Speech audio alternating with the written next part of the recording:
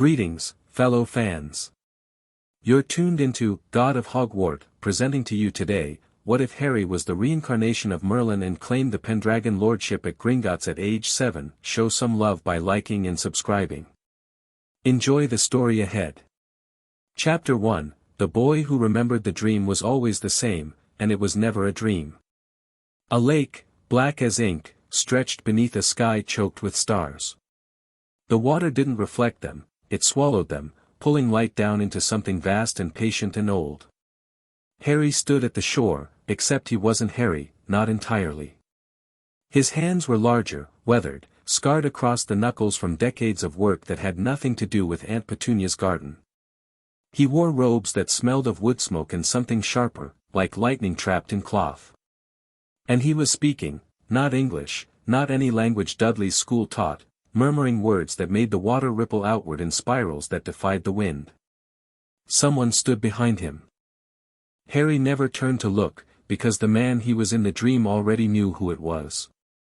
A hand on his shoulder, heavy with trust, and a voice that said, "Will it hold, old friend?"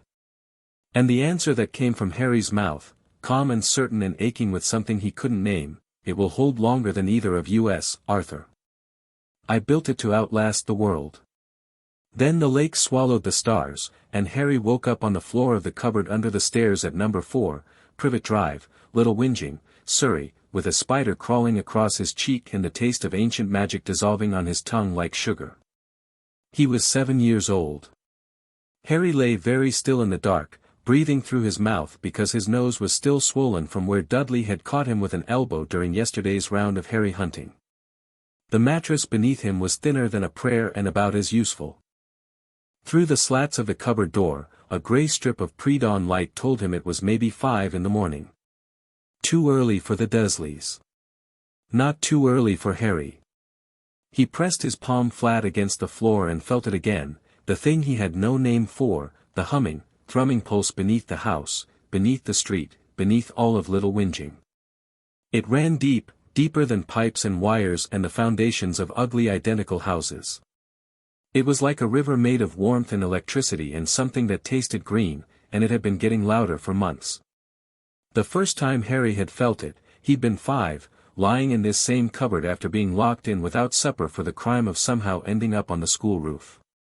He'd pressed his hands against the floor and felt the faintest vibration, like a cat purring in the walls. He'd thought it was the central heating. He didn't think that anymore. Harry sat up slowly, pulling his knees to his chest. The cupboard was getting smaller. Or he was getting bigger. Either way, the arrangement was approaching a geometric crisis. He closed his eyes and did the thing he'd learned to do in the quiet hours before dawn. He reached down into that humming river and let it rise through him like sap through a tree. Warmth flooded his chest. The pain in his nose dulled, then faded. He touched it and felt the swelling already going down, the bruise retreating.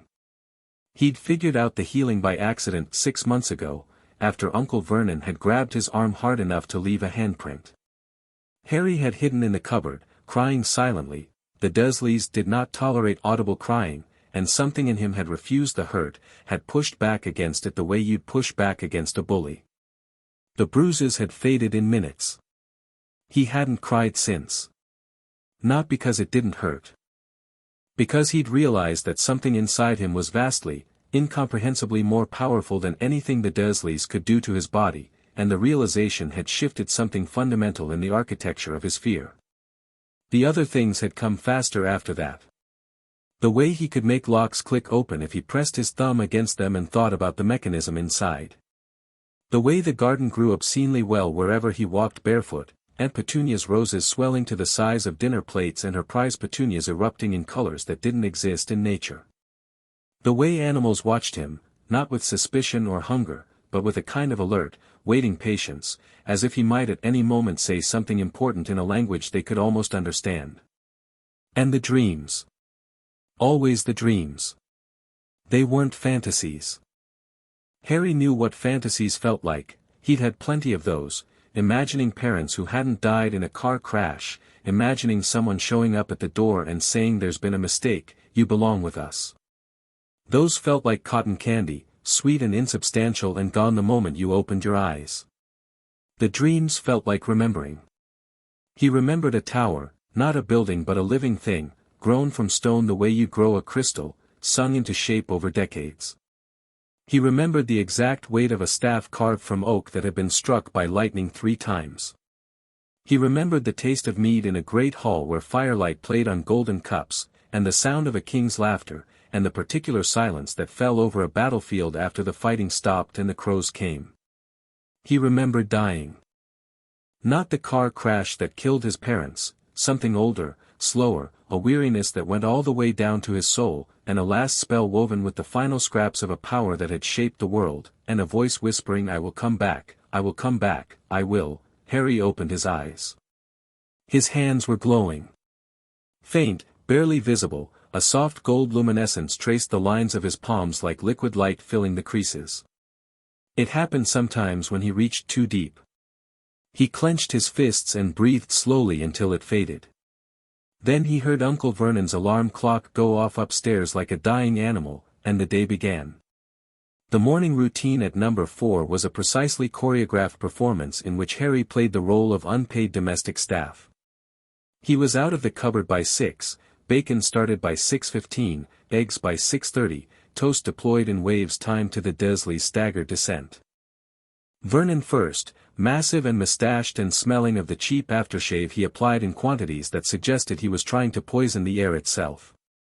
Petunia next, thin and sharp-eyed and already scanning for infractions. Dudley last, thundering down the stairs with a gravitational authority that rattled the pictures on the walls. Harry cooked. Harry served. Harry ate what was left standing at the counter, which today amounted to a piece of toast with a scraping of margarine and a glass of water, because Dudley had decided he wanted Harry's bacon too, and what Dudley wanted, Dudley got, because that was the first and greatest law of number 4. Harry ate his toast and thought about ley lines. He didn't know the word ley line. But he knew what they were the way you know your own heartbeat, not because someone taught you, but because it's always been there, underlying everything. He'd been mapping them for months, the rivers of power that ran beneath the surface of the world. 2 major ones intersected about 3 miles north of Privet Drive. Another ran almost directly under the house, a thin tributary that Harry suspected was the only reason Aunt Petunia's garden grew at all in this spiritual wasteland of identical houses and paved over earth. There was a node, a place where lines tangled together into a knot of raw potential, somewhere in London. He could feel it pulling at him like a fishhook behind his navel, a constant low-grade tug that said come here, you know this place. He'd felt it for over a year. It was getting stronger. Boy! Harry looked up. Uncle Vernon was staring at him from behind the Daily Mail with the expression of a man who has discovered a spider in his bathroom and is working up the courage to deal with it. Mrs. Fig can't take you today. Broken leg. Vernon's mustache twitched with something that might have been satisfaction. So you'll stay in your cupboard while we're at the zoo. No funny business. No touching anything. No doing anything. Understood? Yes, Uncle Vernon. And if I come back and find a single thing out of place, you won't. Vernon's eyes narrowed. There had been a shift in the past few months that he couldn't quite articulate but that clearly bothered him. The boy had stopped cringing. Not dramatically, not defiantly, just, quietly. The flinches had stopped. The ducked head had straightened. The boy looked at you when you spoke to him now, looked at you with those green eyes that were too steady, too calm, too knowing for a 7-year-old, and Vernon didn't like it one bit. Right, Vernon said, and went back to his paper. They left at 10. Harry listened to the car pull out of the drive, listened to the engine noise fade down Privet Drive, and then sat in the silence of the empty house and felt the world humming around him. He hadn't planned what happened next. That was important. Later, when goblins and wizards and politicians would ask him to explain how a 7-year-old boy had traveled from Surrey to London without money, transportation, or apparently any physical means of conveyance, Harry would shrug and say, I just needed to go. But that wasn't quite right either. What happened was this: Harry got out of his cupboard, the lock, as usual, clicking open at his touch, and walked into the living room. He stood in the middle of Aunt Petunia's spotless beige carpet and felt the ley line under the house pulse, and felt the node in London pull, and for the first time, instead of ignoring the pull, he leaned into it. The world folded. There was no better way to describe it. Space creased like paper, and the living room blurred, and there was a sensation of rushing movement that wasn't movement at all but rather the world rearranging itself around him, and then, green fire. The taste of ash. A roaring sound like being inside a furnace, except it wasn't hot, it was warm in the way a blanket was warm, in the way his healing was warm, and something was carrying him, spinning him through a network of connections that lit up in his mind like a map of glowing roads, and he knew this system, he recognized it the way you recognize your childhood home from a distance, because he'd helped build it. Not Harry. The other one. The man in the dreams with scarred hands and lightning in his robes. Harry came out of the green fire and hit a stone floor hard enough to rattle his teeth. He lay there for a moment, breathing. The stone was cool and smooth under his cheek. He could hear voices, a general murmur of activity, footsteps, the clink of what sounded like coins. Something smelled like parchment and metal and the peculiar burnt caramel scent of the green fire he'd just fallen out of. He pushed himself up and looked around. He was in a pub. A pub unlike any pub he'd ever seen, though his experience with pubs was admittedly limited. The ceiling was low and dark with old timber. Candles floated, in midair, guttering in a draft that came from nowhere. The patrons were dressed in robes of every color, and several of them were wearing pointed hats without any apparent irony, and behind the bar a bald man was polishing glasses with a rag that moved on its own while he chatted with a woman whose hair was changing color in slow, rolling waves from red to blue to green. Nobody had noticed Harry. He'd come out of a fireplace set into the wall, one of several, he saw, each with a mantle carved with symbols that tingled at the edge of his recognition, and the pub was busy enough that one small boy sprawled on the hearth hadn't attracted attention. Harry stood up. He brushed ash from Dudley's enormous cast-off jumper. He took stock. He was not afraid. This surprised him for about half a second before he realized that nothing in this room, not the floating candles, not the self-polishing rag, not the color-changing hair, felt wrong. It all felt right. It felt like coming home to a home you'd forgotten you had. The pull was stronger here. The node was close. Not in this building, but nearby, through the back, through a passage, into a place that blazed in his inner vision like a bonfire. Harry walked through the pub. A few people glanced at him. A small boy in oversized muggle clothes was slightly unusual, but this was the leaky cauldron, and unusual was the baseline. He passed through a back door into a small courtyard with a brick wall, and here he stopped, because the wall was singing. Not audibly. Not in a way anyone else would hear. But to Harry, who felt the world the way most people saw it, the wall was a symphony, layers of enchantment woven into the brick, a password system built on touch and intent, a gateway spell of extraordinary elegance that folded space, smaller than his journey here, much smaller, but the same principle, to connect this grubby little courtyard to. Harry reached out and touched the wall. He didn't tap bricks in a pattern. He didn't use a wand. He placed his palm flat against the brick and said, very quietly, in a language he shouldn't know, a single word that meant open. The wall shuddered. The bricks began to rearrange themselves, folding apart in a spiraling pattern that was slightly different from the usual doorway, wider, more elaborate, as if the wall was showing off for someone it recognized. And through the opening, Diagon Alley blazed with light and noise and magic so thick Harry could taste it on every breath. He stepped through, and the wall closed behind him. Diagon Alley on a Saturday morning was a creature of magnificent chaos. Shops stacked on shops, leaning at angles that defied structural engineering and probably several laws of physics. Signs swung and flashed and occasionally shouted at passers-by. Owls swooped between buildings carrying packages. A woman walked past Harry with a cage full of something that was either very large rats or very small dogs, he honestly couldn't tell. The cobblestones under his feet thrummed with a lattice of old enchantments, preservation spells, cleaning charms, a deep and powerful ward structure that kept the whole street hidden from the non-magical world. Harry walked. People flowed around him, busy with their shopping, and he moved through them like a stone in a river, taking it all in. He wasn't gawking. He was cataloguing. The analytical part of his mind, the part that felt older than 7, older than 70, older than the stones under his feet, was absorbing everything, matching it against fragments of memory that didn't belong to him. This has changed, that ancient inner voice murmured. The commercial district used to be further south. The ward anchors have been moved at least twice.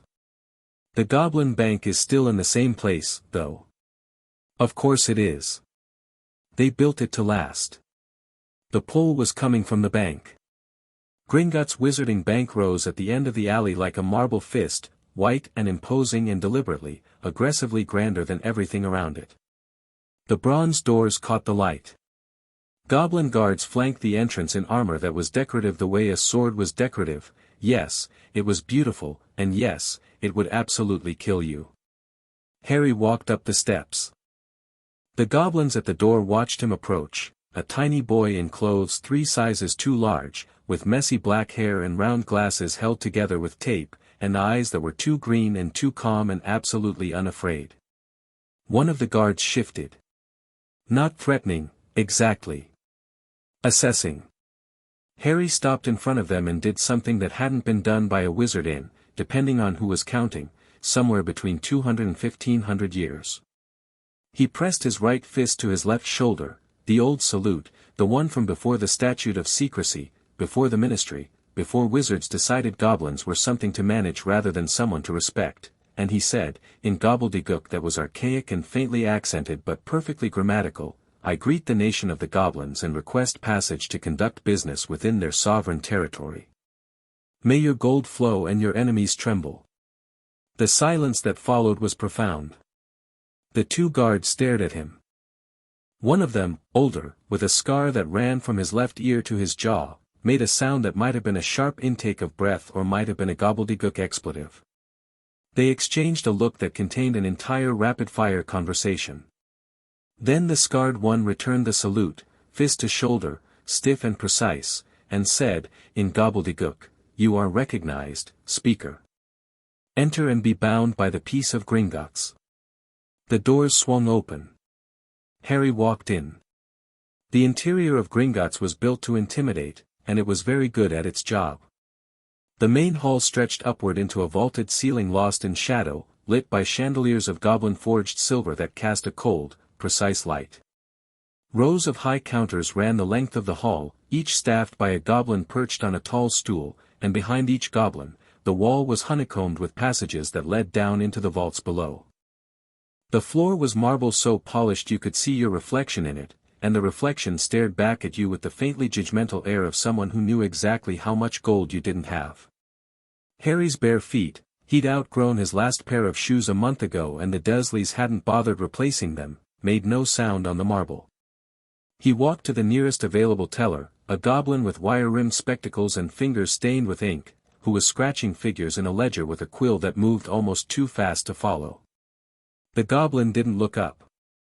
Name and business. Harry said, in English this time, because the dreams told him that gobbledygook in the main hall was a statement and he'd already made his, my name is Harry Potter, and I'd like an inheritance test, please. The quill stopped. The goblin looked up. His eyes, dark and sharp behind those wire-rimmed spectacles, examined Harry the way a jeweler examines a stone, looking for flaws, for fractures, for the telltale signs of forgery. His gaze tracked from Harry's 2 big clothes to his bare feet to his taped glasses to the scar on his forehead, barely visible beneath a fringe of black hair. Harry Potter, the goblin repeated. Yes. You are 7 years old. I am. You are unaccompanied. I am. You spoke gobbledygook to my guards. I did. The goblin set down his quill with the careful precision of someone who is rearranging his understanding of the world. Wait here, he said, and disappeared through a door behind his counter so quickly he might have apparat. Harry waited. Around him, the hall continued its business, goblins counting, quills scratching, witches and wizards queuing with the bored patience of people who knew better than to rush a goblin.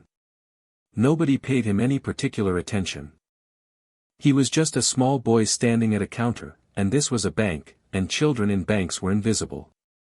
3 minutes later, the teller returned with another goblin. This one was different. Older, broader, dressed in a suit of dark leather rather than the standard Gringotts uniform, with a face like a cliff that had spent centuries being eroded by hard weather and had only gotten harder. His eyes were black and absolutely unreadable. "I am Ragnarok," the goblin said. "Director of Gringotts London. Follow me." Not senior account manager. Not head of inheritance. The director. For a 7-year-old walk-in requesting a standard inheritance test. Harry followed. Ragnarok led him through the door behind the counter, down a corridor carved from raw stone, past doors of iron and bronze and something that looked like solidified darkness. Goblins in the corridor stopped and stared. Ragnarok ignored them. Harry ignored them. They walked in silence until they reached a door of black stone set with a single ruby the size of Harry's fist, and Ragnarok pressed his palm against it. The ruby pulsed. The door opened. The room beyond was clearly an office, but office was to this room what Puddle was to the Pacific Ocean. It was round and domed, the walls lined with weapons and artifacts and shelves of books bound in leather and metal and what Harry's inner knowledge identified as dragon hide. A desk of dark wood dominated the center, scarred with centuries of use. Behind it, a chair that was less a chair and more a throne. No windows, but the air was fresh, circulated by enchantment so subtle and elegant that Harry's magical senses practically purred. Ragnarok sat behind the desk. He did not offer Harry a chair. This was, Harry understood, a test. Harry pulled one of the heavy visitors' chairs back from the desk, climbed into it. The chair was sized for adult wizards and his feet didn't come close to touching the floor, and sat with his hands folded in his lap, looking at Ragnarok with an expression of polite patience. Ragnarok studied him for a long moment. "You spoke the old greeting," the goblin said. The full formal salutation as it was spoken before the Compact of 1432. "No living wizard knows that greeting." "And yet I said it," Harry replied. "Yes. You did." Ragnarok's fingers drummed once on the desk. "How?" It wasn't a question. It was a demand phrased as a syllable. Harry considered his answer. The memories, Merlin's memories, though he didn't have that name for them yet, were fragmentary, scattered, like a mosaic with half its tiles missing. He didn't have a complete understanding of who he'd been or what he'd done. But he had instincts that went bone deep, and those instincts told him that of all the people in this strange new world he'd stumbled into, goblins were the ones you didn't lie to. Not because they'd punish you, though they would, but because honesty was the only currency they respected more than gold. "I dream things," Harry said. "Things I shouldn't know. Languages, places, magic. They feel like memories, but they're not mine. Or they weren't mine. I think they're becoming mine." He paused. "I know the Goblin Nation. I know the old compact and the treaties that came before it. I know that this bank was built on a convergence of 7 ley lines and that the foundation stone was laid by a joint working of goblin craft magic and human sorcery. I know that because I was there. Not this me. The other me." The silence in the room was absolute. Ragnarok's face hadn't changed, but something behind his eyes had shifted, a door opening onto a vast, dark room full of implications. When he spoke, his voice was very controlled. "The inheritance test will answer some questions. It may raise others." He opened a drawer and produced a shallow silver bowl etched with runes that Harry recognized, blood magic, specifically the goblin variant that was older and more precise than the human version, and a knife of black stone. 3 drops of blood in the bowl. The bowl will do the rest. Harry took the knife. It was warm to the touch, humming with enchantment. He pricked his left index finger without hesitation, the blade was so sharp he barely felt it, and let 3 drops of blood fall into the silver bowl. The blood hit the surface and moved. Not the way liquid moves, flowing and pooling. It moved with purpose, spreading across the silver in lines and branches like a tree growing in fast forward. The runes around the bowl's rim glowed white, then gold, then a deep, fierce red that painted the walls of the office in the color of old fire. Ragnar stood up. He was staring at the bowl. The blood tree was still growing, still branching, filling in details and connections that made it denser and more complex than any inheritance result Harry would later learn was normal. A piece of parchment materialized above the bowl, conjured by the magic itself, and the bloodlines transferred onto it, rearranging into words and names and titles that wrote themselves in crimson ink. The parchment floated down onto the desk. Ragnar caught it with a hand that was not quite steady. He read it. His lips moved slightly. He read it again. Then he looked at Harry, and for the first time in this conversation, the director of Gringotts London showed an emotion on his ancient, weathered face. It was not surprise, exactly. It was the expression of someone who has been waiting for a particular piece of news for a very, very long time and is experiencing the complicated shock of actually receiving it. "Tell me what it says," Harry said. Not a demand. A request, made calmly, because whatever was on that parchment, he was ready for it. Ragnar turned the parchment around and placed it on the desk between them. Harry leaned forward and read. Gringotts inheritance and bloodline verification subject, Harry James Potter date of birth, July 31, 1980 blood status, half-blood, paternal, pure-blood, maternal, muggle-born, direct bloodlines, House Potter, heir by blood, father, James Charles Potter, deceased, status, most ancient and noble house vault access, full upon claiming seats, 1 Wisengamot seat, currently proxied to Albus Pwb.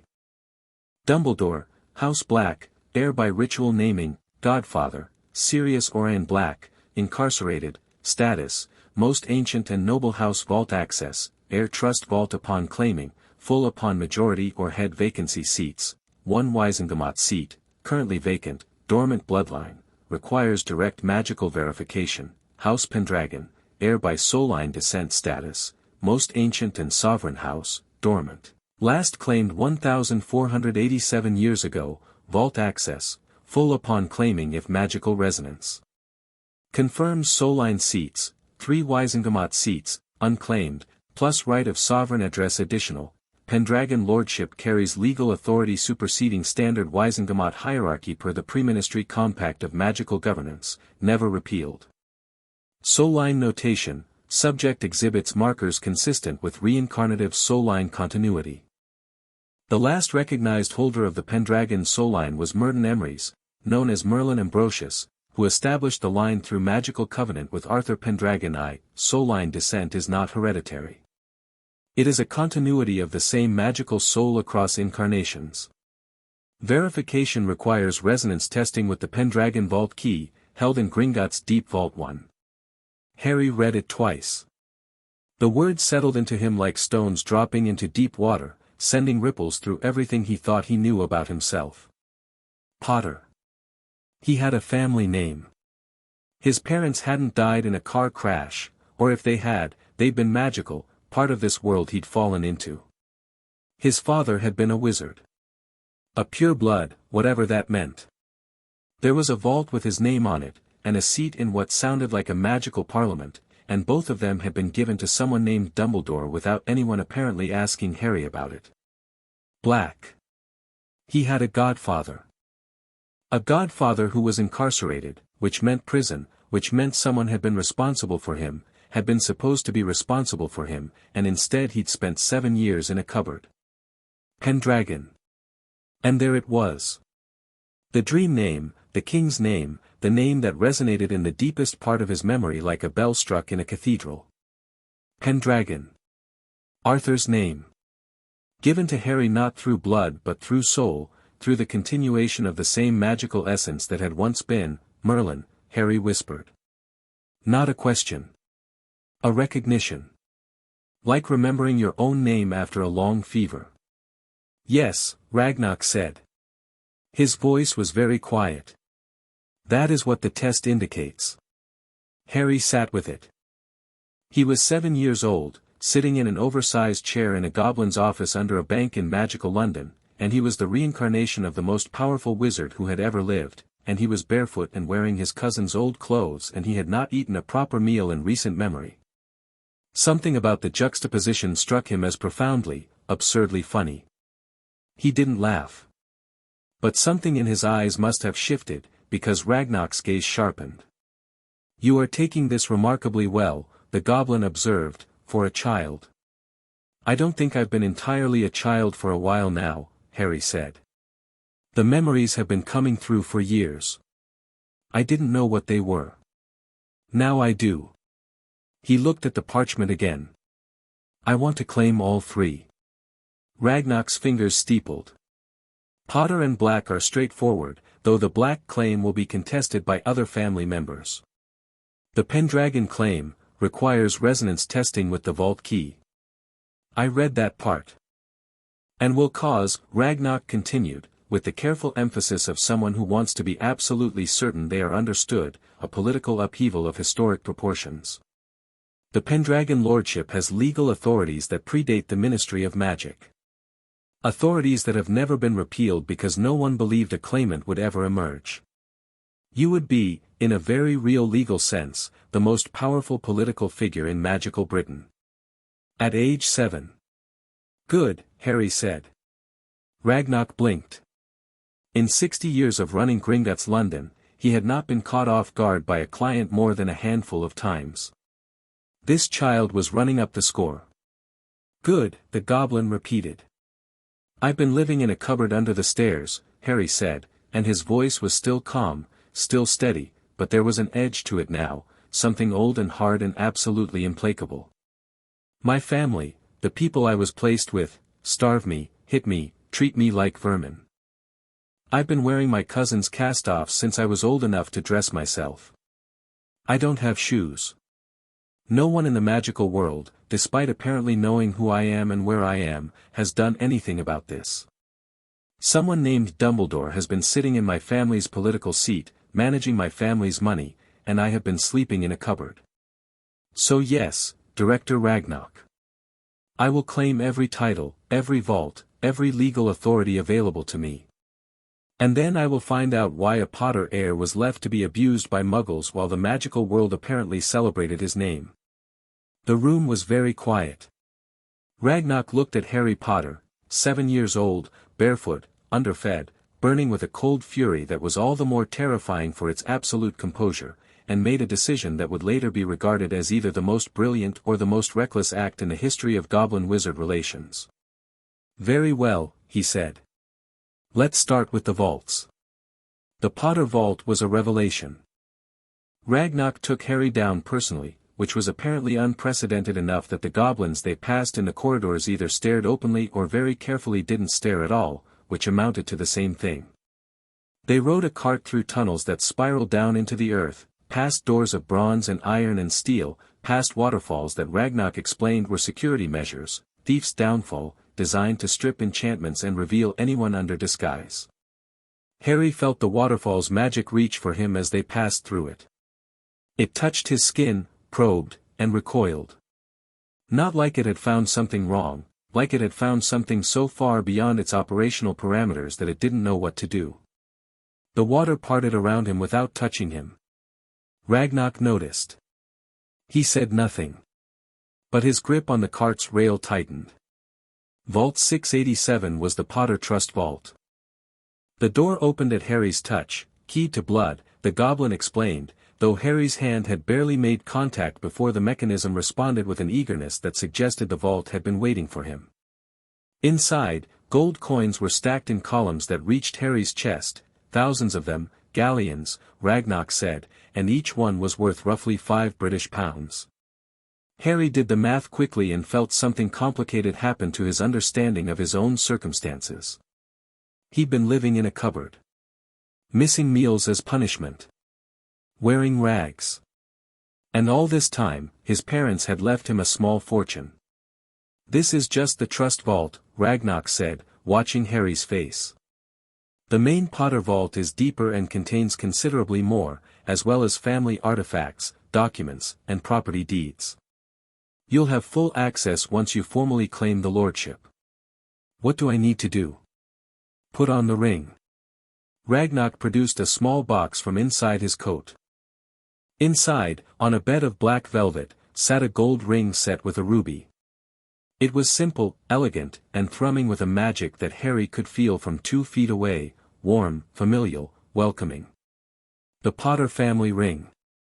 Harry picked it up. The metal was warm. It felt like being recognized, like a handshake from across generations, every Potter who'd ever worn this ring reaching through time to clasp his hand. He put it on his right index finger. It resized instantly, shrinking to fit, and a pulse of magic rolled outward from the ring like a wave, visible for just an instant as a flash of deep red light. Harry James Potter is recognized as Lord Potter, head of the most ancient and noble house of Potter, said a voice that came from everywhere and nowhere, resonant and formal and absolute. The vault door glowed briefly. Somewhere far above, Harry knew without being told, documents were updating, seals were changing, and the political landscape of magical Britain was beginning to shift. The Black Claim, Ragnox said, producing a second box. This ring was silver, set with an onyx stone, and its magic felt different, darker, more complex, layered with centuries of family politics and blood feuds and a fierce, proud defiance. As heir by ritual naming, you can claim the heir ring. The full lordship will depend on Sirius Black's status. If he is declared unfit or if he dies, he's in prison, Harry said. What did he do? Ragnox's expression went very carefully neutral. He was convicted of betraying your parents to the Dark Lord Voldemort and murdering 13 people with a single curse. He was sent to Azkaban without trial. Harry was quiet for a moment. The memories, Merlin's memories, had nothing to say about this. This was all new, all Harry's. But something about the situation nagged at him, a wrongness he couldn't quite articulate. Without trial, he repeated. Without trial, Ragnox confirmed. Harry filed that away. He took the black heir ring and put it on the same finger as the Potter ring.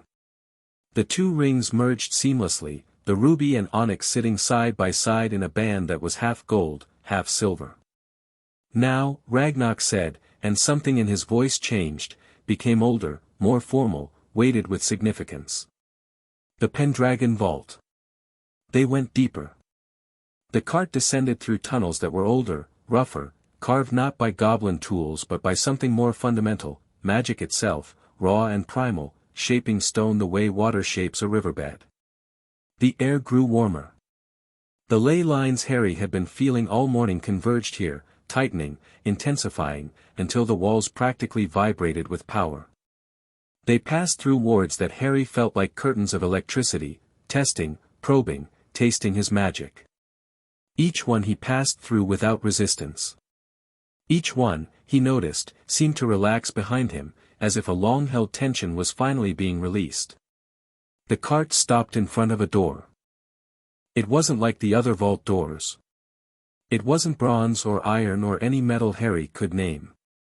It was stone, ancient, dark, rough-hewn, and set into it was a carving that hit Harry like a physical blow. A dragon, wings spread, crowned with stars. The Pendragon crest. He knew it the way he knew his own face in a mirror. And in the center of the door, set into the dragon's chest, was a keyhole. Not a physical keyhole, a space where magic concentrated, swirling slowly like a tiny galaxy. The vault key is inside, Ragnox said. The door has never been opened. Not in 1500 years.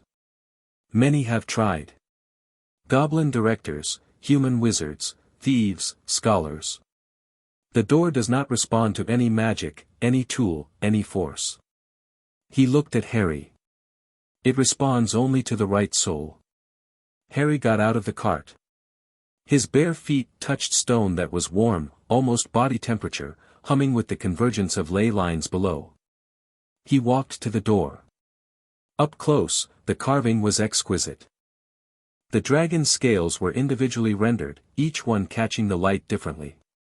Its eyes were gems, not rubies, not diamonds, something that glowed with an inner fire that shifted through colors like the aurora borealis. Harry raised his hand and placed it in the keyhole. Magic erupted. Not from Harry, from the door, from the walls, from the stone itself. 1,500 years of dormant enchantment roared to life like a dragon waking from sleep, and the tunnels blazed with light, gold and white and the deep, impossible blue of a summer sky, and the sound that filled the air was not an explosion or a crash but a chord, a single massive harmonic resonance that was felt in the bones rather than heard by the ears. Harry's hair whipped back. His two large clothes snapped in a wind that came from everywhere. And the door swung open. Inside the Pendragon vault, the air tasted like lightning in old forests and the particular crispness of a winter morning at the top of a very high mountain. The space was vast, larger than the vault should have been, expanded by magic that didn't play by normal rules of space. And it was not filled with gold. There was gold, yes, piles of coins that weren't galleons but something older, stamped with the Pendragon dragon and bearing inscriptions in a language that predated English. But the vault's true contents were something else entirely. Weapons. A sword in a stone sheath that sang when Harry walked past it, not the singing of the ley lines, a real song, faint and high and achingly beautiful. A staff of dark wood mounted on a wall, carved with spiraling runes that glowed faintly at his approach. Armor of a metal that wasn't steel or silver or mithril but something Harry's awakening memories identified as starfall iron, forged from a meteorite in the age before the Romans came to Britain. Books. Shelves upon shelves of books, scrolls, tablets of stone and clay and crystal. The accumulated knowledge of Merlin Ambrosius, not hidden in riddles or locked behind tests, simply left here, waiting for the day his soul returned to claim it. And on a pedestal in the center of the vault, under a dome of preserved air that had kept it pristine for 15 centuries, sat the Pendragon crown. It was not what you'd expect a crown to look like. No gold filigree, no jeweled excess. It was a simple circlet of dark metal, starfall iron again, etched with runes that Harry could read as easily as English. They said, "I serve the land, and the land serves me. This is the compact. This is the duty. This is the crown." Beside the crown sat the ring. The Pendragon Lordship ring. Dark metal band, set with a stone that wasn't a stone at all but a crystallized drop of pure magic, shifting through every color like a trapped aurora.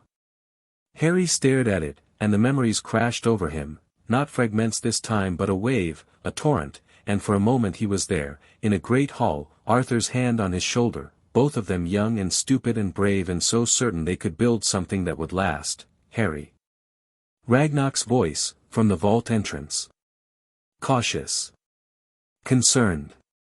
Goblins were not prone to concern, but the look on the child's face was enough to make anyone worry. Harry blinked. He was crying, he realized. Not from sadness, from recognition. From the overwhelming, crashing relief of finding something you'd lost so long ago you'd forgotten you were looking for it. He wiped his eyes on the sleeve of Dudley's jumper. He picked up the ring. It was warm. Alive. It knew him. 1,500 years of waiting, and it knew him. Harry put on the Pendragon ring. The world held its breath. Then the ring accepted him, and the magic of the Pendragon line, ancient, vast, woven into the bedrock of Britain itself, flowed into Harry like a river finding the sea. His body lit up, every nerve singing, and for one blazing, incandescent moment, he felt it all, every ley line in Britain, every ward, every enchantment, the entire living tapestry of magic that lay across the land like a second atmosphere. He felt the boundaries, the ancient protections, the deep earth enchantments that Merlin had woven to keep the island safe. He felt Hogwarts, a castle in Scotland, massive and magnificent and aching with magic, and it recognized him, reached out to him, a greeting across centuries from the creation to the creator. Harry breathed. The light faded. The connection settled into a background hum, omnipresent but manageable, like a new sense he'd always had but only just turned on. He turned to Ragnarok. The goblin was standing in the vault entrance, and his expression, for the first time, was one of open, undisguised awe. "It's done," Harry said. His voice sounded different. Still a child's voice, still high and young, but carrying a resonance it hadn't had before, as if two voices were speaking in perfect unison. "I'm Lord Pendragon." Ragnarok did something Harry would later learn was nearly unheard of. The director of Gringotts London, hardest of the hard, bowed. Not a nod, not an inclination of the head. A bow, deep and formal, the kind reserved for goblin royalty and no one else. "Welcome back, Emmerys," Ragnarok said. Harry returned the bow. Equal to equal. The way it had always been between them, between Merlin and the goblin nation. Not wizard and subject. Not conqueror and conquered. Partners. Allies. Friends. "Thank you," Harry said. "Now. I believe we have business to discuss. Starting with who put me in a cupboard and why, and what I'm going to do about it." Ragnarok's mouth curved into something that, on a goblin, was a smile. It was the kind of smile that made enemies wish they'd chosen a different career. "Indeed we do," the director said. "Indeed we do." They returned to Ragnarok's office. Food appeared, roast chicken, bread, fruit, cheese, a goblet of something that tasted like apple cider but fizzed with a warmth that was more than carbonation. Harry ate ravenously while Ragnarok talked, and if the director noticed that Harry ate like someone who had not been regularly fed, he added it to a growing list of things that were going to have consequences. "The political situation is this," Ragnarok said, steepling his fingers. "The Potter seat in the Wizengamot has been held in proxy by Albus Dumbledore since your parents' death. He is also the one who placed you with your Muggle relatives. He is the chief warlock of the Wizengamot, supreme mugwump of the International Confederation of Wizards, and headmaster of Hogwarts. He is, in short, the most politically powerful wizard in Britain. Until today," Harry said, through a mouthful of bread. Ragnarok's almost smile flickered again. "Until today. The Pendragon claim changes the calculus entirely. 3 seats you can claim directly, plus the right of sovereign address, which allows you to speak before the Wizengamot at any time, on any matter, without requiring a motion or a sponsor. No one else has that right. The minister speaks at the Wizengamot's pleasure. You speak at your own. What's Dumbledore going to do when he finds out? That depends on what kind of man he is. He may accept it gracefully. He may fight it. He will certainly try to control it." Ragnarok paused. "He has a reputation as a benevolent figure. The wizarding public loves him. But love and power make a dangerous combination, and Albus Dumbledore has had unchecked power for a very long time." Harry nodded slowly. He was thinking, not just with his 7-year-old mind but with the deeper mind, the Merlin mind, which understood politics and power and the way good men could do terrible things when they believed they were right. "I need allies," Harry said. "Not just in the Goblin Nation, although I value that alliance above all others, but in the wizarding world. I need to understand the current power structure, who holds which seats, who owes what to whom. I need to know everything that's happened since," he paused, recalculating. "Since Voldemort. The war, the aftermath, the trials, everything. I need a solicitor. A good one. One who isn't afraid of Dumbledore." Ragnarok raised an eyebrow. "You have given this some thought." "I've been thinking about power structures since before Britain was Britain," Harry said, and then blinked, because the words had come out with a weight and certainty that was entirely the other voice, the old voice, and for a second the two selves, Harry and Merlin, layered on top of each other like a double-exposed photograph. He took a breath.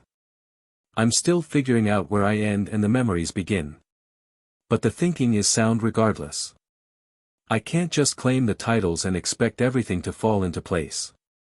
People, powerful people, have had 7 years to build on the assumption that Harry Potter was a child they could manage. I need to disabuse them of that assumption quickly and thoroughly. Agreed. Ragnarok pulled a sheet of parchment from his desk and began writing. I will arrange the following. First, formal notification to the Ministry of Magic that the Pendragon Lordship has been claimed. This is required by the terms of the original compact and cannot be delayed or suppressed.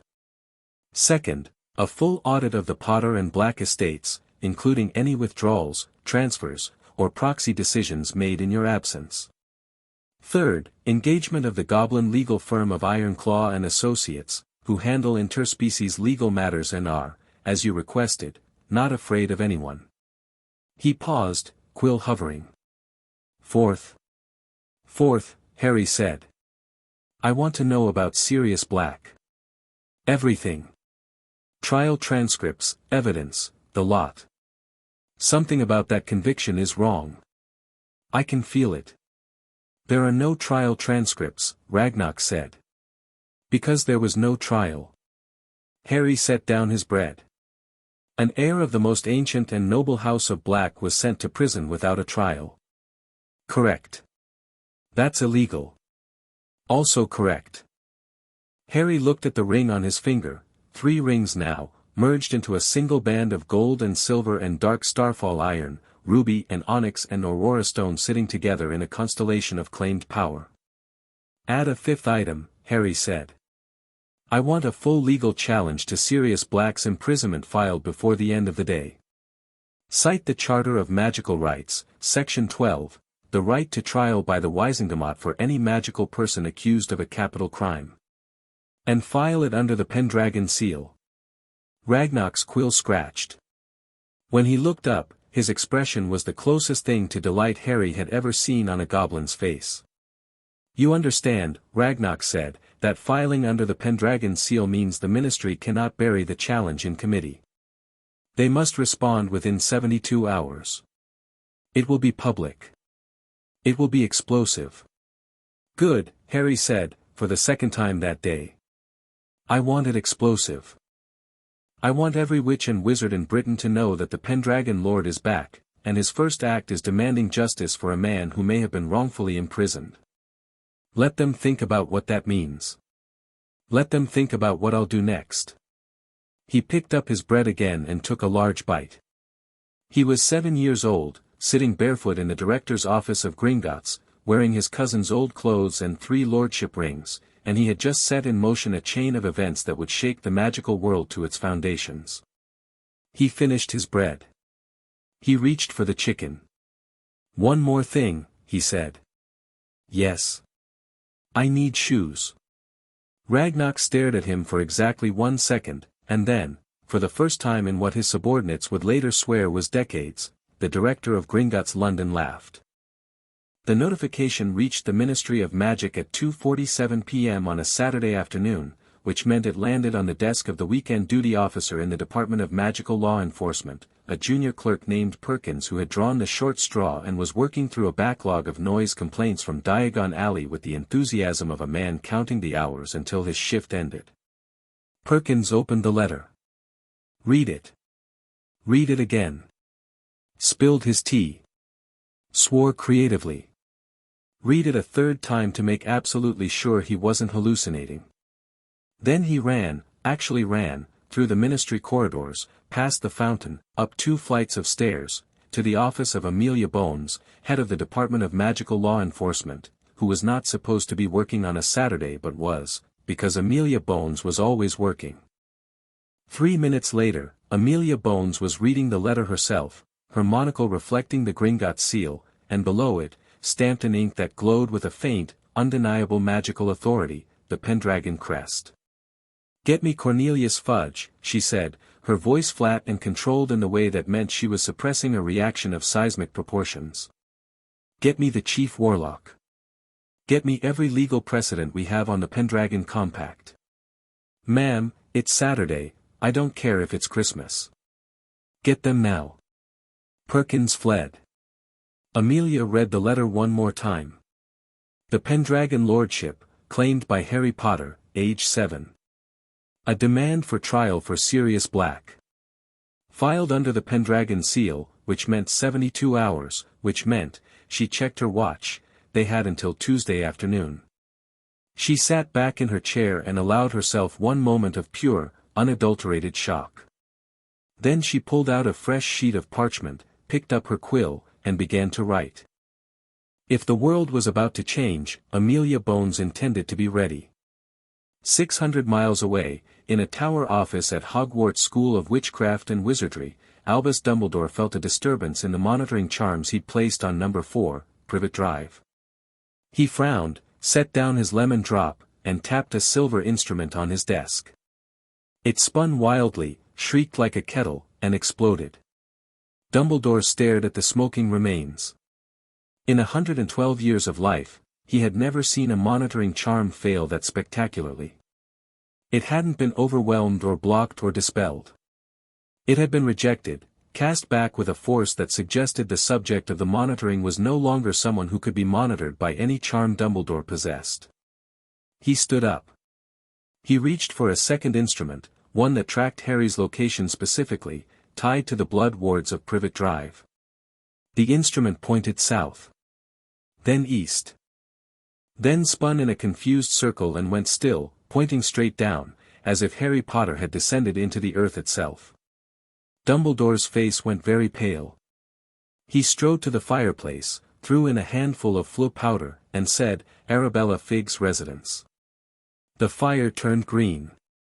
A moment later, Mrs. Figg's face appeared, flustered and bandaged, her broken leg was propped on a stool behind her. "Albus." "What, Arabella, where is Harry?" "With the Dursleys, I assume. They went to the zoo, but Vernon said the boy would stay, he's not there. He's not anywhere my instruments can find." Dumbledore's voice was calm, but the calm of a man standing at the edge of a cliff. "I need you to contact Mundungus and have him check the house immediately. I'm going to the ministry." "Albus, what's happening?" But Dumbledore was already gone, striding from his office with a speed that belied his age, his mind racing through scenarios and contingencies and the growing, nauseating certainty that something fundamental had just changed, something he had not planned for, had not anticipated, had not controlled, and for the first time in a very long time, Albus Dumbledore was afraid. Back in Gringotts, Harry Potter put on his new shoes, dragonhide boots, goblin-made, sized to fit and charmed to grow with him, and wiggled his toes experimentally. "These are brilliant," he said. "They are adequate," Ragnarok corrected, because goblins did not do compliments. "Your quarters have been prepared. The Pendragon estate properties will require inspection before habitation, but Gringotts maintains secure guest quarters for high-value clients. You will be safe here tonight." "Tonight," Harry repeated. He looked at the door of Ragnarok's office, beyond which the wizarding world was, in a few short hours, going to learn that everything they thought they knew about power and politics and the boy who lived was wrong. And tomorrow? Ragnarok's smile was back. Sharp, fierce, and full of a goblin's love of magnificent chaos. "Tomorrow," the director said, "we go to war." Harry smiled back. It was not a 7-year-old smile. It was the smile of Merlin Ambrosius, the kingmaker, the architect of Camelot, the greatest wizard who had ever lived, waking up after 15 centuries to find that the world still needed fixing and he still had the tools to do it. "Good," he said. "I've missed it." He sat in a goblin fortress, shod in dragon hide, wearing the rings of 3 noble houses, and he was 7 years old and ancient beyond reckoning, and he was not afraid of anything. Not anymore. Not ever again. Chapter 2, Ancient and Noble. Harry woke in a bed for the first time in his memory. Not a mattress on the floor of a cupboard, a bed. A real one, with posts carved from dark wood and sheets that felt like cool water against his skin and a pillow that actually had stuffing in it. The room was stone-walled, underground, lit by a soft amber glow that came from runes etched near the ceiling. Goblin guest quarters. Sparse, functional, immaculately clean. The most luxurious place Harry had ever slept. He lay still for a moment, letting the previous day reassemble itself. The Fleur Travel. Diagon Alley. Gringotts. The Inheritance Test. The Vaults. The rings, which were still on his finger, warm and present and real. Merlin's memories were clearer this morning. Not a flood, more like a tide that had come in overnight, leaving new things on the shore. He remembered the goblins better now. Not these goblins, but their ancestors, the ones who'd forged the original compact. He remembered sitting across a table from a goblin king, not a director, a king, back when the nation still had one, and negotiating terms in a language he'd learned because no wizard before him had bothered, and the look on the king's face when Merlin had spoken his name correctly, with the guttural click that human throats weren't supposed to be able to produce. He remembered trust. Hard won, never broken, the foundation on which Gringotts itself had been built. Harry got out of bed. His new boots were where he'd left them, beside a set of clothes that hadn't been there when he'd fallen asleep, simple black trousers, a white shirt, a dark green robe of fine wool. All perfectly sized. All, he noticed when he picked them up, bearing subtle goblin tailoring marks that meant they'd been made overnight, by hand, by craftsmen who considered anything less than perfection a personal insult. He dressed. The clothes fit like they'd been grown on him. After 7 years of Dudley's cast-offs, the sensation of wearing something that actually belonged to his body was so novel it almost made him dizzy. A knock at the door. Precise, sharp, goblin. "Come in," Harry said. The goblin who entered was not Ragnarok. He was younger, though with goblins, younger could still mean a century or two, with close-cropped iron-gray hair and a face built for disapproval. He carried a tray of food and a leather folder thick with documents. "Lord Pendragon. I am Griphook, assigned as your account liaison. Director Ragnarok will meet with you following breakfast. The morning dispatches have arrived." He set the tray on a table and the folder beside it. "Also, the Ministry of Magic has sent 17 owls in the last 4 hours. Gringotts has returned all of them unopened, per standard protocol for communications addressed to a client under Goblin protection." 17, Harry said. "They've been busy. The Daily Prophet's morning edition may explain the urgency." Griphook produced a folded newspaper and placed it beside the tray with the expression of someone handling something distasteful. Harry sat down and unfolded the paper while reaching for toast. The headline took up half the front page. Pendragon Lordship claimed, boy who lived revealed as heir to Merlin's line below it, in slightly smaller but equally hysterical type, Harry Potter, age 7, claims sovereign house, demands trial for Sirius Black, ministry in crisis. Harry read the article while eating eggs and bacon and drinking pumpkin juice, which was a new experience and an immediately pleasant one. The article was a masterpiece of breathless speculation built on a scaffolding of very few actual facts. The writer, one Rita Skeeter, had somehow obtained the basic information about the claim but not the details, and had filled the gaps with conjecture so creative it bordered on fiction. The tone oscillated between hero worship and alarm, sometimes within the same sentence. The public response, even in the few hours since the story broke, was clearly enormous. An inset box noted that the ministry's public inquiry flow had been overwhelmed and was currently non-functional. "Griphook," Harry said, "what's the goblin assessment of this?" The young goblin blinked. He had clearly not expected to be asked for analysis. "The director believes the ministry will attempt to invalidate the claim through legal challenge. Minister Fudge is a weak leader who will defer to stronger voices, primarily Dumbledore and the Wisengamot traditionalists. The traditionalist faction, led by Lucius Malfoy, will likely see opportunity in your claim rather than threat, at least initially." Harry nodded. That tracked with the political instincts bleeding through from Merlin's memories. Weak leaders were predictable, they moved toward whoever was pushing hardest. The question was who would push hardest, and in which direction. What about Dumbledore specifically? Griphook's expression shifted subtly. "Albus Dumbledore arrived at Gringotts at 11 p.m. last night, requesting access to you. He was denied. He returned at 3 a.m. with a letter from the minister authorizing him as your magical guardian. He was denied again. He is currently in the lobby, waiting. He has been waiting for 4 hours. He is reportedly quite calm, which the security staff find more concerning than if he were shouting. Smart man, Harry murmured. Shouting at goblins never works. Being patient and reasonable is much more dangerous. He finished his eggs and wiped his mouth. I'll see Ragnarok first. Then we'll deal with Dumbledore. Griphook led Harry through corridors of worked stone that vibrated faintly with the deep magic of the ley line convergence beneath the bank. They passed workshops where goblin smiths hammered metal that glowed with inner fire, vaults where gems the size of Harry's head sat in alcoves behind wards that made the air taste sharp, and a long gallery hung with tapestries that depicted scenes from goblin history, battles, treaties, the construction of Gringotts itself.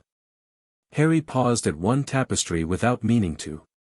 It showed a tall figure in robes standing across from a goblin in armor, their hands clasped over a table on which sat a document and a glowing crystal.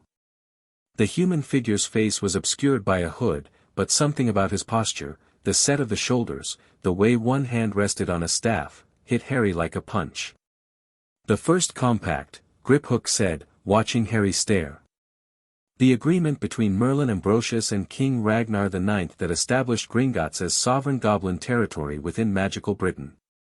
It is the foundation of every right the goblin nation holds. He paused. The human in the tapestry is, me, Harry said quietly. I mean, him.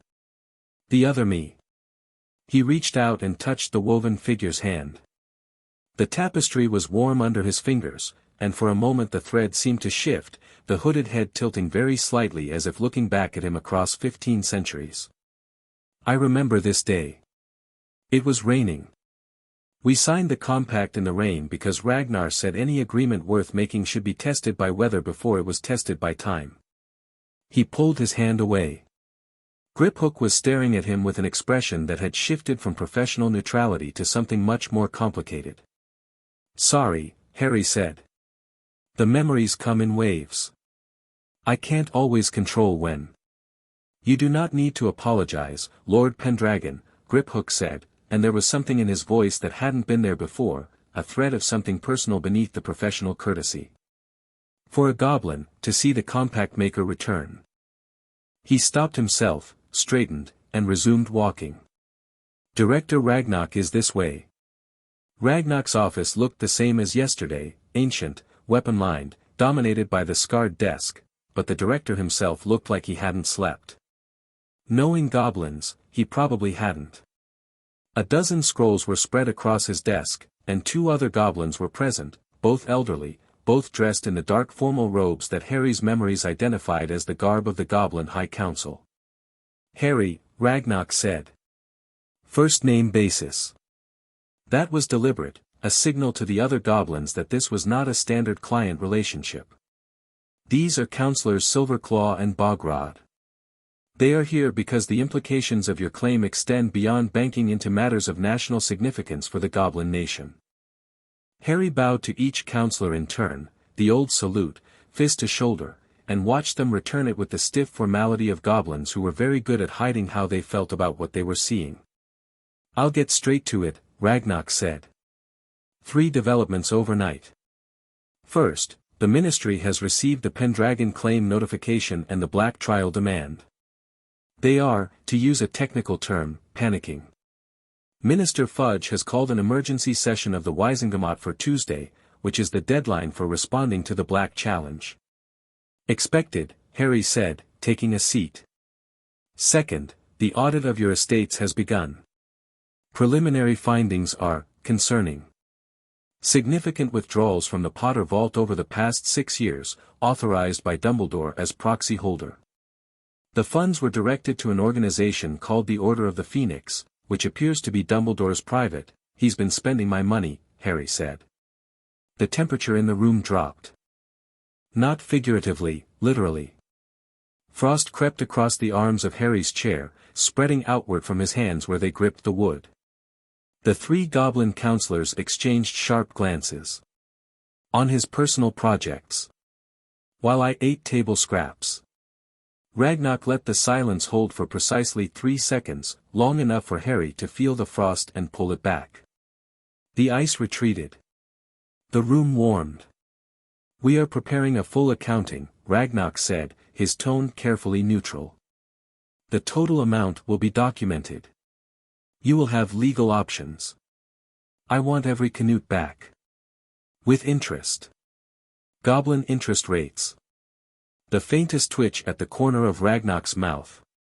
Goblin interest rates were legendary for being merciless. "That can be arranged. The third development is more immediate. Albus Dumbledore is in our lobby and has been for 4 hours. He claims magical guardianship over you. Our legal team has reviewed his claim and it is, technically, supported by ministry documentation. He was appointed your guardian by the Wisengamot in a closed session 3 days after your parents' death." "In a closed session," Harry repeated. "Meaning no public record, no debate, no objection." "Precisely. However, and this is the key point, the Pendragon Lordship changes your legal status fundamentally. As a claimed lord of a sovereign house, you are legally emancipated regardless of age. The guardianship appointment is automatically nullified. Dumbledore's claim has no legal standing." Harry absorbed this. The Merlin memories were whispering to him about the way Dumbledore was playing this, patient, reasonable, working through proper channels, and what it revealed about the man. Someone reckless would have forced entry. Someone stupid would have threatened the goblins. Dumbledore was doing neither. He was waiting. Which meant he was confident that time was on his side, that he had other levers to pull, that this was one move in a longer game. Which meant Harry needed to change the game. "I'll see him," Harry said. All 4 goblins looked at him. "Not here," Harry continued. "Not in your territory. I won't use Gringotts as a shield, it would undermine both of us. But I won't go to him either. I want a neutral space. The Gringotts atrium, public, visible, witnessed. Let him make his case where everyone can see it." Ragnarok studied him. "You want an audience. I want witnesses. There's a difference.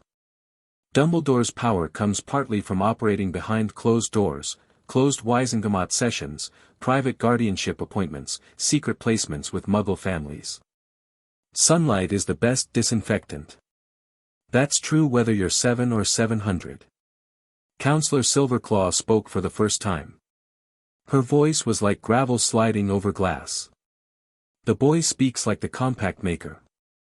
"The boy is the compact maker," Ragnarok said. "Or near enough." He turned back to Harry. "Very well. The atrium in 1 hour. I will have our security present but unobtrusive. And Harry, yes. He is genuinely powerful. Not in the way the ministry is powerful, in himself. He is not someone to be dismissed." Harry thought of the dreams, of magic shaped by will alone, of towers grown from living stone and enchantments woven into the bones of the earth. He thought of the power he'd felt yesterday, claiming the Pendragon ring, when every ley line in Britain had lit up like a nervous system and the whole island had said welcome home. "Neither am I," Harry said. The hour passed quickly. Harry spent it in the Pendragon vault. The vault was everything and more than his first overwhelming glimpse had suggested. In the cool amber light, surrounded by the accumulated legacy of his previous life, Harry moved through the space slowly, letting his hands trail over surfaces, letting the memories come. The books were extraordinary. Shelves organized by a system that Harry recognized intuitively, not alphabetical, not chronological, but thematic, arranged by the way knowledge connected to other knowledge, a web of understanding that reflected how Merlin had actually thought. Magical theory next to goblin metallurgy next to astronomical charts next to botanical sketches, because the connections between them were more important than the categories. Harry pulled a slim volume from a shelf and opened it. The handwriting inside was his own, not his current handwriting, but the same hand, the same mind, 15 centuries removed. Cramped, precise, annotated in 3 languages. It was a treatise on wandless magic. He read the first page and felt something unlock in his mind like a door he hadn't known was there. The wand is a crutch, Merlin had written. Useful for the learning witch or wizard, as a walking stick is useful for a child learning to walk. But the magic does not live in the wand. It lives in the soul, in the blood, in the breath. The wand merely provides a pattern for focus. Any sufficiently disciplined mind can provide its own pattern. I proved this at Camelot. I prove it now. I will prove it again. Harry raised his hand, palm up, and thought about light. Light bloomed. Not a faint glow, a sphere of warm, golden radiance that floated above his palm like a miniature sun, casting sharp shadows across the vault. It was effortless. Not like pushing against resistance, not like forcing something to happen. Like breathing. Like blinking. Like remembering how. He let the light expand, filling the vault with noon brightness, then contracted it to a pinpoint, a star balanced on his fingertip. He flicked his finger and sent it spinning around the room in a lazy orbit, circling shelves and pedestals and the armor of starfall iron before returning to his hand like a trained bird. Wandless magic. Not a rare gift. Not a special talent.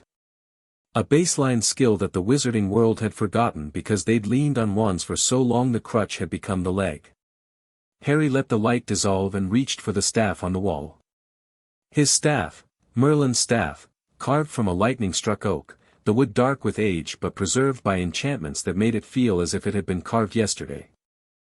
Runes spiraled along its length, and when Harry's hand closed around it, they flared to life, gold and white, and the staff sang in his grip, a deep harmonic that resonated with the rings on his finger and the ley lines beneath his feet and the very magic in his blood. It was not a wand. It was not a crutch. It was an amplifier, a focusing lens for power that was already vast, like a telescope for a man who could already see the stars.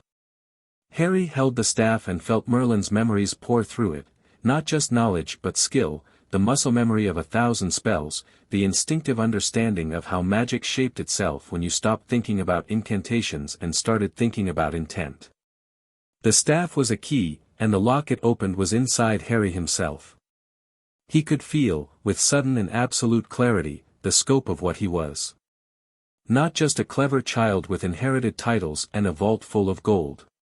A force. A living conduit for magic so old and so deep that the modern wizarding world had no framework for understanding it. He could reshape wards with a thought. He could speak to the stone and it would answer. He could reach into the ley lines and draw power that would make the strongest modern wizard look like a child with a sparkler. And he was angry. Not the hot, sputtering anger of a child, the cold, patient, architectural anger of someone who had built civilizations and watched them rot, who had trusted people with power and seen them abuse it, who had been betrayed by the very structures of protection and governance that his previous self had helped create. 7 years in a cupboard. 7 years of hunger and bruises and being told he was worthless. While the wizarding world celebrated the boy who lived and Albus Dumbledore sat in his chair and managed his money and never once checked on the child he'd placed with abusers. Harry gripped the staff until his knuckles whitened. Then he breathed, slow, deliberate, the way Merlin's memories taught him to breathe when power threatened to outrun control, and let the anger settle into something more useful. Not less intense. More focused. He would not rage. He would not destroy. He would dismantle. Piece by piece, with precision and patience, he would take apart every structure that had allowed a magical child to be abused in plain sight. And he would build something better in its place. That was what Merlin did. That was what Merlin had always done. Harry took the staff with him when he left the vault. It shrank at his touch, another memory surfacing, the trick of enchanted items responding to their maker's will, down to a length that a 7-year-old could carry comfortably, like a walking stick sized for a child. It didn't look impressive. It didn't need to. The Gringotts atrium was a soaring space of white marble and silver columns, the main public area where wizards entered to conduct business. Normally bustling, it had been subtly managed. Harry could see the hand of goblin crowd control in the way the teller queues had been rearranged to create a natural open space near the entrance, and in the way several goblin guards had repositioned themselves to watch the area without appearing to. There were also about 30 witches and wizards lingering near the doors with unconvincing casualness, reporters, Harry guessed, drawn by the morning's headlines like sharks to blood in the water. Good. He wanted witnesses. Dumbledore was sitting on a marble bench near the entrance, and Harry's first thought was, he's doing it on purpose. The man radiated harmlessness like a space heater radiated warmth. He was tall, thin, white-bearded, dressed in robes of pale blue covered in little silver stars that twinkled as he moved. Half-moon spectacles perched on a nose that had clearly been broken at least once. His hands were folded in his lap, his posture relaxed, his expression gentle and faintly amused, as if waiting in a goblin bank lobby for 4 hours was a delightful way to spend a morning. It was a masterful performance. Everything about his appearance said kindly grandfather. Nothing said most powerful political figure in Britain who placed you with abusers and spent your inheritance. Harry walked across the atrium with Ragnarok half a step behind and Griphook trailing at a respectful distance. His staff clicked softly on the marble with each step. His robes, green, well-fitted, bearing the Pendragon crest at the breast, were a far cry from yesterday's rags. The rings on his finger caught the light. Every head in the atrium turned to watch. Dumbledore looked up, and something flickered behind those half-moon spectacles, surprise, quickly mastered, at seeing a well-dressed, composed child where he'd clearly expected a frightened waif. "Harry, my dear boy," Dumbledore said, rising from the bench with a warm smile. "I'm so relieved to see you safe. When we discovered you'd left your aunt and uncle's home, we were terribly worried, Chief Warlock Dumbledore," Harry said. Not rude. Not cold. Just precise, formal, and absolutely devoid of the childlike deference that Dumbledore's opening gambit had been designed to elicit. "Thank you for your concern. As you can see, I am perfectly well. Director Ragnarok and Gringotts have been most hospitable." Dumbledore's smile held, but Harry watched his eyes recalculate. Blue eyes, bright and piercing behind the gentle grandfather mask, reassessing the situation in real time. "I'm delighted to hear it," Dumbledore said. "Though I must confess to some confusion about the circumstances. You are very young to be on your own in the wizarding world, Harry. Your aunt and uncle must be frantic." Harry let that hang in the air for precisely 2 seconds. Long enough for the gathered reporters to process it. Long enough for anyone listening to hear the implication, that Harry was a lost child who needed to be returned to his loving family. "My aunt and uncle locked me in a cupboard for the day," Harry said, his voice carrying clearly across the marble atrium. "That's where I've been sleeping for the past 6 years. In a cupboard under the stairs. When they remember to feed me, which isn't every day, I eat standing at the kitchen counter because I'm not allowed at the table. I don't have shoes because they won't buy me any. The clothes I arrived here in yesterday belong to my cousin, who is roughly 3 times my size." He paused. "So no. I don't think they're frantic." The silence in the atrium was absolute. Quills that had been scribbling furiously stopped. A woman near the door put her hand over her mouth. 2 goblin guards exchanged a look of grim confirmation. They'd seen the state of him when he'd arrived. Dumbledore's face changed. The grandfatherly mask rippled, not falling off, but shifting, adjusting.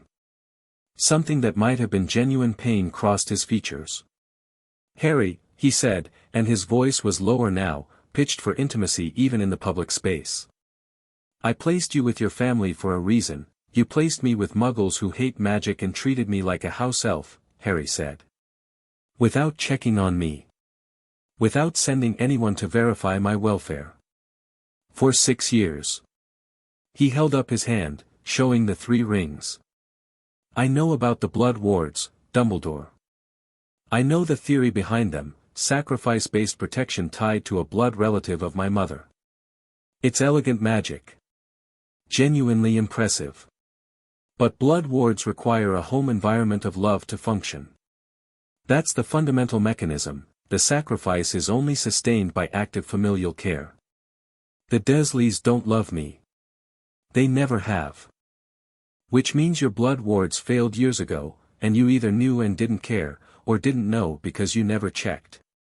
Dumbledore went very still. Behind the spectacles, his eyes were no longer twinkling. They were sharp, focused, the eyes of a man who had just realized that the child in front of him was not operating from a child's understanding. How do you know about blood wards? Dumbledore asked quietly. I know a great many things, Harry said. As the inheritance test confirmed. He could feel the reporters hanging on every word, quills scratching in the hush. Good. Let it all be public. Let there be no closed sessions, no private arrangements, no backroom decisions. I assume you're here to assert your guardianship claim. I am here, Dumbledore said carefully, because I care about your safety, Harry. Whatever has happened, and I can see that things have not been what I hoped, my primary concern is and has always been your well-being. Harry regarded him calmly. The Merlin memories were giving him context, not about Dumbledore specifically, but about the type. The well-meaning orchestrator. The man who loved the world so much he thought he had the right to arrange it. Not evil. Possibly not even wrong in every particular. But dangerous, because a good man with unchecked power and unshakable certainty was the most dangerous thing in the world. If that's true, Harry said, then you'll welcome what I'm about to propose. I am Lord Potter, Lord Pendragon, and heir Black. I am legally emancipated under the Sovereign House statutes, which means your guardianship appointment, the one made in a closed Wisengamot session with no public debate, is nullified. I don't need a guardian. But I recognize that a 7-year-old lord operating independently may cause concern among people of good faith. So here is what I suggest. He let the pause build. The atrium was holding its breath. I will establish residence at a Pendragon estate, under my own authority. Gringotts will manage my financial affairs, as is their right and function. I will appoint my own advisors and staff. And I will appear before the Wisengamot on Tuesday, as they will undoubtedly demand, to verify my claims and address the matter of Sirius Black's trial. This is not a negotiation, Chief Warlock. This is a courtesy, I'm telling you what's going to happen so you aren't surprised. Dumbledore studied him for a long moment. The atrium was silent except for the scratching of quills and the distant clink of goblin business carrying on in the deeper chambers. You are remarkably well informed for a boy who, 24 hours ago, was living with muggles, Dumbledore said. It was not an accusation. It was an observation, and a probe. He was trying to understand what Harry was, to get a read on the situation. I am remarkably many things, Harry agreed. Most of them are going to become apparent over the next few weeks. I suggest you prepare for that rather than trying to prevent it. Harry. Dumbledore took a step closer. His voice dropped further, and for the first time, Harry heard something in it that sounded genuinely personal, not performing, not maneuvering, just an old man speaking to a child with something urgent to say. There are forces at work that you may not be aware of. Dangers that go beyond politics and titles. Your parents died for a reason, and the threat that killed them has not been fully eliminated. I have spent 6 years building protections around you precisely because of the prophecy, Harry said. Dumbledore flinched. It was tiny, a micro-expression, barely visible, but Harry caught it, and so did Ragnarok, and probably half the reporters, and the word prophecy rippled through the watching crowd like a stone dropped in a pond. We should discuss this privately, Dumbledore said. No, Harry said. We shouldn't. Private discussions with you have resulted in me being placed with abusers and my money being spent without my knowledge. We can discuss whatever you like at the Wisengamot session on Tuesday. In public. On the record. He watched the hit land. Dumbledore's expression tightened, just fractionally, just enough to confirm that yes, the old man knew about the financial irregularities, and yes, he'd hoped to address them quietly. That option had just been removed. I see, Dumbledore said. And then, remarkably, he smiled. It was not the grandfatherly twinkle smile. It was something more complex, rueful, maybe. Impressed, possibly. The smile of a chess player who has just realized his opponent is playing a different game entirely. Very well, Lord Pendragon, Dumbledore said, and the use of the title was a concession, an acknowledgement that Harry's claim was real and his authority legitimate, and every reporter in the atrium noted it. I will see you on Tuesday. But Harry, he leaned closer, and said very softly, too quietly for anyone else to hear, Merlin made mistakes too. Even the wise can be wrong. Remember that. Then he straightened, inclined his head in a gesture that was almost a bow, and walked out of Gringotts with the measured stride of a man who had lost a battle and was already planning the next campaign. Harry watched him go. His hands were steady. His breathing was even. Inside, the Merlin memories stirred with something complicated, respect, wariness, and the bone-deep recognition of a worthy adversary. That, Ragnarok said quietly from behind him, was extremely well handled. That was the easy part, Harry said. Tuesday will be harder.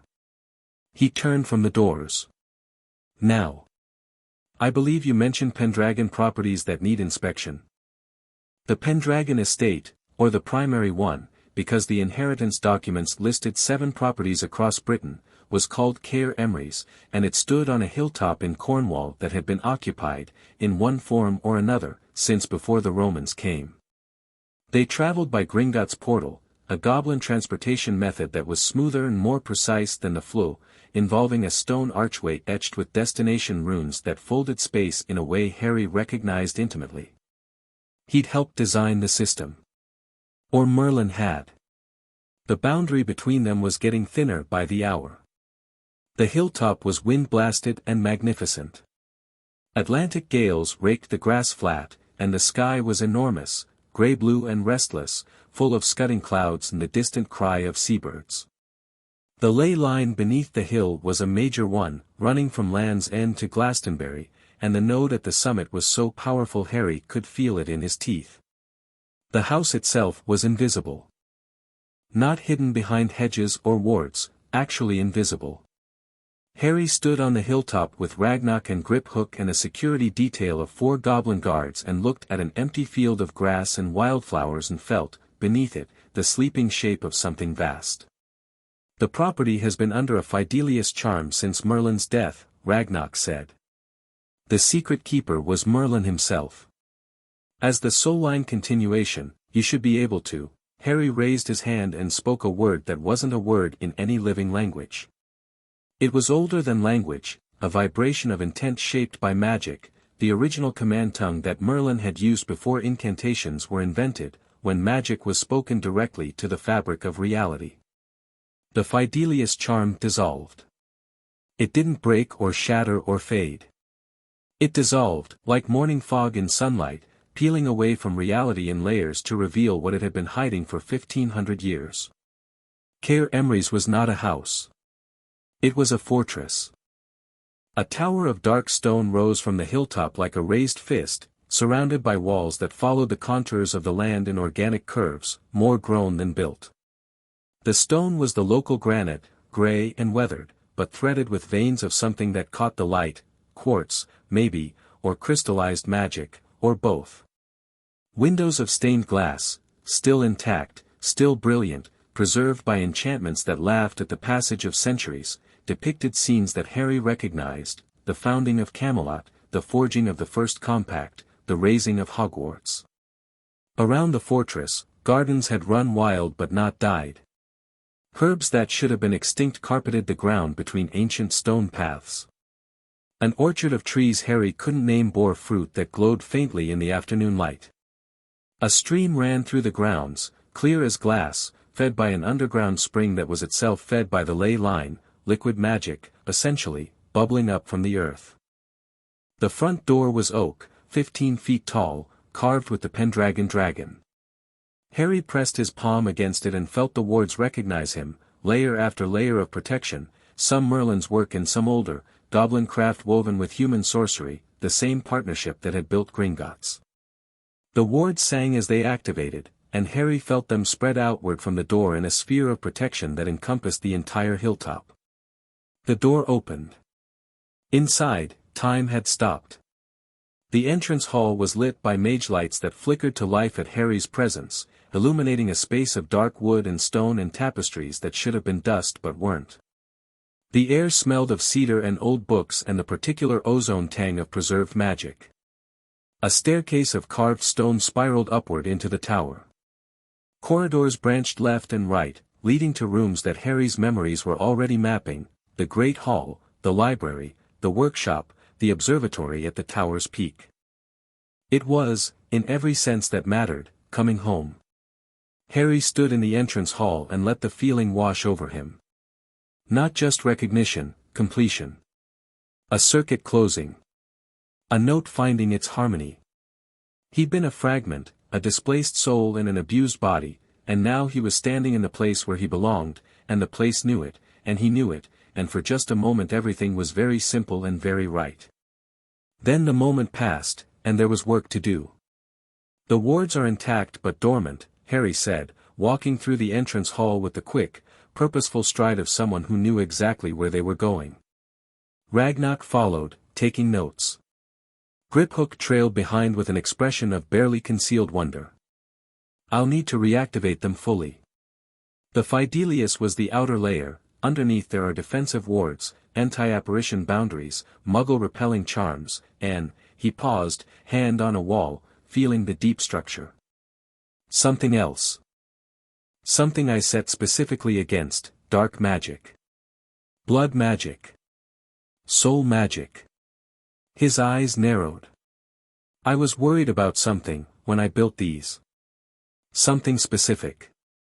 A flash of memory, fragmentary, frustrating, like a page torn from a book. Dark magic of the worst kind. A way of tearing the soul, of fracturing mortality itself. Merlin had known about it, had feared it, had built defenses against it. The details were just out of reach. It'll come back, Harry murmured. It's been coming faster. Give it time. He spent 2 hours reactivating the fortress. It was not the delicate wand-waving that modern wizards associated with ward work, it was deep magic, physical and elemental. Harry walking the boundaries of the property with his staff touching the earth and his bare feet. He'd taken off the boots, because ward anchoring required contact with the ground, pressing into soil that remembered him. At each cardinal point, he knelt and spoke to the earth. Not spells, conversations. The land had been waiting, patient as stone, and it responded to his touch with an eagerness that was almost canine. Wards flared to life in cascading sequences, each one triggering the next: defensive barriers that could stop a giant, detection charms fine enough to register a mouse crossing the property line, environmental controls that would keep the fortress temperate regardless of Cornish weather. Ragnock watched all of this with the expression of a scholar witnessing the recovery of a lost art. When Harry finished and pulled his boots back on, the goblin spoke with unusual gravity. The wizarding world has not seen magic like that in a very long time.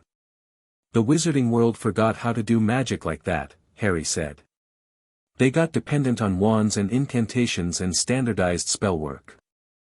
It's like, imagine you could sing, really sing, but someone convinced you that music only comes from one specific instrument, and you spent so many generations playing that instrument that you forgot you could just open your mouth. Will you teach them? Harry looked at Ragnock, surprised. That's a strange question from a goblin. It is a strategic question, Ragnock said. A wizarding world that practices the old magic is a wizarding world that respects the old compacts. The decay of magical knowledge and the erosion of goblin rights have moved in lockstep for centuries. If one reverses, so might the other. Harry considered this. The sun was dropping toward the Atlantic, painting the sky in shades of copper and rose, and the fortress behind them was alive again, humming with power, its windows glowing warm in the gathering dusk. Maybe, Harry said. But first things first. I need to survive Tuesday. Dinner was in the great hall of Care Emmery's, which was excessive for a party of 7, Harry, Ragnarok, Griphook, and 4 goblin guards, but the fortress seemed to want to show off. A fire roared in a hearth the size of a small room, and the table, which could seat 40, had set itself at one end with plates and goblets of goblin silver. The food was a question. The fortress's kitchen enchantments had been dormant for 15 centuries, and while they responded to Harry's reactivation with enthusiasm, their idea of a meal was somewhat medieval. Harry looked at the roast boar, the wheel of hard cheese, the trenchers of bread, and the flagon of mead, and decided that updating the kitchen's culinary database was a priority.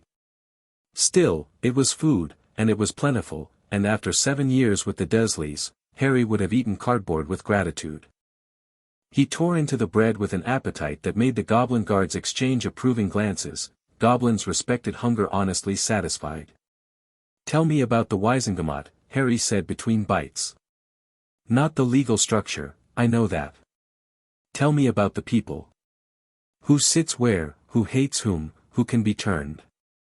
Ragnarok produced a scroll. He had clearly anticipated this conversation, and unrolled it across the table between the plates. It was a seating chart of the Wizengamot, annotated in gobbledygook with notes on each member's voting history, financial connections, and known loyalties. 3 major factions, Ragnarok said. Dumbledore's progressives, who push for Muggle integration and half-breed rights but also consolidate power in the Chief Warlock's office. Malfoy's traditionalists, who advocate for pureblood supremacy and old family privilege but also, and this is key, old family rights, including those established by the Preministry Compacts. And the neutrals, who vote their interests and are perpetually courted by both sides. "The traditionalists will support my Pendragon claim," Harry said. "Because the Pendragon Compact reinforces the authority of ancient houses over the Ministry." "Initially, yes. Lucius Malfoy has already made inquiries through Goblin channels about arranging a meeting with you." "Of course he has." Harry chewed thoughtfully. "He'll try to co-opt me. Position himself as my ally in the Wizengamot in exchange for my support on pure-blood legislation. That is the likely approach. And Dumbledore's faction will oppose the claim, because a Pendragon lord with sovereign authority threatens Dumbledore's control of the Wizengamot. Also likely. Though Dumbledore himself may take a subtler approach. Outright opposition to the boy who lived would be politically costly." Harry stared at the seating chart, his mind working on multiple levels, the 7-year-old processing new information and the ancient sorcerer matching it against 15 centuries of political experience. The overlap was growing smoother. Less like 2 minds and more like one mind with very deep roots. "I won't ally with Malfoy's faction," Harry said. "Pure-blood supremacy is a rot, and I won't lend it legitimacy. But I won't be Dumbledore's weapon either. I need to build my own block. Start with the neutrals, who among them are genuinely independent and who are just waiting for the best offer." "Augusta Longbottom," Ragnarok said immediately. "Head of the most ancient and noble house of Longbottom. Lost her son and daughter-in-law to the Death Eaters, tortured into insanity. She despises both Malfoy's faction and Dumbledore's complacency. She is fierce, independent, and commands significant respect." "Good. Who else?" "Cyrus Greengrass. Wealthy, cautious, protects his family above all. He backed neither side in the war and has maintained independence since. Amelia Bones, who you've already rattled with the Black Trial Challenge, she's DMLE, technically not a political player, but she holds the Bones seat and has enormous informal influence. And Tiberius Ogden, old, cantankerous, idealistic about the rule of law. He resigned from the Wizengamot once over the use of Dementors at Azkaban. He could be persuaded back." Harry memorized each name, each connection, each potential angle of approach. The political map was taking shape in his mind, not a flat chart but a living topology of power, influence, fear, and ambition. "I'll approach Longbottom first," Harry decided. "She has the most reason to want the system reformed and the least reason to trust anyone offering easy answers." She'll be the hardest to win over, which means she'll be the most valuable ally. A knock echoed through the great hall, not at a door, but in the wards. Someone was at the property boundary. Harry felt it immediately, the wards pulsing with information, telling him who, what, where.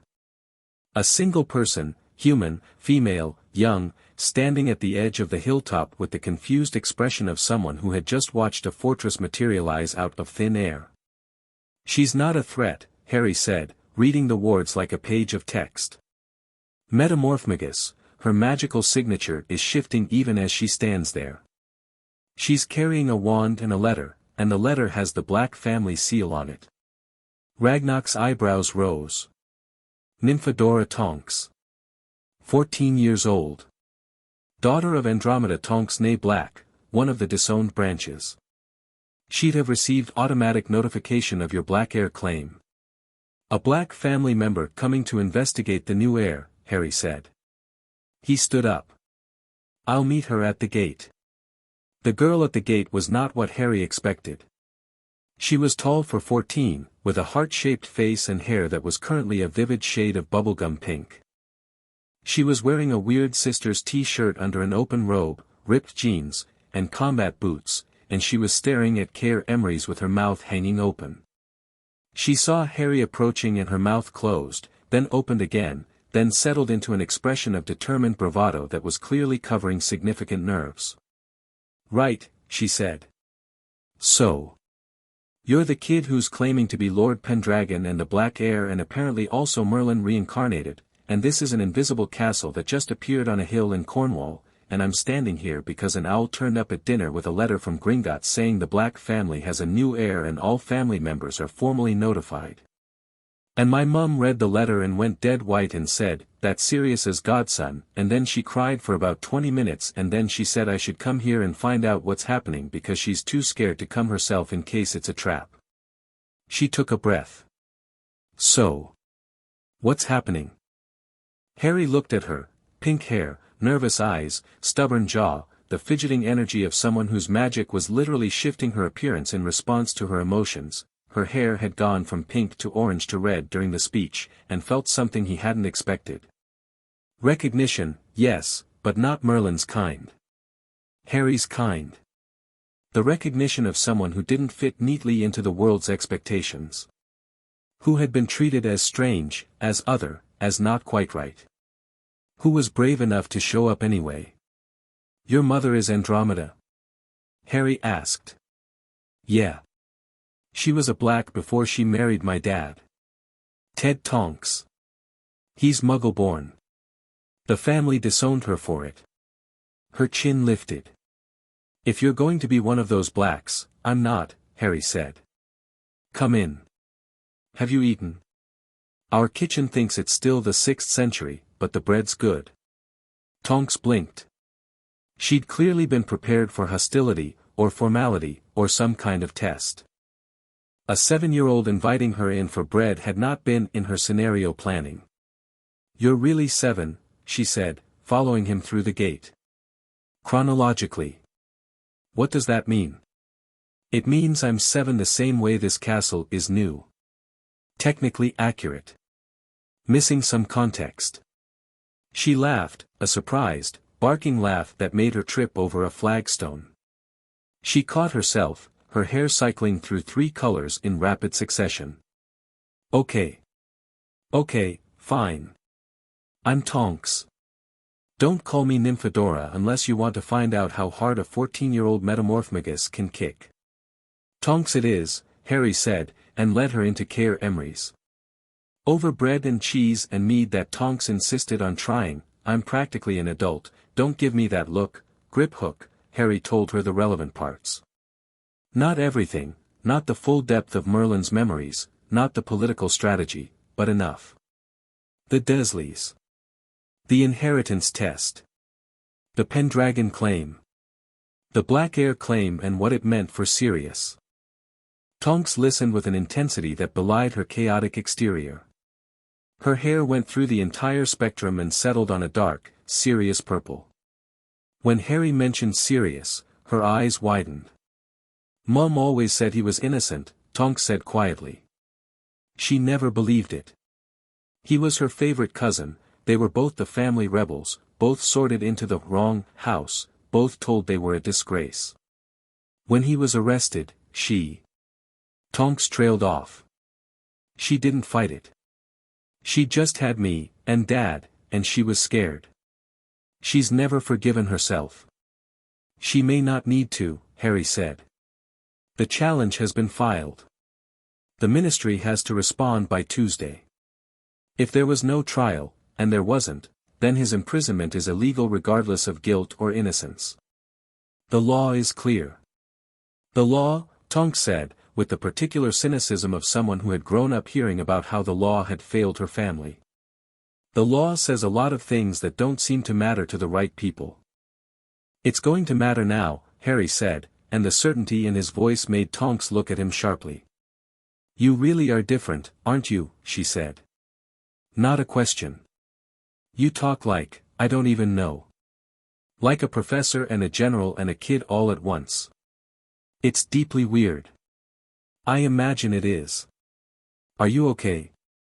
Tonks asked suddenly, and the question was so direct, so genuinely concerned, that it punched through Harry's composure in a way that Dumbledore's political maneuvering hadn't even dented. What? Are you okay? You're 7. You were living in a cupboard. Now you're in a castle talking politics with goblins and facing down Dumbledore and you haven't, she gestured vaguely. You haven't had a moment to just be a kid about any of this. And yeah, you've got Merlin's memories or whatever, but you're still also a 7-year-old boy who's been through something awful, and are you okay? Harry opened his mouth to say something composed and strategic and appropriate. What came out was, no. And then, horrifyingly, his eyes were burning, and his throat was tight, and the Merlin memories had nothing to offer because Merlin had never been a starved child in a cupboard, that was all Harry, and for a moment the ancient sorcerer fell away and he was just a small boy in a too-big chair at a too-big table in a too-big castle. Tonks didn't hesitate. She was around the table and crouching beside his chair and wrapping her arms around him before he could protest, and she smelled like bubblegum shampoo and the ozone tang of metamorphmagus magic, and Harry hadn't been hugged in 6 years. He didn't cry. He almost did, his body tried, pulling great shuddering breaths that wanted to become sobs, but the tears wouldn't quite come, because the Dursleys had trained that out of him with fists and locked doors and hissed warnings, and even Merlin's power couldn't undo that conditioning in a day. But he leaned into the hug.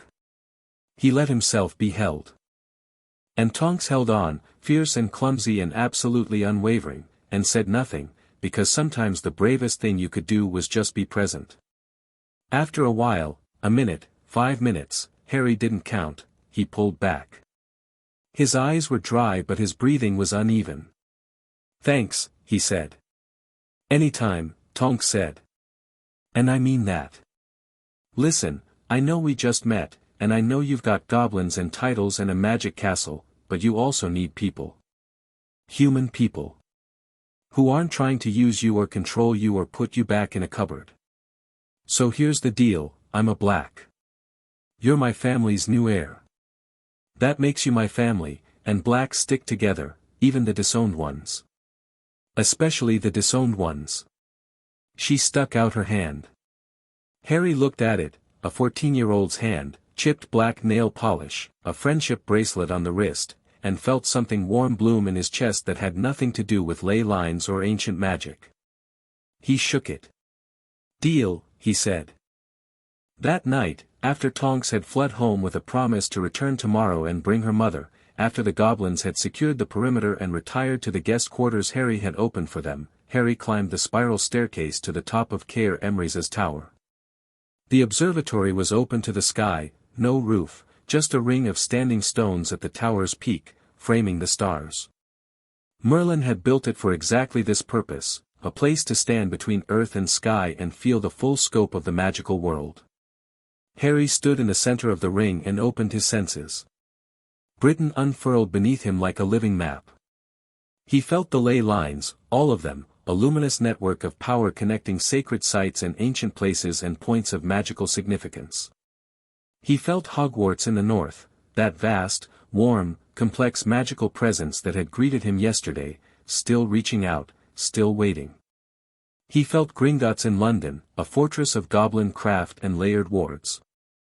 He felt Azkaban, a cold, dark wound in the magical landscape, a place where something terrible squatted and fed on suffering. He felt Sirius Black. Not the man himself, the absence of him. A gap in the Black family magic where a living heir should be, surrounded by the psychic screaming of dementors. "I'm coming," Harry thought, directing the thought north with a push of intent. "Hold on. I'm coming." And he felt, very faintly, something else. Something hidden, something fragmented, something wrong. Scattered across Britain like shrapnel, pieces of a dark magic so vile that the ley lines themselves shied away from it. Soul magic. The thing Merlin had feared. The thing he'd built defenses against. Horcruxes. The word surfaced from the deep memory like a corpse floating up from a lake, and Harry's blood went cold. He knew what they were. Merlin had known, had studied the theory, had been horrified by it, had specifically warded Emmery's against the magic of soul-splitting because even in the age of Camelot, there had been dark wizards desperate enough to try it. And there were pieces of torn soul scattered across magical Britain. Right now. Active. Anchoring someone to life who should have died. Voldemort, Harry thought, and the name didn't frighten him. It enraged him. A dark wizard had used the foulest magic in existence, and he was still out there, not alive, not dead, something worse, and the wizarding world had done nothing about it because they didn't understand what they were dealing with. Harry stood in his observatory, 7 years old and ancient beyond reckoning, and added a new item to his list. Survive Tuesday. Free Sirius. Build alliances. Reform the Wizengamot. Dismantle the systems that had failed him. And find the Horcruxes. Find them and destroy them, because that was what Merlin did. He faced the darkest magic in the world and he beat it, not with matching darkness but with a power so fundamental and so deep that darkness simply could not stand against it. He gripped his staff. The stars wheeled overhead. The ley lines hummed beneath his feet. Cornwall wind raked the hilltop, cold and salt-tinged, and Harry breathed it in and felt alive in a way he had never felt in the cupboard under the stairs. Tuesday was going to be interesting. Chapter 3, The Weight of Crowns. Monday morning came wrapped in Cornish fog so thick the world beyond the hilltop ceased to exist. Harry stood at the window of the tower bedroom he'd claimed, a round room with walls of dark stone, a bed that could have slept 4, and windows that looked out over the Atlantic in 3 directions, and watched the mist curl around the standing stones of the observatory above like something alive and curious. He'd slept 5 hours. The dreams had been dense, not the recurring lake dream but new ones, cascading through Merlin's life in no particular order. A forge deep underground, goblins singing as they hammered starfall iron. A woman with dark hair and clever eyes who laughed at something Merlin said about dragons. A battle, not swords and cavalry but magic, raw and violent, tearing the sky apart over a field of burning grass. And threading through all of it, a face, Arthur. Young, stubborn, golden-haired, grinning with the idiotic confidence of someone who genuinely believed he could fix the world if he just tried hard enough. Harry missed him. Not as a memory, as a physical ache, a phantom limb, the absence of someone who had been as essential as breathing. It was the strangest grief, mourning someone who had been dead for 15 centuries, someone Harry had never met and Merlin had never stopped loving. He pressed his forehead against the cool glass and let the feeling pass through him. Then he dressed, picked up his staff, and went downstairs to prepare for war. The great hall had been transformed overnight. Not by Harry, by Tonks, who had arrived at 7 a.m. with her mother Andromeda and a terrifying amount of organizational energy. When Harry descended the staircase, the long table was covered in parchments, books, and what appeared to be a scale model of the Wizengamot chamber constructed from bread rolls and butter knives. "Morning," Tonks said brightly. Her hair was electric blue today, which Harry was learning meant she was feeling confident. "Mum's been up since 4 making notes." I've been building the seating chart. That butter knife is Dumbledore. The one with the bent handle is Fudge. The crusty roll in the back is Malfoy. The crusty roll, Harry repeated. It felt right. Andromeda Tonks rose from her seat at the far end of the table. She was nothing like her daughter in appearance, dark-haired, composed, with the refined bone structure and controlled bearing of someone who had been raised in the House of Black and never entirely lost the polish, even after decades of exile. But her eyes were the same as Tonks's, sharp, warm, and absolutely unwilling to pretend. Lord Pendragon, she said, and the formality was tempered by a slight tremor in her voice. I should thank you. The challenge for Sirius's trial, Nymphadora told me, Tonks told you, Harry corrected gently. And you can call me Harry. Both of you. He looked at Andromeda directly. You were close to Sirius. He was the best of us. She said it simply, without drama. The Blacks, you'll learn this, as heir, are a family that eats its young. The ones who don't turn cruel turn brittle. Sirius was the exception. He burned bright and damned the consequences, and when they accused him of betraying the Potters, I knew, it was wrong. He would have died for James. He would never have, she stopped. Breathed. Continued. I should have fought. I didn't. I was afraid. You had a newborn daughter and a muggle-born husband and the Ministry was throwing people in Azkaban without trial, Harry said. Fear was rational. You survived to be here now. That matters more. Andromeda studied him with the particular intensity of someone reconciling what she was seeing with what she knew to be possible. A 7-year-old speaking with the pragmatic compassion of a seasoned diplomat shouldn't have made sense. But his eyes, those impossible green eyes, held a depth that went beyond age, and Andromeda Black had grown up in a family where impossible things happened before breakfast. Andromeda, she said. If we're using first names. Harry nodded. Andromeda. Now, tell me about Lucius Malfoy, because he's the most dangerous variable tomorrow and I want to know everything. They worked through the morning. Andromeda was a gold mine of information. She'd grown up in the heart of pure-blood society, attended the same dinner parties, survived the same political games, and while exile had removed her from direct involvement, she'd maintained a network of contacts who kept her informed. Her intelligence was precise, detailed, and merciless. Lucius married Narcissa in 1978, Andromeda said, laying out parchments with notations in her precise hand.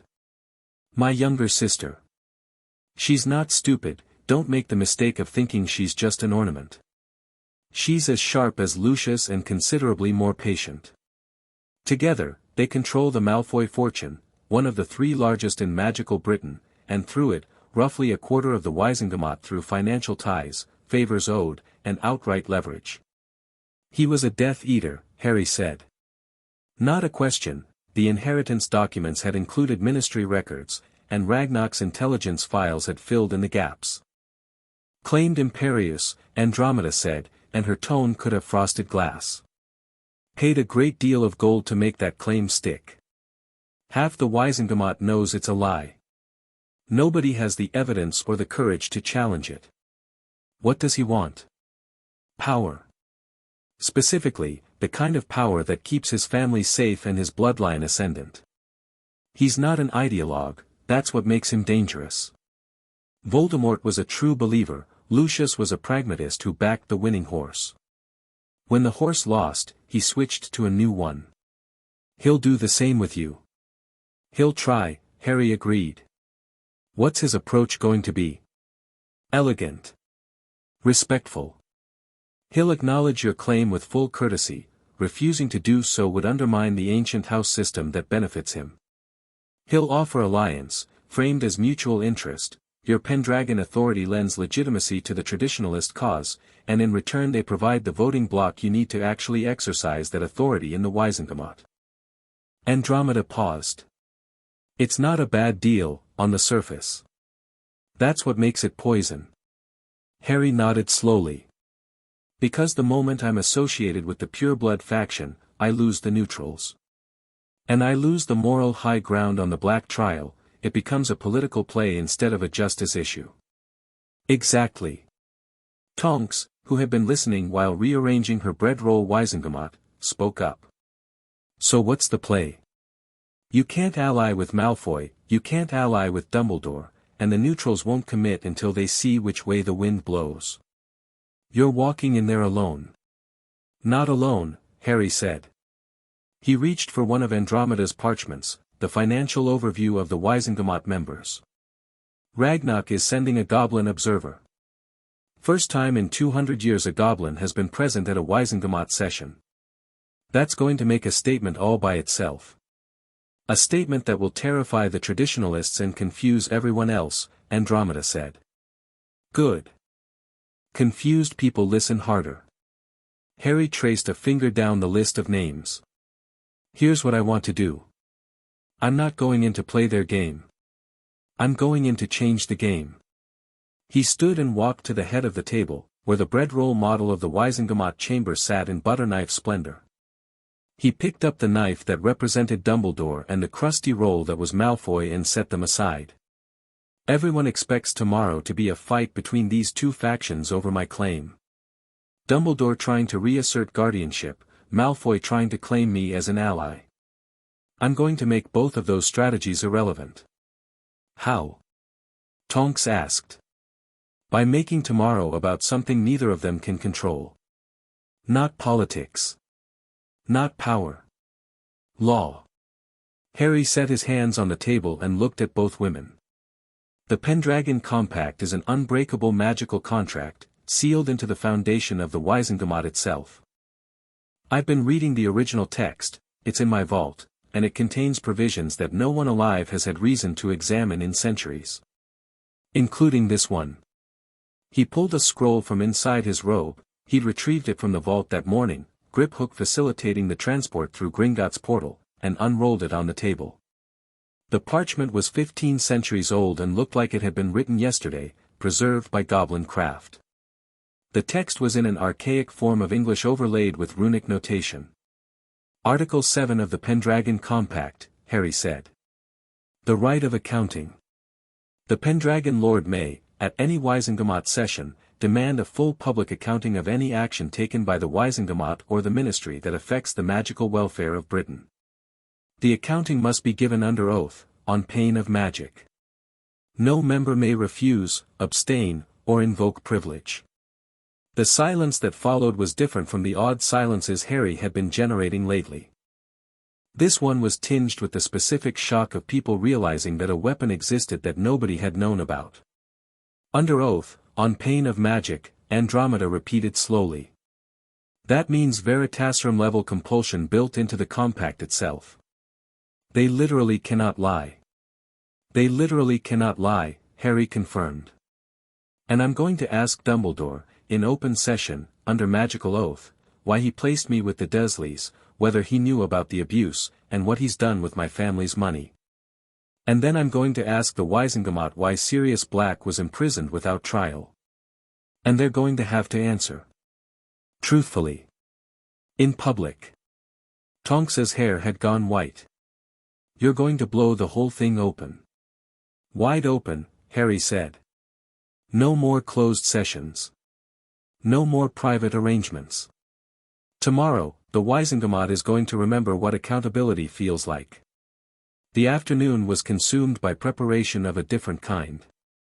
While Andromeda drilled Harry on Wizengamot procedure, the formalities of entering, the protocols of address, the specific legal language required to invoke the right of accounting, Tonks appointed herself Harry's unofficial, not going crazy, monitor and periodically interrupted the coaching to make Harry eat sandwiches, drink water, and at one point take a 15-minute break to look at the Goblin Guard's weapons collection, which she had discovered was incredibly cool. Harry appreciated it more than he let on. The Merlin memories gave him the political instincts and the magical power, but they didn't give him stamina. He was still 7, still in a body that had been underfed for years, and the sustained concentration of political strategizing left him drained in a way that magic didn't. At 3 o'clock, a goblin courier arrived through the portal with a message from Ragnarok, Lucius Malfoy had formally requested a meeting with Lord Pendragon before the Gringotts session. Harry read the message, considered for exactly 4 seconds, and said, "Bring him here." Andromeda looked up sharply. "That's risky. On your own territory, he'll see the fortress, see the defenses, take the measure of your strength." "That's the point," Harry said. "I want him to see it. I want him to walk into a castle that's been hidden for 15 centuries and feel the wards that Merlin built and look at a 7-year-old boy holding a staff older than his entire family line and understand, viscerally, what he's dealing with. I could tell him. But showing is better." Andromeda's mouth quirked. "You're going to intimidate Lucius Malfoy." "I'm going to give Lucius Malfoy the information he needs to make an intelligent decision. What he does with it is up to him." Malfoy arrived at 5 o'clock, stepping through the Gringotts portal with the languid grace of a man who was never rushed and never ruffled. He was tall, pale, platinum blonde, dressed in robes of black silk that probably cost more than the Dursleys' house. He carried a walking stick topped with a silver snake head that Harry's senses immediately identified as concealing a wand, hawthorn, unicorn hair core, 12 inches. And he was afraid. Not visibly. Not in any way that a casual observer would detect. But Harry felt it the way he felt ley lines, in the subtle tension of Malfoy's magic, the micro-tightness of his shoulders, the fractional dilation of his pupils as he stepped through the portal and saw Emmery's rising above him in the evening light. Malfoy was afraid because he was smart, and smart people were afraid when the rules changed beneath their feet. "Lord Pendragon," Malfoy said, and his voice was silk over steel, perfectly pitched between respect and self-assurance. He offered a precise bow, not deep enough to suggest subservience, deep enough to acknowledge the title. "Thank you for receiving me on such short notice. Your estate is remarkable." "It's been waiting," Harry said. He was standing at the entrance to the Great Hall, staff in hand, flanked by Griphook on one side and Andromeda on the other. He'd chosen the positioning carefully, the Goblin and the exiled Black, representing 2 communities that Malfoy's faction had spent decades marginalizing. The message was not subtle, and Malfoy was not a man who missed messages. "Lord Malfoy," Harry continued. "Come in." They sat across from each other at the Great Hall table. Tonks had cleared away the bread roll Wisengamot and replaced it with tea, which was a more conventional beverage than the mead the kitchen kept trying to serve. Malfoy accepted a cup with practiced courtesy and spent a moment examining the goblin silver teacup with the eye of a collector. "I'll be direct," Malfoy said, setting down the cup. "I suspect you prefer it." "I do. Tomorrow's Wisengamot session will be the most significant in a generation. Your claim to the Pendragon Lordship, if validated, reshapes the political landscape entirely. I represent a faction that has long advocated for the traditional rights and privileges of the ancient houses. Your claim is the strongest possible validation of those traditions. We would be natural allies." "Natural is a strong word," Harry said. "What does alliance look like, in your vision?" "Mutual support. Your Pendragon authority lends weight to legislation protecting ancient house privileges. Our voting bloc supports your initiatives, including the Black Trial. A partnership of convenience that becomes something more durable over time. And in exchange, support on key legislation. Immigration reform, tightening the entry of Muggleborns into magical society. Heritage Protection Acts. Restoration of traditional magical practices currently restricted by ministry regulation." Malfoy's tone was smooth, reasonable, the kind of voice that made questionable ideas sound like common sense. Harry listened. He let the silence stretch after Malfoy finished, not for effect but because he was genuinely considering the man, not just his words but his magic, his posture, the subtle tells that betrayed what lay beneath the polished surface. What he found was more complex than he'd expected. Malfoy was not a simple bigot. He was a man who had been raised to believe that magical bloodlines carried genuine significance, not just socially but magically, that pure blood meant stronger magic, and who had organized his entire life around that belief. He'd served Voldemort not out of cruelty but out of conviction that the Dark Lord would build a world where that belief was law. When Voldemort fell, Malfoy hadn't recanted, he'd adapted, finding legal and political channels for the same agenda. And underneath all of it, like bedrock beneath shifting sand, was fear. For his family. For his son, Harry caught a flash of genuine warmth when Malfoy's thoughts brushed against the boy, a child about Harry's age, Draco. Everything Malfoy did, every alliance he built and every scheme he hatched, was ultimately about creating a world where his family was safe and powerful and untouchable. It was, Harry reflected, an entirely understandable motivation. It was also exactly the kind of motivation that led people to do terrible things with clear consciences. "Lord Malfoy," Harry said. "I'm going to tell you something, and I want you to hear it not as a political statement but as a fact. Blood purity is not a magical reality. It's a social construct built on a misunderstanding of how magic works." The temperature in the room shifted. Malfoy's mask held, but barely. "The magic in your veins," Harry continued, "is the same magic that flows through the ley lines beneath this castle. It is the same magic that goblins channel when they forge, that house elves channel when they serve, that muggle-born witches and wizards channel the first time they accidentally levitate a toy or set a curtain on fire. It does not care about your family tree. It cares about your intent, your will, and your connection to the living magical world. I know this because I built the first theory of magical inheritance, and I built it by studying everyone, purebloods, muggle-borns, half-bloods, goblins, elves, centaurs. The magic is the same. The vessels are different. That's all." Malfoy was very still. "That is, a radical claim. It's an old one. I wrote it down 1500 years ago. It's in my vault, if you'd like to read it." Harry sipped his tea. "I'm not going to ally with your faction, Lord Malfoy. Not because I don't respect the ancient houses, I established half of them, but because the ideology that drives your faction is built on a falsehood, and lending my authority to a falsehood is something I will not do." The silence stretched. Malfoy's eyes were calculating, reassessing, running through scenarios and contingencies with the speed of a man who played chess at a very high level. "You're making an enemy of me," Malfoy said. "Not a threat, a clarification. Stating the logical consequence. I'm not. I'm declining an alliance. There's a difference, and you're smart enough to see it." Harry set down his tea and leaned forward. "Here's what I'm offering instead. Tomorrow, at the Wizengamot, I'm going to invoke a provision of the Pendragon Compact that will force a great deal of truth into the open. It will be uncomfortable for Dumbledore's faction. It will also be uncomfortable for yours. But it will be fair, and it will be legal, and it will establish a precedent for accountability that protects everyone, including the ancient houses." "Including the ancient houses," Malfoy repeated. "Accountability isn't a weapon against the powerful, Lord Malfoy. It's a shield for everyone. If the Wizengamot had been accountable, my godfather would have had a trial. If the guardianship system had been accountable, I wouldn't have spent 6 years being starved by muggles. Accountability protects the system. Including the parts of the system you benefit from." Malfoy studied him.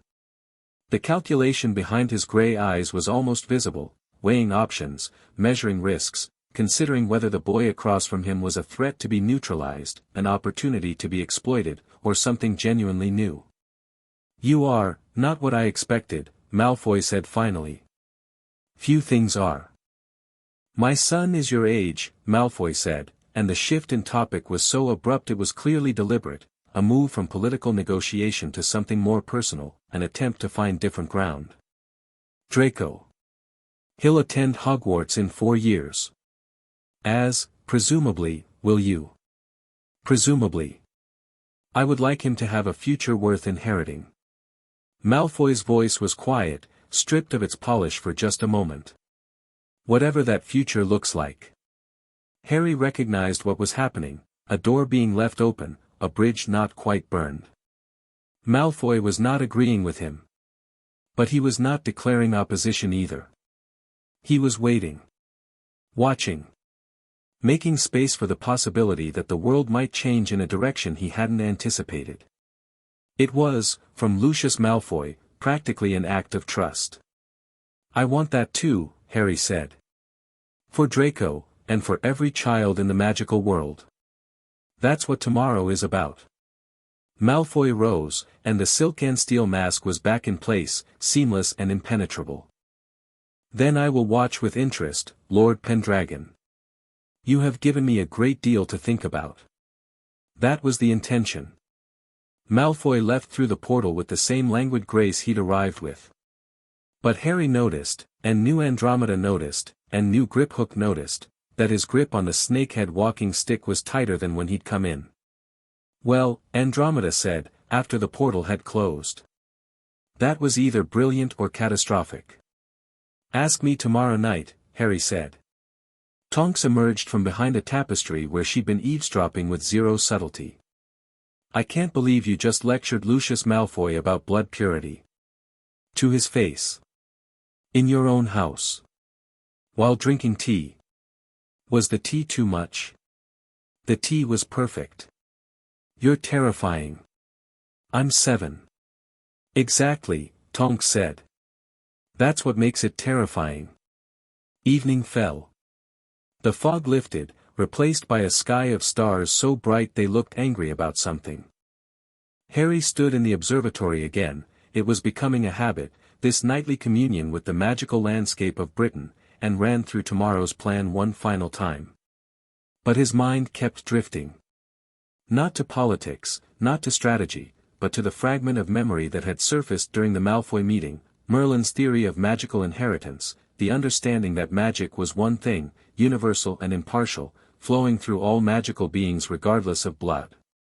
It was a truth that the wizarding world had buried, and the burying of it had led to centuries of injustice, goblin rebellions, werewolf persecution, house elf slavery, muggle-born discrimination.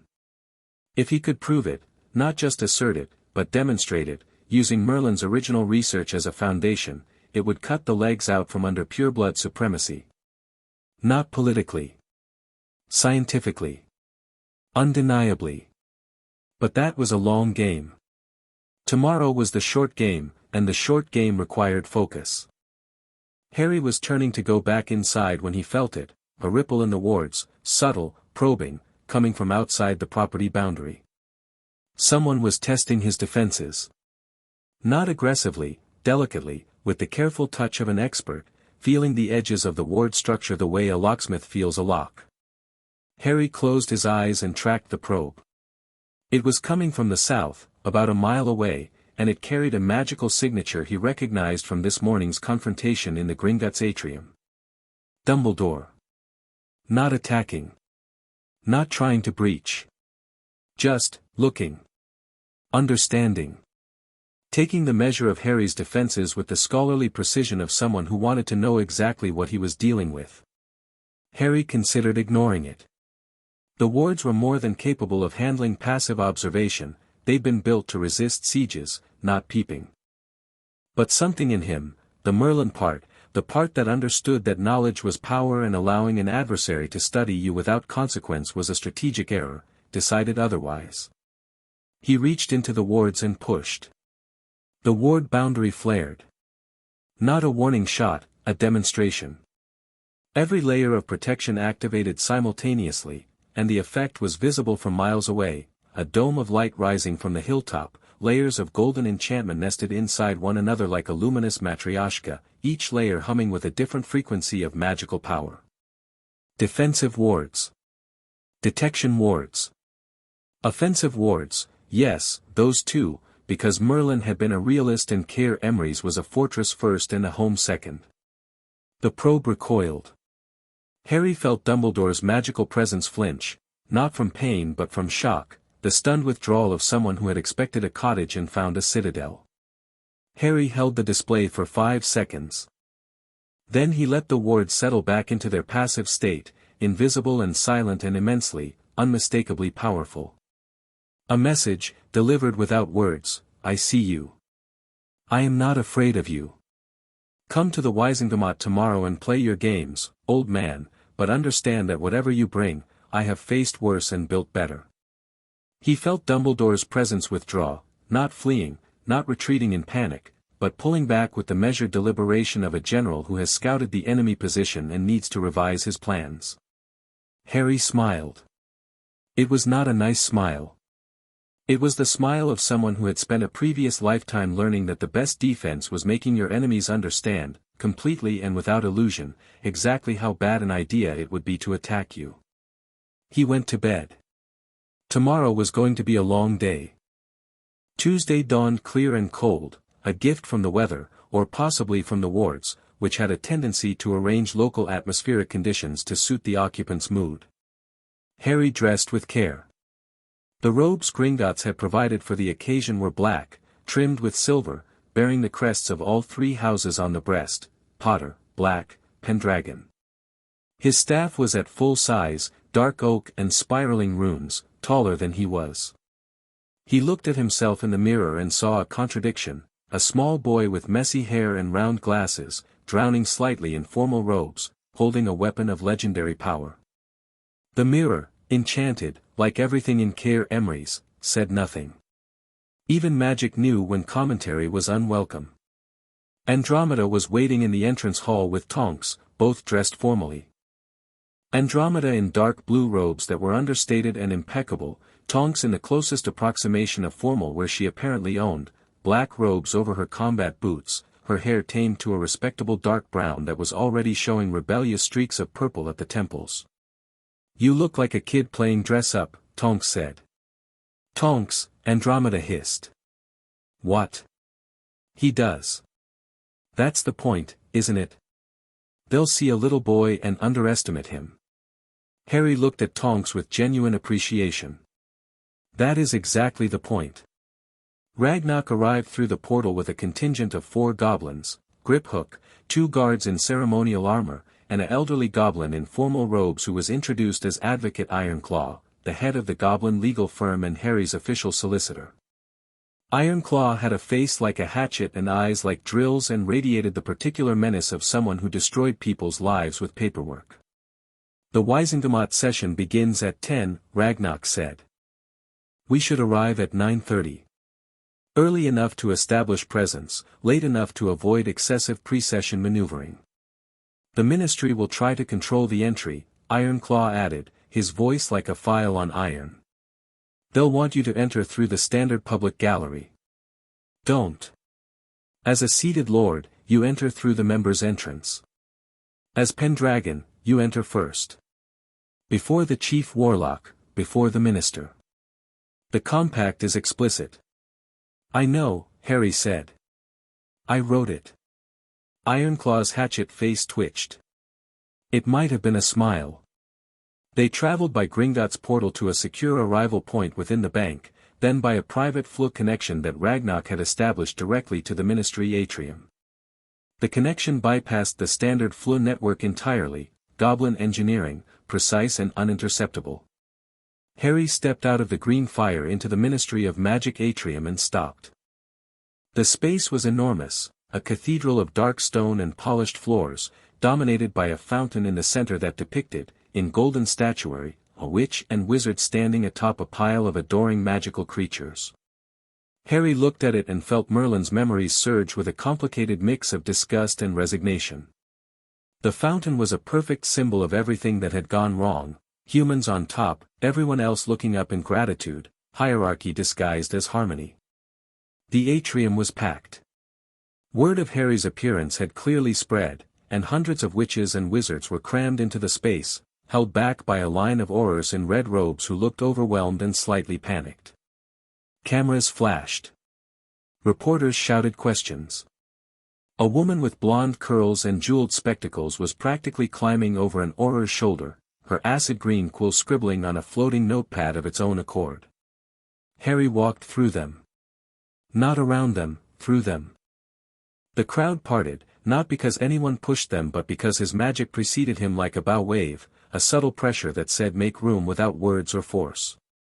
People stepped aside and then looked confused about why they'd done it. Ragnarok walked at his right. Andromeda at his left. Tonks and the goblin contingent behind. They moved through the atrium like a formation, and the message was clear to anyone watching: the Pendragon Lord did not arrive as a supplicant. He arrived as a sovereign. The Wizengamot chamber was in the lowest level of the ministry, accessible by a lift that descended into the bedrock beneath London. The members' entrance was a separate corridor, guarded by two aurors who took one look at Harry's approach and very wisely stepped aside without being asked. The corridor opened into an antechamber behind the main chamber. Through heavy oak doors, Harry could hear the rumble of assembled voices, the full Wizengamot, 50-odd members, plus observers and press. It sounded like a beehive that had been kicked. A wizard was waiting in the antechamber. Middle-aged, wearing a bowler hat and an expression of barely contained anxiety, with the soft, doughy look of someone who had been promoted well beyond his competence and knew it. "Minister Fudge," Harry said. "Lord, Pendragon." Fudge was sweating. His eyes darted from Harry to Ragnarok to the goblin guards and back to Harry with the desperate calculation of a man trying to figure out which way to jump.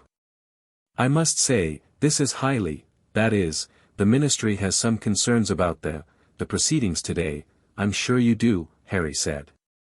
"Shall we go in?" Fudge opened his mouth, closed it, and stepped aside with the instinctive deference of a man who had spent his entire career getting out of stronger people's way. Harry pushed open the oak doors and walked into the Wizengamot. The chamber was a vast stone amphitheater, circular, with tiers of seats rising steeply around a central floor. The seats were filling, witches and wizards in plum-colored robes filing in, finding their places, the murmur of conversation rising and falling in waves. At the highest point, the chief warlock's chair sat empty, waiting for Dumbledore. Below it, a row of seats for the senior ministry officials. And in the center of the floor, a single chair with chains on its arms, the accused chair, a relic of darker times that was still used for formal proceedings. Harry did not look at the chained chair. He looked at the tiers of seats, each one carved with the name and crest of the family that held it, and found the three that mattered. The Potter seat. Empty for 7 years, a cushion still bearing the indentation of whoever had sat in it last. The Black seat. Empty for longer, gathering dust. And at the very top of the chamber, above even the chief warlock's chair, in a position of prominence that no one had questioned because no one had ever expected it to be filled, the Pendragon seats. 3 of them, carved from a different stone than the rest, darker, older, bearing the dragon crest in relief. They hadn't been occupied in 15 centuries. The stone gleamed as if freshly polished. The chamber had gone quiet. Every eye was on the small boy standing on the central floor in black robes, holding a staff of ancient oak, flanked by goblins and a disowned black. Harry looked up at the tiers of faces. He found Dumbledore, just entering through the chief warlock's door, his expression carefully neutral. He found Malfoy, seated in the traditionalist block, watching with the focused attention of a hawk. He found a stern-faced woman with a monocle, Amelia Bones, sitting in the DMLE section, her gaze fixed on Harry with an intensity that could have cut diamond.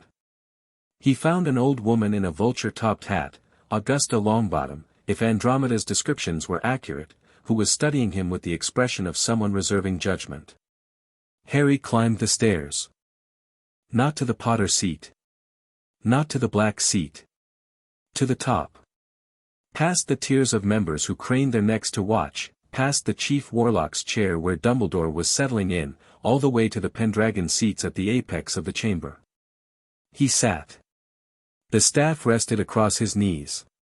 The rings on his finger caught the light, gold, silver, starfall iron, ruby, onyx, aurora stone. His feet, in their dragon-hide boots, didn't quite reach the floor. "Bit of a climb," he murmured to himself, and then louder, his voice carrying across the silent chamber with a clarity that owed nothing to amplification charms and everything to the acoustics that Merlin had designed into this very room 1500 years ago. "Good morning. I believe you have questions. I have some of my own."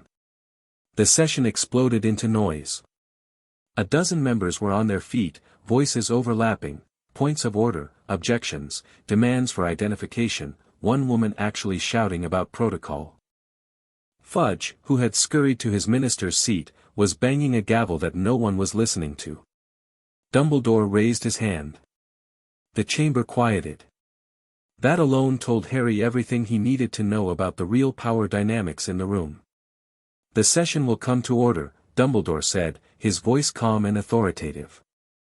"We are convened to address the matter of the Pendragon Lordship claim filed by Harry James Potter and the associated challenge regarding the imprisonment of Sirius Black. As Chief Warlock, I recognize Lord Potter Pendragon's presence and invite him to verify his claim before the body." Smooth. Professional. Already establishing that Dumbledore was the authority here, that Harry was present by invitation rather than by right. Harry leaned forward.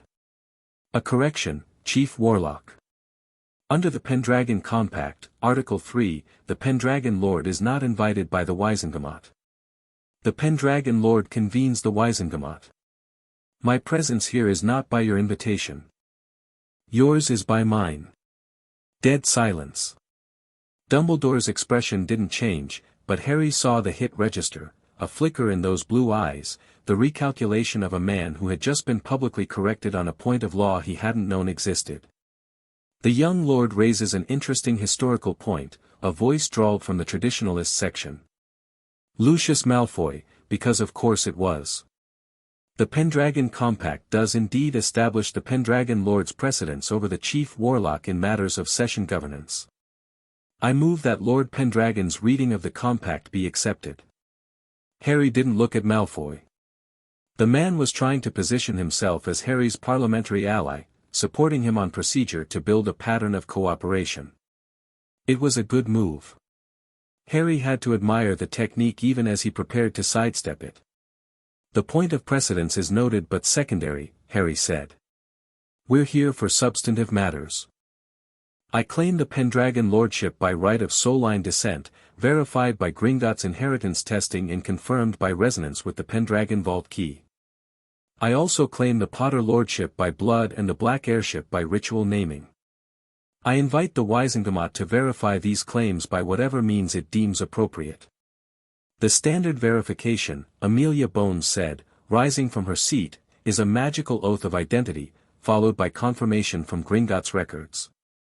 Her voice was clipped, professional, and laser-focused. "I recommend we proceed with that and move to the substantive matters as quickly as possible. We have a 72-hour deadline on the Black Trial Challenge, and time is not our friend." "Agreed," Harry said, before Dumbledore could respond. Bones was efficient, law-focused, and impatient with political theater, exactly the kind of ally he needed. The verification was quick. Harry stood, raised his staff, and spoke the oath of identity, a formal declaration, magically binding, that he was who he claimed to be. His magic flared as the oath took hold, and the chamber's ancient wards that Merlin had installed, that recognized their creator's magic the way a dog recognizes its master's voice, responded. The Pendragon crests carved into the seats blazed with light. The floor beneath Harry's feet hummed. The chamber's own magic was confirming his identity. There was nothing to argue with. "The claim is verified," Bones said, and sat down with the satisfied air of someone who had just eliminated 40 minutes of expected debate. Dumbledore took it in stride. "Very well. The Lordship claims of Harry James Potter Black Pendragon are recognized by this body. We move to the matter of Sirius Black." "Before we do," Harry said, and he felt the chamber tense, every member sensing that something was coming, the way animals sense a storm, "I invoke the right of accounting under Article 7 of the Pendragon Compact." The silence was different this time. Not shocked. Afraid. Dumbledore's hands, folded on the desk before him, went very still. His eyes met Harry's across the chamber, blue and green, old and older, and in them Harry saw, for the first time, genuine alarm. "The right of accounting," Dumbledore said slowly, "has not been invoked in 1,500 years, Harry finished. Because the last person who could invoke it was me. In my previous incarnation. It has never been repealed, never been amended, and never been challenged. It is as binding today as the day the compact was signed. Any member of this body may verify this with the compact text, which is sealed in the Wisengamot's own archives. He could see members turning to each other, whispering urgently. Advocates and clerks were scrambling through documents. But Harry wasn't watching them. He was watching Dumbledore. The old wizard's face was a masterpiece of control. Behind it, Harry could almost see the gears turning, assessing, strategizing, looking for angles of deflection or delay. But the compact was the compact, and it was woven into the chamber's own magic, and there was no way around it that didn't involve tearing the Wisengamot apart at the foundations. "What accounting do you seek?" Dumbledore asked. His voice was steady, but it was the steadiness of a man walking a tightrope. Harry stood. He stepped to the rail of the Pendragon seats and looked down at the assembled Wisengamot, 50-odd faces, some hostile, some curious, some terrified, all watching him with the intensity of people who knew they were witnessing history. "I seek an accounting of 3 matters," Harry said. "First, the imprisonment of Sirius Black without trial, in violation of the Charter of Magical Rights. I require the Wisengamot to explain, under oath, how this was permitted, who authorized it, and why no review has been conducted in 6 years." Murmuring. Uneasy shifting. Several members looked like they wanted to be anywhere else. Second, the placement of Harry James Potter with Muggle guardians without Wisengamot oversight, without welfare monitoring, and without the knowledge or consent of the Potter family's designated representatives. I require the individual responsible to explain, under oath, the reasoning behind this decision and what measures were taken to ensure the child's safety. The murmuring grew louder. In the public gallery, quills were moving so fast they blurred. Third, the unauthorized use of Potter estate funds by the proxy holder of the Potter Wisengamot seat. I require a full accounting of all funds withdrawn, their purpose, and the legal authority under which they were taken. Harry let the silence hold. Then he said, very clearly, "The oath of accounting is now active. Any member who speaks on these matters will speak truth, compelled by the magic of the compact itself. I suggest we begin." The Wisengamot chamber might as well have been hit by a stunner. Half the members looked like they were about to be sick. Several in the traditionalist bloc were trying very hard not to look pleased. The progressive faction, Dumbledore's faction, was about to be publicly eviscerated, and whatever Harry's intentions, the political damage would be real. But Harry wasn't looking at the traditionalists. He was looking at Amelia Bones. Bones was on her feet. Her monocle caught the light. Her expression was unreadable, but Harry could feel the tension in her magic, the coiled intensity of a law enforcement officer who had just been handed the weapon she'd always needed. As head of the Department of Magical Law Enforcement, Bones said, her voice ringing with authority, "I will address the matter of Sirius Black." "Amelia," Fudge began. "The right of accounting has been invoked, Minister," Bones cut him off. "The compact is clear. I am compelled." She turned to face the chamber, and Harry saw the moment she let go, the moment the lawwoman in her overcame the politician and she stopped protecting the system and started telling the truth. Sirius Black was arrested on November 1, 1981, at the scene of an explosion that killed 12 Muggles and the wizard Peter Pettigrew. He was transported directly to Azkaban by order of Bartemius Crouch Sr., then head of the DMLE, without arraignment, without trial, and without the provision of legal counsel. No evidence was formally presented. No witnesses were formally interviewed. No veritaserum was administered. No wand examination was conducted. The chamber was deathly silent. "I have reviewed the file," Bones continued, and her voice was tight with something that might have been anger. "In my capacity as head of the DMLE, I reviewed the file upon receiving Lord Pendragon's challenge. What I found was not a case file. It was a single arrest report, a minister's order of detention, and nothing else. No investigation was conducted. The imprisonment of Sirius Black is, by any reasonable legal standard, unlawful. The eruption was immediate. Voices, shouts, members on their feet, the public gallery in uproar. Fudge was banging his gavel so hard it cracked. In the traditionalist section, several members were openly smirking. In the progressive section, faces were pale. Harry waited. He let the chaos spend itself, the way you let a wave break before walking into the surf. When the noise began to ebb, he spoke.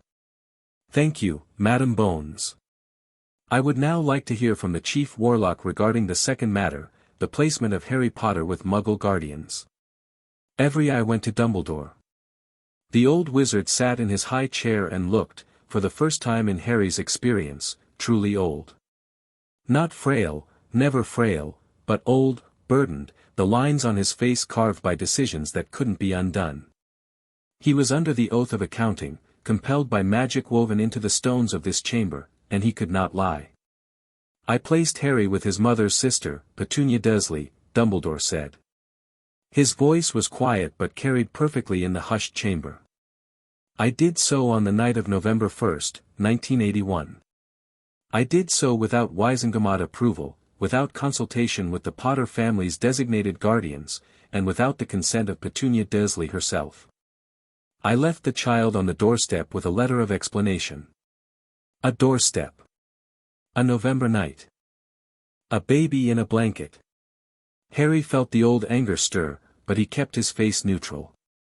"I did this because Lily Potter's sacrifice created a blood-based protection that could be anchored through her sister. The wards I constructed around the Dursley home would protect Harry from magical attack as long as he could call the place home. It was, in my judgment, the safest option available." "And the monitoring?" Harry asked. "Did you check on the child?"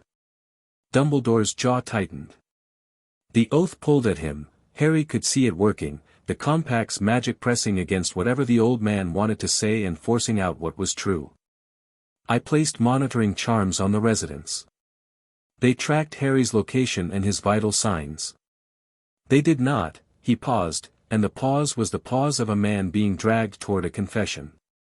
"They did not monitor his living conditions, his treatment, or his welfare.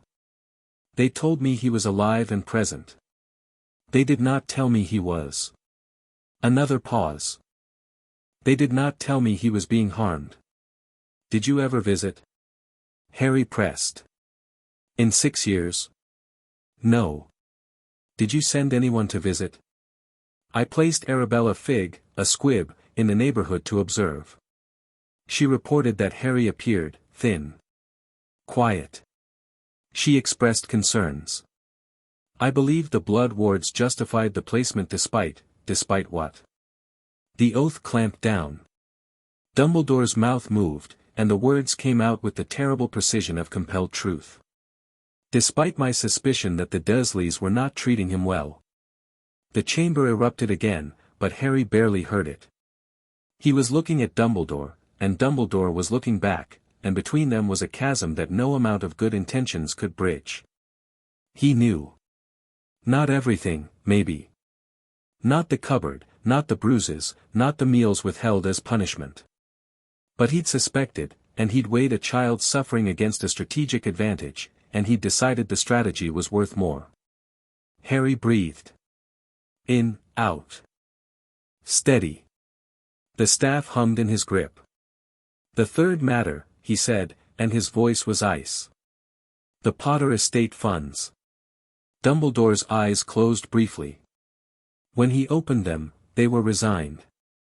"I authorized withdrawals from the Potter Trust Vault totaling 14,612 galleons over a period of 6 years. The funds were used to support the operations of the Order of the Phoenix, an organization I founded to oppose Voldemort and his followers. The Order continued operations after Voldemort's fall, monitoring suspected Death Eater activity and maintaining protective wards on key locations, including the Dursley residence." "You used my money," Harry said, "to fund your private organization. Without my knowledge. While I lived in a cupboard. The funds were used for your purposes. Not mine. Let the record reflect that." Harry turned to face the full Wizengamot. 50-odd faces stared back at him, shocked, angry, ashamed, calculating, depending on faction and temperament. In the public gallery, the reporters were in a frenzy. "Members of the Wisingamot," Harry said. "You have heard the accounting. A man imprisoned without trial. A child placed with abusers without oversight. A fortune spent without authorization. These are not abstract failures of policy. These are specific crimes committed by specific people who believed their judgment superseded the law." He gripped the rail and leaned forward. "I am 7 years old. I should not be standing here. I should be in a home, with a family, learning magic and riding a broom and doing whatever it is that 7-year-old wizards do. Instead, I am standing in the highest court in magical Britain because every adult in this room, every single one of you, failed to do your job. You let a man rot in prison without a trial. You let a child be abused in the name of a protection that didn't even work. You let one man accumulate so much power that he could make these decisions alone, without challenge, without review, without consequence." His voice rose, not to a shout, but to a resonance that filled the chamber like a bell. "That ends today. I am invoking the Pendragon Lord's right of censure. Under Article 9 of the Compact, I strip the Chief Warlock of proxy authority over the Potter seat, effective immediately. I demand an emergency session within 30 days to review all proxy appointments made without the knowledge of the seat holder. And I demand the immediate release of Sirius Black pending a full and fair trial, to be conducted within 14 days. He looked at Dumbledore. The old wizard met his gaze steadily, and in his eyes was something that was not anger, not resentment, but a deep, complex grief, the grief of a man watching a plan he had built his life around crumble, and knowing, in the harsh light of compelled truth, that it deserved to crumble. "I don't think you're evil, Dumbledore," Harry said, quietly enough that only the chamber's enchanted acoustics carried it to every ear. "I think you're a good man who made terrible choices because you trusted your own judgment more than you trusted the law. That's not a sin. It's a tragedy. But the people who paid for your choices, Sirius Black, who has spent 6 years with Dementors, and me, who spent 6 years in a cupboard, we are not your acceptable losses. We are not the price of your greater good. We are people. And we deserved better." The silence that followed was the loudest thing Harry had ever heard. Then Amelia Bones stood. "I move to accept Lord Pendragon's demands in full," she said, her voice cutting through the silence like a blade. "The legal basis is sound. The evidence is on the record. I further move that the DMLE be authorized to retrieve Sirius Black from Azkaban immediately and that a trial date be set within the specified timeframe." "Seconded," said Augusta Longbottom, from the neutral section, and her voice carried the weight of a woman who had lost everything to the same system that had failed Sirius Black and now, finally, saw a chance to fix something. The vote was not close. When the dust settled, after shouting and procedural objections and Fudge's desperate attempts to delay, the motion passed 41-7, with the 7 dissenters mostly Dumbledore loyalists who opposed the precedent rather than the substance. Harry sat in the Pendragon seat and watched the Wisingamot vote to undo 6 years of injustice in 20 minutes, and felt the terrible, exhilarating weight of power used correctly. The session adjourned at 1:30. Harry descended from the Pendragon seats to find Tonks waiting in the antechamber, her hair cycling through colors so fast she looked like a human disco ball. "That was the most incredible thing I've ever seen," she said. "Mum is crying again. Good crying this time. They're going to get serious. They're actually going to get him out. Today," Harry said. "Bones isn't going to wait. She's probably already sent the order." "Harry." Tonks grabbed his shoulders, and her eyes were bright and fierce and brimming. "Thank you. I know this was strategy, and politics, and Merlin brain stuff. But it's also my family. It's Mum's cousin. So, thank you." "You're welcome," Harry said, and meant it in a way that was entirely Harry and not even slightly Merlin. Andromeda appeared, composed but red-eyed, and embraced Tonks. Ragnarok materialized at Harry's elbow with Ironclaw, both goblins wearing expressions of fierce satisfaction. The precedent is set, Ironclaw said. The right of accounting is now established in modern legal practice. The Wizengamot will never be the same. That was the idea, Harry said. He turned toward the exit and found Dumbledore standing there. The chief warlock, stripped now of his Potter proxy, diminished in ways that the full political world hadn't yet calculated, stood in the antechamber doorway and looked at Harry with those blue eyes that held no twinkle, no warmth, only a vast and weary sorrow.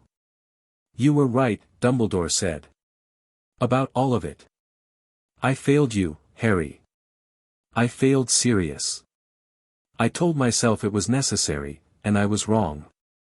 Harry looked at him, really looked, with Merlin's eyes and Harry's heart, and saw a man who was, in this moment, telling the truth. Not because the oath compelled him. Because the truth had finally broken through the walls he'd built around it. "I know," Harry said. "What happens next is up to you. You can fight me, try to claw back control, maneuver behind the scenes, protect your legacy. Or you can help me build something better. I'm not asking you to step aside. I'm asking you to step up. Be the man people think you are." Dumbledore was quiet for a long time. "You really are him," the old wizard said finally. "Merlin. I can see it now, not just the magic, but the approach. He never destroyed his opponents. He gave them the chance to be better. And if they refused the chance?" A ghost of a smile crossed Dumbledore's face. "Then, as I recall from the histories, things became rather unpleasant for them." "History is accurate on that point," Harry agreed. Dumbledore inclined his head, a real bow this time, deeper than the one in the Gringotts atrium, offered not to a political rival but to someone he was beginning to genuinely respect. "I will think on your offer, Lord Pendragon," he said. "Genuinely and honestly. That's all I ask." Dumbledore left. Harry watched him go and felt the complicated weight of a victory that was not entirely a victory, because the man walking away was not a monster, just a person who had gotten lost inside his own certainty, and whether he'd find his way out remained to be seen. Tonks punched his shoulder gently. "You just made Albus Dumbledore bow to you twice in 3 days." "I didn't make him do anything," Harry said. "He chose." "Yeah, well. He chose because you gave him the kind of choice where there's really only one answer." She grinned. "That's a very Merlin thing to do, isn't it?" Harry shouldered his staff and walked toward the exit, toward the press gauntlet that awaited, toward the future he was building one impossible day at a time. "It really is," he said. Chapter 4, Before the Seat of Kings. The first thing Sirius Black said, when they pulled him from the stone cell in the highest tower of Azkaban, was not a word. It was a sound, a low, broken noise that came from somewhere deeper than language, the sound of a man who had forgotten what warmth felt like suddenly remembering. Harry wasn't there for the extraction. Bones had insisted, and she was right, Azkaban was no place for a 7-year-old, Merlin's soul or not. But he felt it through the black air ring, a pulse of recognition as Sirius crossed the prison's ward boundary for the first time in 6 years.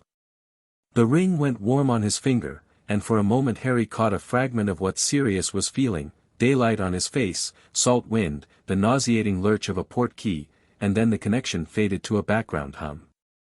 Tonks was pacing the great hall of Caer Emmery's like a caged animal, her hair shifting colors so rapidly she looked like she was glitching. Andromeda sat at the table with a cup of tea she hadn't touched, her composure held together by sheer force of will. They'd been waiting since dawn. The extraction team, for Aurors hand-picked by Bones, plus a healer from St. Mungo's, had left at first light. "He's out," Harry said, and both women froze. "How do you know?" Tonks demanded. Harry held up his hand. The black air ring was glowing faintly, a soft silver light that pulsed like a heartbeat. Family magic. He crossed the boundary. Andromeda set down her cup with exaggerated care, the porcelain clicking against the saucer. Her hands were shaking. "Where are they taking him?" "St. Mungo's first." Bones arranged a private ward, security, medical assessment, preliminary legal briefing. Then here, once he's stable. Harry paused. He's been with Dementors for 6 years, Dromeda.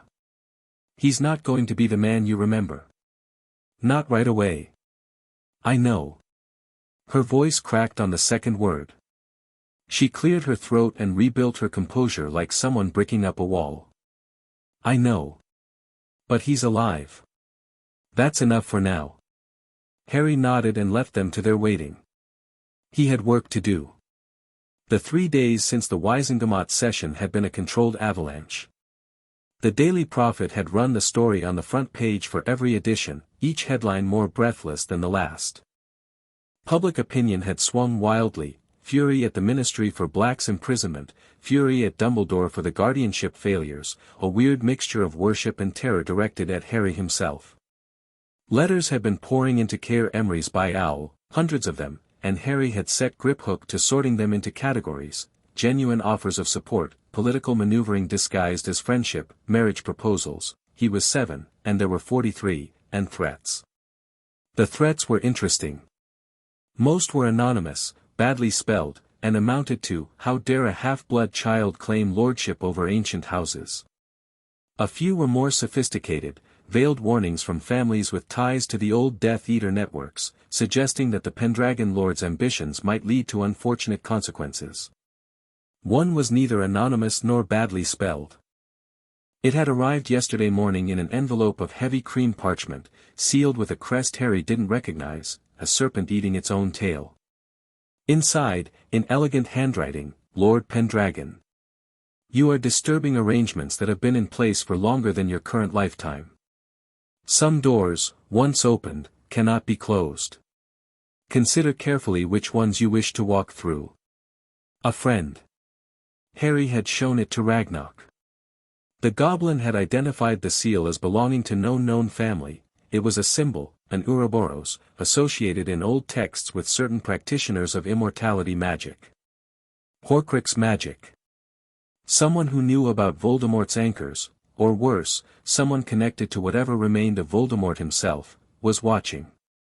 Harry had filed the letter in his study and added a layer of detection wards to Care Emery specifically calibrated to dark soul magic. Then he'd gone back to preparing for Sirius's trial. The trial was set for Friday. For days after the Wizengamot session, Bones had pushed for speed, arguing that every day Black remained unconvicted or unacquitted was a day the Ministry's legal credibility eroded further. The Wizengamot had agreed, though "agreed" was generous. Most of them were too stunned by the right of accounting to argue with anything Bones proposed. Harry was in his study, a round room halfway up the tower, lined with books from the Pendragon vault, with a desk of dark wood that Merlin had apparently built by growing a tree into the shape he wanted, when Griphook knocked. Advocate Ironclaw and Madame Longbottom to see you, Lord Pendragon. Harry looked up from the trial preparation documents he'd been reviewing. Augusta Longbottom. He'd been expecting this visit since the Wizengamot session, where her second of Bones's motion had been the key vote that turned the tide. Send them in. Ironclaw entered first, hatchet-faced and bristling with the particular energy of a goblin solicitor who was enjoying himself immensely. Behind him came Augusta Longbottom, and Harry's first impression was that someone had carved this woman from a single block of granite and then put a vulture hat on top. She was tall, thin, ramrod-straight, dressed in robes of dark green with a fur-trimmed cloak. The vulture hat, Harry assumed it was a fashion statement, though what it was stating he couldn't guess, sat on her grey hair with an authority that suggested the vulture wouldn't dare fall off. Her face was lined and fierce, her eyes sharp as flint, and she moved with the deliberate care of someone whose joints ached but who would rather die than let it show. She looked at Harry. Harry looked at her. The silence lasted exactly 3 seconds, which was the amount of time it took for two very strong-willed people to measure each other and decide whether to be allies or enemies. You're smaller than I expected, Augusta said. I'm 7, Harry said. Humph. She sat in the chair across from his desk without being invited, which Harry chose to interpret as a compliment. She was treating him as an equal rather than a child to be managed. That speech at the Wizengamot. Did someone write it for you? No. Didn't think so. It had too many teeth for something written by committee. She fixed him with a stare that could have stripped paint. I'm here because you did something I've been trying to do for 6 years. You forced the truth into the open. The Wisingamat has been rotting from the inside since the war ended, backroom deals, proxy votes, closed sessions. Dumbledore running everything like a benevolent dictatorship, and the rest of us too grateful for the benevolence to question the dictatorship. Until now, Harry said. Until now. Her jaw tightened. My son and his wife are in the permanent ward at St. Mungo's. Tortured into insanity by Bellatrix Lestrange and 3 others. They had a trial, the Lestranges, I'll give the system that much. But the people who enabled them, the ones who funded the Death Eaters and bought their way out after the war, they're sitting in that chamber right now, voting on laws, and no one has ever called them to account. She leaned forward. You have the tool to change that. The right of accounting. It could blow the roof off every dirty deal made in the last decade. It could, Harry agreed carefully. But that's a weapon that loses its edge if you swing it too often. The right of accounting works because it's rare, because it carries weight. If I invoke it every session, it becomes routine, and routine is something politicians learn to manage. Augusta's eyes narrowed, but not with displeasure. With reappraisal. You're not just swinging a sword. You're thinking about which fights to pick. I've had some practice. So I hear. Merlin reincarnated. She said it flatly, without awe or skepticism, as a statement of fact she had evaluated and accepted. I don't care about that, frankly. I care about what you do with it. Titles and ancient magic are impressive, but they don't fix a broken system. People fix systems. Boring, ugly, thankless political work. I couldn't agree more. Good. Then here's my offer. Augusta straightened in her chair, and the granite quality intensified. She was about to commit to something, and Augusta Longbottom did not commit lightly. The Longbottom seat will vote with the Pendragon bloc on matters of institutional reform. Trials for the untried. Audits for the unaudited. Transparency for every closed session, every secret appointment, every proxy vote cast without the knowledge of the seat holder. In return, I want one thing. Name it. The Lestrange case. I want it reopened. Not the conviction, that stands. But the investigation was sloppy. There were others in the room when my Frank and Alice were tortured. The Aurors stopped looking once they had 4 convictions. I want to know who else was there. Her voice didn't waver, but something behind it, something raw and patient and absolutely implacable, told Harry that this woman had been carrying this question for 6 years and it had worn a groove in her soul. You'll have it, Harry said. Not as a favor. As a matter of justice. The right of accounting can compel testimony about the original investigation. If evidence was suppressed or leads were abandoned, we'll find out. Augusta studied him for a long, measuring moment. Then she extended her hand. Harry shook it. Her grip was iron. My grandson is your age, Augusta said, standing. Neville. He lives with me. He's, a flicker of something soft crossed the granite face. He's a good boy. Shy. Not what the family expected. But good. I'd like to meet him, Harry said, and meant it. You will. When you're at Hogwarts, look out for him. He could use a friend who doesn't care about what he can't do and sees what he can. She left with the brisk efficiency of someone who had accomplished her objective and saw no reason to linger. Ironclaw watched her go with something approaching admiration. That woman, the goblin solicitor said, is terrifying. That woman is exactly what we need, Harry said. By Thursday afternoon, the trial preparation was complete, and Harry's alliance, such as it was, had taken shape. Augusta Longbottom, carrying the votes of 3 allied neutral families. Amelia Bones, whose DMLE authority gave the proceedings legal legitimacy. Cyrus Greengrass, who had sent a brief, cautious letter indicating willingness to observe with interest, which, in the language of political cowardice, meant he'd join the winning side once it was clear who was winning. And the Goblin Nation, whose observer presence at the trial would be the first in 2 centuries and whose economic leverage over wizarding Britain was, as Ragnarok had delicately put it, not insignificant. Against this, Dumbledore's faction was regrouping. The chief warlock had been conspicuously quiet since the session, no public statements, no political maneuvering, just silence from the Tower office at Hogwarts. Harry found this more worrying than any overt opposition. Quiet Dumbledore was thinking Dumbledore, and thinking Dumbledore was the most dangerous version.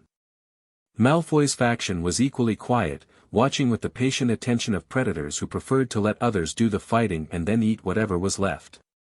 And somewhere out there, whoever had sent the Ouroboros letter was watching too. Harry was in the library, Merlin's library, walls of ancient texts that he was working through at a pace that would have been alarming in an adult and was frankly supernatural in a child, when the wards chimed. Not an intruder, a guest. Expected. St. Mungo's had sent word that Sirius Black was stable enough for transfer. Harry set down the book he'd been reading, a treatise on soul magic that was making his skin crawl and his strategic instincts scream, and went downstairs. They brought him in on a stretcher, which turned out to be unnecessary because Sirius Black, despite 6 years in Azkaban, despite malnutrition and dementor exposure and the kind of psychological damage that would have reduced most people to a drooling shell, got off the stretcher the moment it crossed the threshold of Caer Emmery's and stood on his own 2 feet. He was a ruin of a man. Tall, Harry could see that he'd been tall and well-built once, but wasted, the flesh stripped back to bone and sinew, his skin gray, his dark hair matted and long and streaked with premature white. His eyes were sunk deep in their sockets, ringed with shadows so dark they looked like bruises. He was wearing the plain white robes of a St. Mungo's patient, and they hung on him like sails on a becalmed ship. But he was standing. And his eyes, grey, haunted, fierce, were alive. Andromeda made a sound. Not a word, not a cry. Just a raw, broken exhalation that contained 6 years of guilt and grief and hope, and she crossed the entrance hall in 4 strides and caught Sirius as he swayed, wrapping her arms around him with a ferocity that was almost violent. Sirius's hands came up slowly. They shook, fine tremors that spoke of nerve damage and muscle atrophy and the particular kind of physical degradation that came from years of psychic assault. But they found Andromeda's back, and they held on, and he pressed his face into her hair and breathed. "Andromeda," he whispered. His voice was a wreck, hoarse, cracked, barely audible. "You came." "Always," she said. "You idiot. You absolute idiot. I should have come sooner. Bit difficult. Azkaban's not on the Fleur network." She laughed. It was a terrible sound, half laugh, half sob, and Tonks, standing behind Harry, was crying openly, her hair a mess of colors. Harry waited. This was not his moment. This belonged to the Black family, to the survivors of a tragedy that had been compounded by injustice, and he would not insert himself into it. But Sirius looked up. Over Andromeda's shoulder, past the healer and the Auror escort and the goblin guards, his eyes found Harry. And stopped. Harry watched Sirius Black see him for the first time. Watched the grey eyes widen, track across his face, catch on the scar, catch on the eyes, Lily's eyes, everyone said Lily's eyes, and watched something massive and devastating move through the man's expression like a tectonic shift. Harry. It came out like a prayer. "Oh, Merlin." Harry. "Hello, Sirius," Harry said. "Welcome to my house. You're safe here." Sirius disentangled himself from Andromeda. He took one step toward Harry, then another, his legs unsteady, his whole body shaking. The healer moved to support him and Sirius waved her off with a gesture that was pure stubborn pride. He stopped in front of Harry and dropped to his knees. Not a bow, a collapse, controlled, deliberate, bringing himself to eye level with the 7-year-old boy who had just freed him from hell. Up close, the damage was worse. Harry could see the scars, not just physical, the thin white lines on his wrists and the raw patches on his knuckles, but magical, the psychic burns that Dementor exposure left on a person's aura like radiation sickness on skin. Sirius Black had been systematically destroyed for 6 years, and the fact that he was kneeling here, coherent, present, was a testament to either extraordinary mental strength or extraordinary stubbornness or both. "You look like James," Sirius said. "God, you look just like him. Except the eyes. Lily's eyes." His voice broke. "I'm sorry. I'm so sorry, Harry. I was supposed to protect you. I was supposed to be there." You were in prison," Harry said. "Wrongfully. None of this was your fault. I went after Peter. After what happened. I should have stayed with you. Hagrid had you, and I gave him my motorcycle, and I went after Peter because I wanted," he stopped. Swallowed. "Because I wanted revenge more than I wanted to protect my godson. And Peter got away, and I ended up in Azkaban, and you ended up," Andromeda told me. "The Muggles. The cupboard." His hands clenched. "I will kill them." "You won't," Harry said calmly. "You'll stand trial, be exonerated, and then we'll deal with the Dursleys through proper legal channels. Adding assault charges to your record would be counterproductive." Sirius stared at him. Then, incredibly, he laughed. It was a broken, rusty sound, like an engine that hadn't been started in years, but it was real. "You sound like a 40-year-old barrister." "I'm told I sound like a lot of things. The goblins said, the healer told me, at St. Mungo's, they said you're Merlin. Reincarnated." Sirius searched Harry's face, looking for the lie, the impossibility, and finding instead those green eyes that held something ancient and steady and vast. "Is it true?" "It's complicated," Harry said. "But essentially, yes." Sirius let out a breath that seemed to empty his entire body. Okay. My godson is Merlin reincarnated, he's a triple lord, he's got a castle in Cornwall, and he just bullied the entire Wizengamot into doing the right thing. James would be," his voice failed. He tried again. "James would be so proud. And Lily would be terrified. In a good way." Harry felt something crack inside his chest. Not Merlin's ancient composure, Harry's. The child who had never been told his parents would be proud. Who had been told they were drunks who died in a car crash. Who had imagined their faces in the dark of the cupboard, trying to conjure love from nothing. "Tell me about them," Harry said. "Not now, you need to rest, and eat, and see a proper healer. But soon. Tell me everything." "Everything," Sirius promised. "Every story, every prank, every time your dad fell off his broom trying to show off for your mum. Everything." Harry put his hand on Sirius's shoulder. The man flinched, Dementor conditioning, an instinctive recoil from contact, then leaned into the touch like a dog starved for warmth. "Tonks," Harry said. "Help Sirius to the guest quarters. 3rd floor, the room with the sea view. Andromeda, go with them. I've asked the kitchen to prepare something that isn't medieval, there should be soup, bread, and possibly a credible attempt at treacle tart." "You have a kitchen that cooks medieval food?" Sirius said. "The castle is 1500 years old. It's still catching up." Tonks and Andromeda flanked Sirius and guided him toward the stairs, one on each side, a healer trailing behind with the resigned expression of a medical professional whose patient was ignoring every instruction. At the base of the staircase, Sirius paused and looked back. "Harry. The trial tomorrow. I need to tell you about Peter. Peter Pettigrew. The man you supposedly killed. I didn't kill him. He's alive. He's an animagus, a rat. He cut off his own finger, blew up the street, and escaped in the sewers. I saw him transform. Nobody believed me because nobody knew he was an animagus.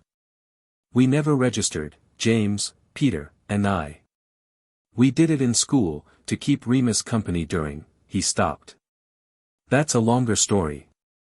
The point is, Peter is alive, and he's the one who betrayed your parents. He was the secret keeper, not me. Dumbledore knew I wasn't the secret keeper. He was at the meeting where we switched. The entrance hall went very quiet. Harry felt the information slot into place like the last piece of a puzzle he hadn't known was incomplete. Dumbledore knew. Of course Dumbledore knew.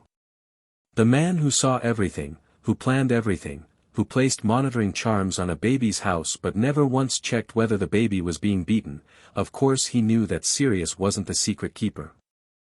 And he'd let him rot in Azkaban anyway, because a Sirius in prison was a Sirius who couldn't claim guardianship, couldn't take Harry away from Privet Drive, couldn't interfere with Dumbledore's careful arrangements.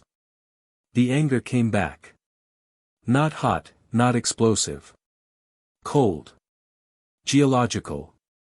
The kind of anger that moved slowly and reshaped continents.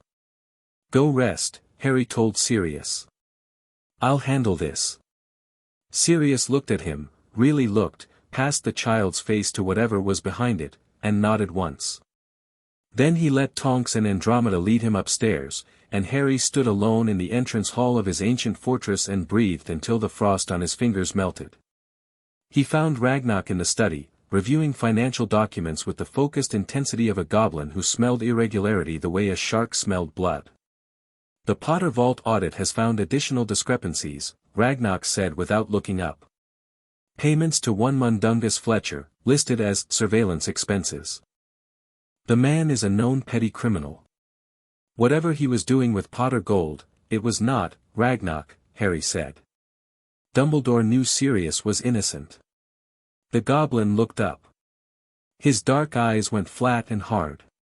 He knew Sirius wasn't the secret keeper, Harry continued. He was present when the switch was made, when the Potters changed their secret keeper from Sirius to Peter Pettigrew.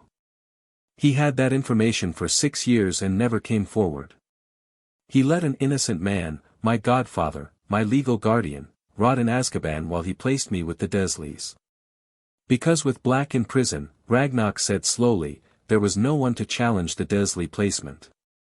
No one with legal standing to take you. Exactly. Ragnarok set down his quill. This changes the trial. This changes everything. Harry sat on the edge of the desk. If Pettigrew is alive, Sirius's exoneration isn't just about due process, it's about an active conspiracy to imprison an innocent man. And if Dumbledore had the information to prevent it and chose not to act, he's not just negligent. He's complicit. You're talking about criminal charges against the chief warlock of the Wizengamot. I'm talking about the truth. What the legal system does with it is the legal system's job. Harry rubbed his eyes. He was tired, bone-tired, the kind of exhaustion that came from running a 7-year-old body on a 1,500-year-old mind. I need Sirius's testimony under Veritaserum at the trial. I need the Wizengamot to hear about the secret keeper switch, about Pettigrew's animagus form, and about Dumbledore's knowledge.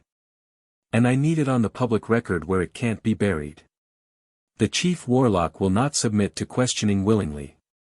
He won't have to. The right of accounting is still active from Tuesday's session. I didn't close it, I suspended it pending the trial. I can reactivate it at any time. Ragnarok's mouth curved into that sharp, predatory almost smile. You planned for this. I planned for the possibility. There's a difference. Harry slid off the desk. Ironclaw needs to know. Bones needs to know. And Ragnarok, yes. I want a Goblin Ward team to sweep this fortress tonight. Every room, every corridor, every stone. I want it verified clean of surveillance charms, monitoring spells, and anything else that shouldn't be here.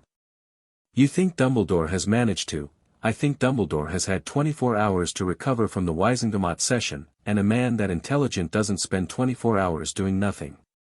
He's already planning his next move. I want to make sure he's not making it from inside my walls. Ragnarok nodded and left. Harry stood in his study, surrounded by Merlin's books and Merlin's furniture and Merlin's legacy, and thought about the trial. The sweep found 3 listening charms. One on the entrance hall fireplace, placed during Sirius's arrival, probably by the Auror escort, who would have been under ministry orders.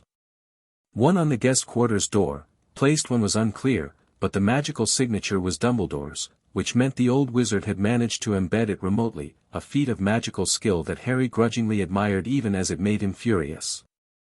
And one on Harry's study desk, which was the oldest. It had been placed within hours of Harry's arrival at the fortress, embedded in a letter of congratulations from the ministry that Harry had handled briefly before setting it aside. 3 days of conversation, compromised. Harry stood over the neutralized charms, small, crystalline structures laid out on the great hall table like insects pinned to a board, and felt the cold anger sharpen into something harder. "He knows about Pettigrew," Harry said to Ironclaw, who had arrived from London within the hour. "He's heard everything Sirius told me. He'll be preparing a response." "What kind of response?" Ironclaw asked. Harry thought about it. What would Dumbledore do, knowing that tomorrow's trial would expose not just the ministry's failure but his own active complicity? He wouldn't run, that wasn't in his nature. He wouldn't deny, the right of accounting made denial impossible. He would reframe, Harry said. He'll try to reframe the narrative. Make it about the war, about impossible choices, about sacrificing one man's freedom to protect a child. He'll appeal to emotion, to the fear of Voldemort, to the memory of the war. He'll try to make the Wizengamot see him not as a man who let an innocent person suffer but as a man who made a terrible sacrifice for the greater good. Will it work? It might. It's a compelling narrative, and Dumbledore is the most compelling speaker in magical Britain. Harry drummed his fingers on the table. Unless I take the narrative away from him first. He looked at Ironclaw. I need Sirius's Veritaserum testimony entered into evidence before the session opens. Not during the trial, before it. Filed with the clerk, distributed to all members, on the record before Dumbledore walks through the door. Can you do that? Ironclaw's hatchet face split into something genuinely terrifying. I can have it filed by dawn.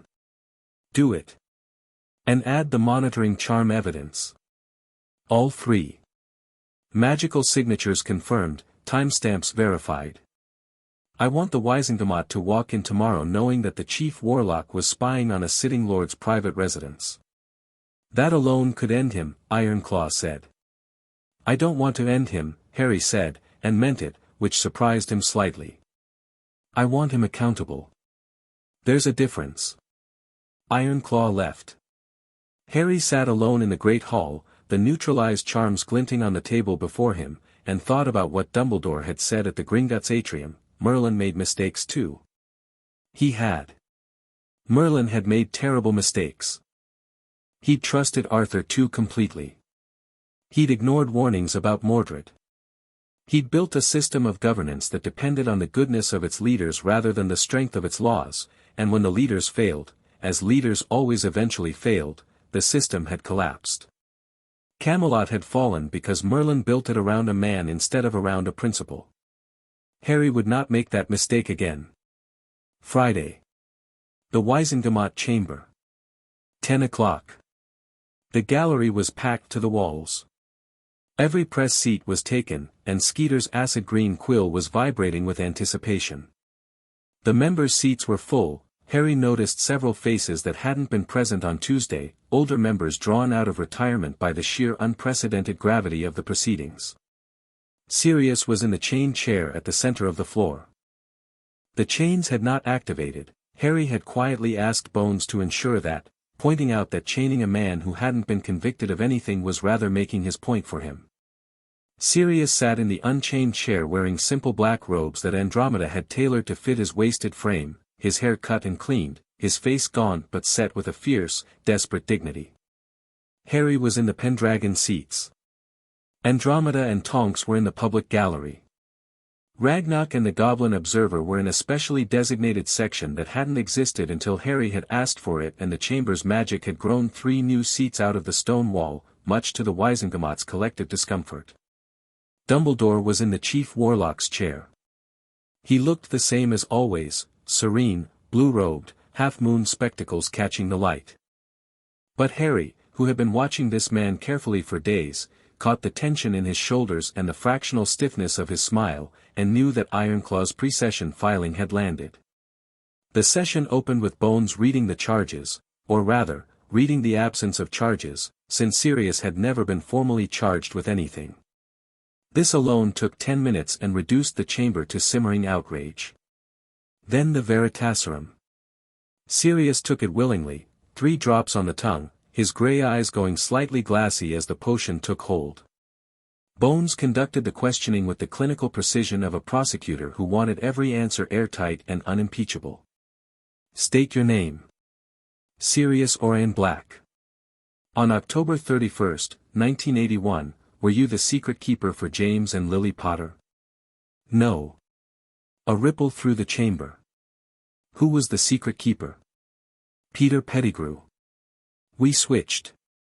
It was my idea. I thought I was too obvious a choice, that Voldemort would come after me. Peter was supposed to be the one nobody suspected. Sirius's voice, even flattened by Veritaserum, carried a terrible bitterness. I was right about that part. Nobody suspected him. Including me, until it was too late. Did you confront Peter Pettigrew on November 1, 1981? Yes. I tracked him to a Muggle street. He saw me coming. He screamed that I'd betrayed the Potters, loud enough for everyone to hear, then he blew up the street with a curse behind his back, cut off his own finger, and transformed into a rat. He escaped through the sewers. The Muggles were dead, the Aurors arrived, and I was standing there laughing because, his voice cracked. Because it was so absurd. The whole thing. Peter outsmarted all of us. The little rat outsmarted everyone. Peter Pettigrew is an animagus. Unregistered. A rat. We all were. James was a stag, I'm a dog, Peter was a rat. We learned at Hogwarts. We never registered. The chamber was vibrating with noise. Fudge was purple. Several members of the Wisengamot were on their feet. Dumbledore sat very, very still. Bones raised her hand for silence and got it. She turned to face the Chief Warlock's chair. Chief Warlock Dumbledore. Pre-session evidence has been filed indicating that you were present at the meeting where the secret keeper was changed from Sirius Black to Peter Pettigrew.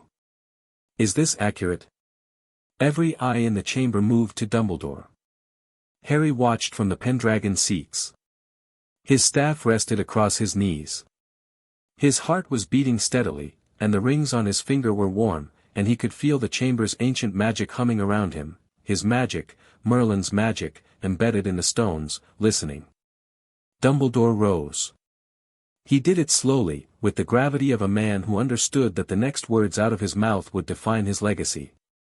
I invoke the right of accounting, Harry said, before Dumbledore could speak. The suspension from Tuesday's session is lifted. The Chief Warlock will answer under the Compact's oath. The chamber's magic activated. Harry felt it, a pulse of power running through the stones, the ancient compulsion settling over the room like a weighted blanket. Dumbledore felt it too. Harry saw the moment the oath took hold, saw the fractional widening of Dumbledore's eyes as magic older than Hogwarts wrapped around his tongue and demanded truth. I was present, Dumbledore said. The words came out measured, precise, each one placed with the care of a man walking through a minefield. At a meeting in October of 1981, at the Potter's residence in Godric's Hollow. The decision was made to use a Fidelius charm. I offered to serve as secret keeper myself. James declined, choosing Sirius instead. Subsequently, I was informed that the role had been switched to Peter Pettigrew. I was informed by Sirius himself. You knew Sirius Black was not the secret keeper, Bones said. I knew. And when he was arrested, you said nothing. The oath pressed. Dumbledore's jaw clenched, and the truth came through his teeth like water through a cracked dam. I did not come forward with this information. I believed, he paused. Not evading, searching for the precise truth, because the oath demanded precision. I told myself that the situation was complex. That Sirius might have revealed the change to Voldemort even without being the keeper himself. That Peter's body had been found, a finger, I was told, and that Sirius's guilt seemed self-evident from the scene. I told myself these things. Another pause, longer. They were rationalizations. I knew that a full investigation would have revealed the truth. I chose not to push for one. Why? Bones's voice was a blade. Because Sirius Black, if free, would have claimed guardianship of Harry Potter. And I needed Harry at Privet Drive. The blood wards, the protection, required it. I believed the protection of the boy was more important than the freedom of one man. His voice dropped. I was wrong. The chamber detonated.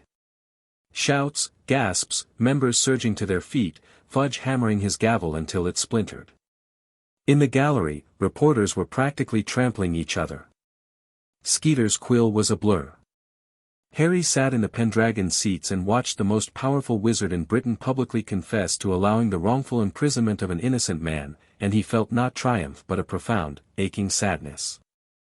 Because Dumbledore had genuinely believed he was protecting Harry.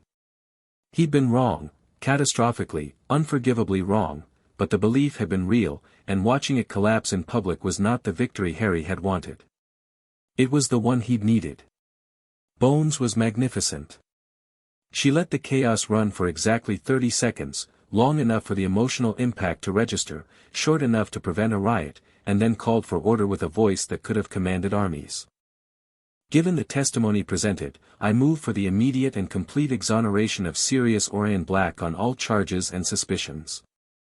I further move for a formal investigation into the circumstances of his imprisonment, including the actions of all parties with knowledge of the secret keeper arrangement. And I move that Sirius Black's guardianship rights over Harry Potter be formally reviewed and, if appropriate, restored. Seconded, Augusta Longbottom said, already on her feet. Thirded, said a voice Harry hadn't expected, Cyrus Greengrass, the cautious neutral, finally picking a side. The vote was 44-3. Sirius Black was free. The chains on the chair, the chains that hadn't been activated, dissolved. Not by anyone's spell. The chair itself seemed to reject them, the metal crumbling to dust, and Harry felt the chamber's magic shiver with something that felt almost like satisfaction. Sirius stood. He was shaking, his whole body vibrating with an emotion so large it seemed to be physically deforming him, and he looked up at the tiers of faces with eyes that were bright and wild and completely, terrifyingly sane. "Thank you," he said. Just that. 2 words, and they were enough. In the gallery, Andromeda was sobbing openly. Tonks was holding her mother and grinning through her own tears, her hair a triumphant shade of gold. Harry allowed himself one moment, one brief, private moment, of something that felt very much like joy. Then a wand flashed in the upper gallery, and everything went wrong. Harry felt it before he saw it, a spike of hostile intent cutting through the chamber's magic like a knife through silk. His senses, honed by Merlin's instincts, identified it in a fraction of a second, a killing curse, aimed at Sirius, cast from the upper tier of the public gallery by a figure in a dark hood. Time slowed. Not metaphorically, Harry reached into the ambient magic of the chamber and pulled, and the world stuttered, each second stretching like taffy as his mind raced ahead of the physical world. The green light was already traveling. Avada Kedavra, the killing curse, unblockable by any shield charm in the standard wizarding repertoire. Harry raised his staff. What happened next would be debated, analyzed, and argued about in magical academia for decades. The staff of Merlin Ambrosius, the oldest magical focus in existence, carved from a lightning-struck oak, carrying enchantments layered over centuries, flared with a light so bright it whited out the chamber's mage lights. Harry spoke a word, not an incantation, not a spell, a word, in the old tongue, the language of creation itself, and reality flexed. The killing curse stopped. Not deflected. Not absorbed. Stopped. Frozen in midair, a bolt of green light suspended 3 feet from Sirius's chest, vibrating with lethal energy that had nowhere to go. The chamber was silent. Every person in the room was staring at the frozen curse, their faces painted green by its light. Harry flicked his wrist. The curse unraveled, not exploding, not dissipating, but coming apart at a fundamental level, the magic deconstructing itself strand by strand until there was nothing left but a faint shimmer in the air. He had not countered the killing curse. He had unmade it. Then he turned his attention to the caster. The hooded figure was already moving, pushing through the frozen gallery crowd toward an exit. Harry didn't chase. He didn't need to. He reached into the wards, Merlin's wards, woven into the chamber's bones, and closed the room. Every door sealed. Every fluke connection shut down. The apparition boundary, already in place, hardened until it could have held back a giant. The Wizengamot chamber became a box, and everyone in it was trapped. "Nobody leaves," Harry said, and his voice carried through the chamber not with the clarity of good acoustics but with the resonance of absolute authority, the voice of the man who had built this room and could, if he chose, unmake it as easily as he'd unmade the curse. "Aurors, secure the gallery. The assassin is in the upper tier, Section 4, wearing a hooded cloak over grey robes. They are carrying a wand of elm, 12 inches, with a core I don't recognize, something dark." 3 Aurors were already moving. The hooded figure made it 6 steps before a stunner from Bones herself, who had vaulted the DMLE barrier with an athleticism that belied her age and had her wand out before her feet hit the gallery floor, caught them square in the back. The figure went down. The hood fell back. The face beneath was unfamiliar to Harry, a man, middle-aged, pale, with the glazed eyes and slack expression of someone under the imperious curse. But the wand that rolled from his fingers was anything but ordinary. Harry's senses screamed at it, dark magic, deep and foul, the particular signature of soul-contaminated enchantment. The wand had been touched by a Horcrux. Harry descended from the Pendragon seats. The chamber was in chaos around him, screaming, shouting, members trying to reach the exits and finding them sealed, but a bubble of silence surrounded Harry as he walked, the chamber's magic responding to his presence, clearing a path. He crossed the floor, climbed the gallery stairs, and crouched beside the stunned assassin. Bones was there, wand trained on the prone figure, her monocle cracked from the leap. "Don't touch him. I'm not going to touch him. I'm going to touch the wand." Harry reached for the elm wand on the floor. Bones started to object, then stopped, because the expression on Harry's face was not that of a curious child. It was the expression of a master diagnostician examining a diseased organ. Harry's fingers closed around the wand, and the dark magic writhed against his grip, cold, vicious, a fragment of something larger and infinitely more wrong. He held it for 3 seconds. In those 3 seconds, Merlin's knowledge of soul magic, the treatise he'd been reading in the library, the defenses he'd built into Emmery's, the deep understanding of how Horcruxes worked and what they did to the magic around them, unfurled in his mind like a map. He could read it. The wand had been used as a conduit, a tool to channel the influence of a Horcrux onto a human subject, overriding their will, directing their actions. The imperious curse layered on top of Horcrux compulsion, creating a puppet controlled not by a living wizard but by a fragment of a dead one. Voldemort. Even as a shattered wraith, even as a collection of soul fragments scattered across Britain, he could still reach out and kill. Harry set the wand down. He looked at Bones. This man was controlled.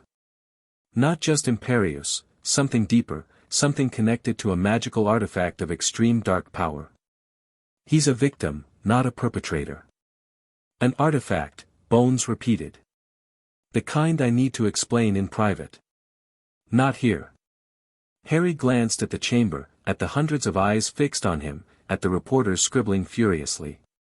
What I will say publicly is this: the person who ordered this assassination is not in this room. They are not, in any conventional sense, alive. And they are not finished. The chamber went cold with a fear that had nothing to do with temperature. Harry raised his voice. Members of the Wizengamot. You have just witnessed an assassination attempt on a man the moment he was exonerated, a man whose testimony threatened to expose failures in our system that someone does not want exposed.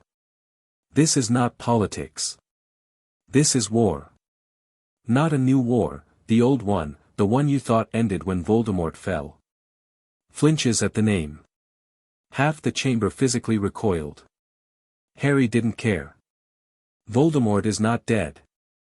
He survived through means I will detail to the appropriate authorities. The remnants of his power are active, present, and capable of reaching into this chamber and attempting murder in front of the entire Wizengamot. This is the threat that Dumbledore was trying to protect me from. He was right about the threat. He was wrong about everything else. He looked at Dumbledore. The old wizard looked back, and something passed between them, not understanding, exactly, but acknowledgement. Two men who saw the same threat from opposite sides of a divide that might, one day, be bridged. I am going to deal with this threat, Harry said. Not alone, I'm 7, and even Merlin knew when to ask for help. But I am going to lead the effort, because I am the only person in this room who understands what we're actually fighting. I will need the Wizengamot's support, the DMLE's resources, and the Goblin Nation's cooperation. I will not need anyone's permission. He turned to Sirius, who was standing in the center of the floor, shaken by the near miss but alive, upright, and looking at his godson with an expression of pure, stunned amazement. Let's go home, Harry said. Sirius reached out and took Harry's hand. His grip was bony, trembling, warm. They walked out of the Wizengamot together, the freed man and the boy who had freed him, the last Black and the reborn Merlin, through sealed doors that opened at Harry's touch and closed behind them, leaving the chamber in a silence so profound it rang. In the antechamber, away from the eyes and the quills and the weight of history, Sirius's legs finally gave out. Harry caught him, or rather, Harry's magic caught him, a cushion of force that lowered him gently to a bench against the wall. You stopped the killing curse, Sirius said. His voice was wondering, disbelieving, the voice of a man who had just watched the impossible happen and was trying to fit it into a world that made sense. You just stopped it. I unmade it, Harry said. It's a different thing.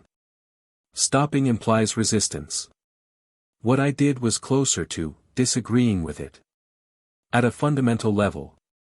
The curse says, this person dies. I said, no, and because my magic is older and deeper than the magic of the curse, might no one. Sirius stared at him. That is the most terrifying thing I've ever heard, and I lived with Dementors for 6 years.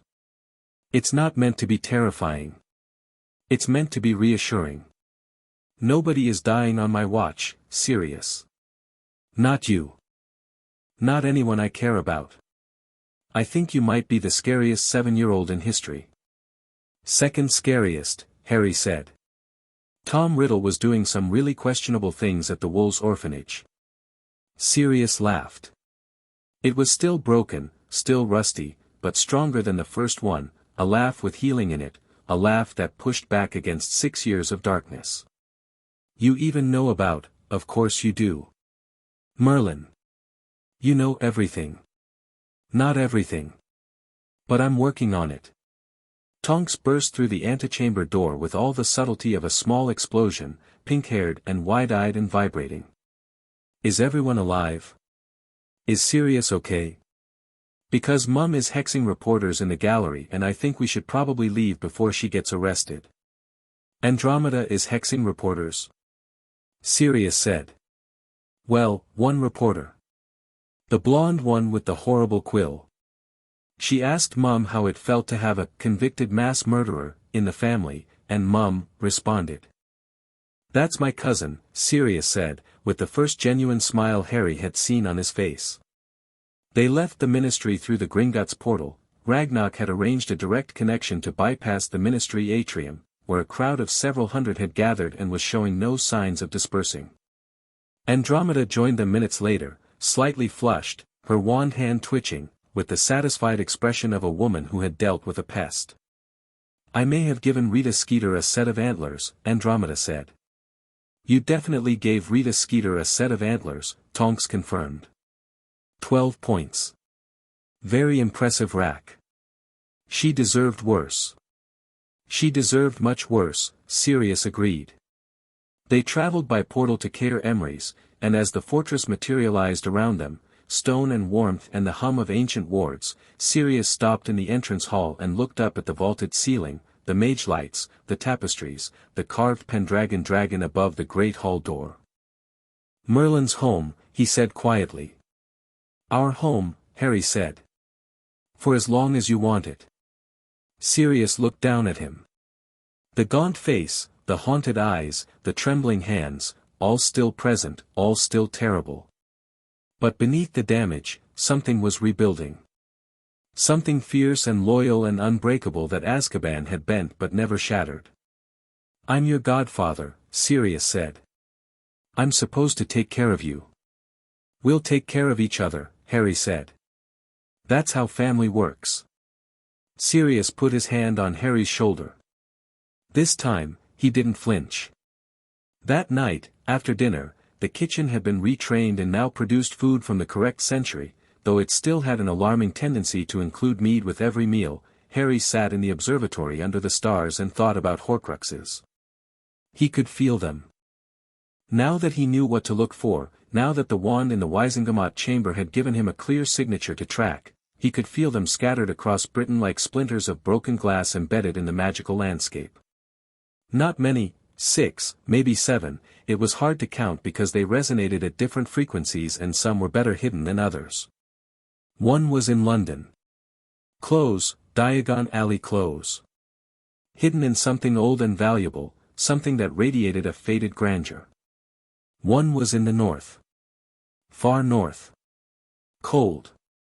Buried in something that reeked of dark magic and old hatred. One was, Harry froze. One was in his scar. He touched his forehead. The lightning bolt scar, the one everyone stared at, the mark of Voldemort's failed killing curse.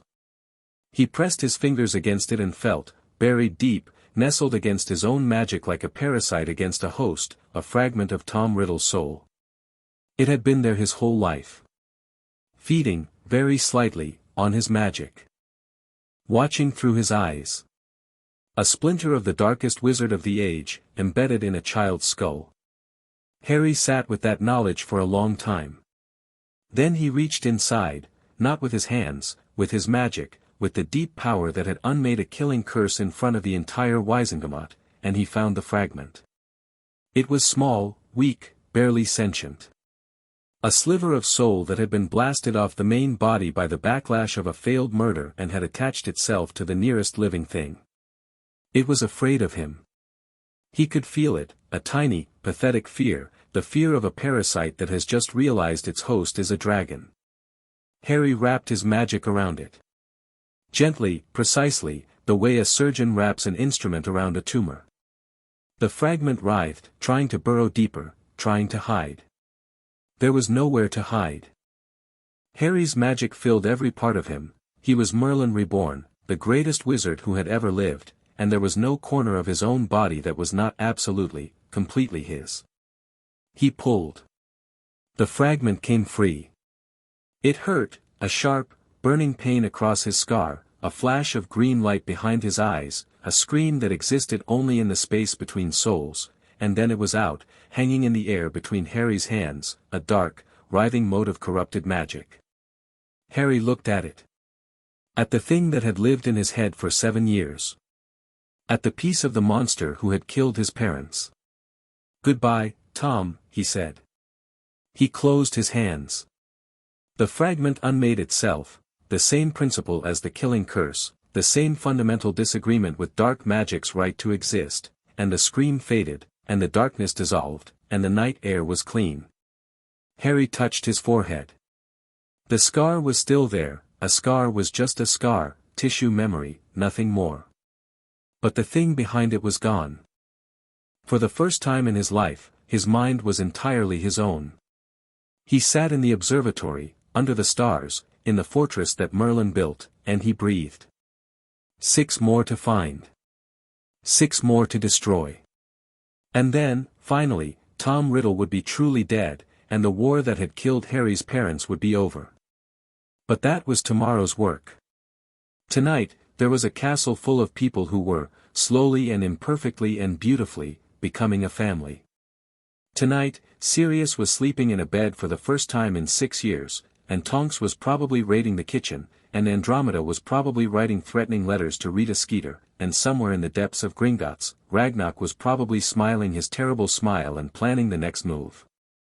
Tonight, Harry was not alone. He went inside, and the fortress sealed behind him, warm and watchful and ready for whatever came next. Chapter 5. What was and what will be the Horcrux in London called to him like a rotten tooth demanding attention. Harry had spent 3 days after the trial cataloguing what he could feel. 6 fragments remaining, scattered across Britain, each one a wound in the magical landscape that the ley lines flinched away from. He'd mapped them in his study, pinning locations on a chart of Britain with notes on signature strength, estimated concealment, and likely container. The one in London was close, arrogant, and hiding in plain sight. It sat somewhere in Diagon Alley itself, pulsing with a dark magnetism that drew the desperate and the ambitious, a lure disguised as a treasure. Harry could feel it from Cornwall, a greasy smear on the magical landscape, and it made his teeth ache. He could also feel the one in the north, Hogwarts, he was almost certain, which was a special kind of violation that made Merlin's memories burn with outrage. Something dark hidden inside the school he'd helped build, squatting like a spider in the walls. The others were fainter, harder to place. One felt ancient and cold, somewhere in the west. One was moving, not quickly, but erratically, like a living thing, which raised deeply unpleasant questions. And the 6th was buried so deep that Harry could barely detect it, hidden behind wards of blood and darkness, and he suspected it was the one Voldemort had guarded most carefully. But London first. The closest, the most accessible, and the one he could reach without explaining to anyone why he needed to visit a Scottish castle 4 years before he was old enough to attend school. Harry was in the library, reviewing Merlin's notes on Horcrux destruction, the original research, centuries before Herpo the Foul's techniques were codified in any dark arts text, when Sirius found him. 3 days of proper food, healing potions, sunlight, and the absence of dementors had already made a visible difference. Sirius was still gaunt, still scarred in ways that went deeper than skin, but the grey had left his complexion and something vital had returned to his eyes.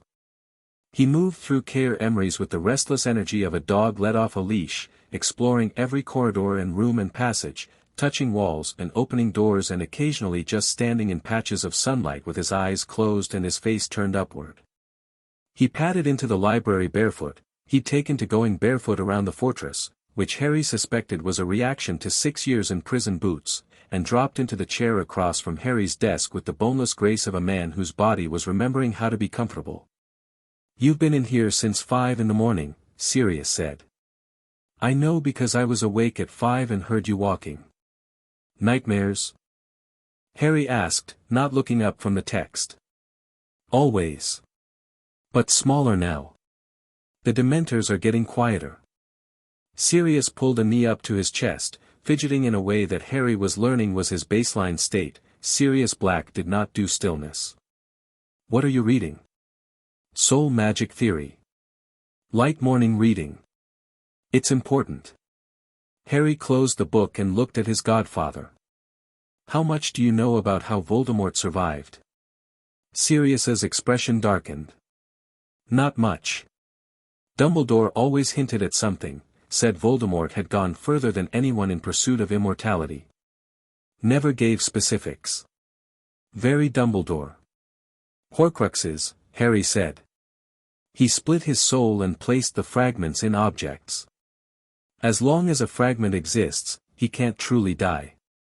His body was destroyed when the killing curse rebounded on him, but his soul, or what's left of it, is still anchored to this world. Sirius went very still.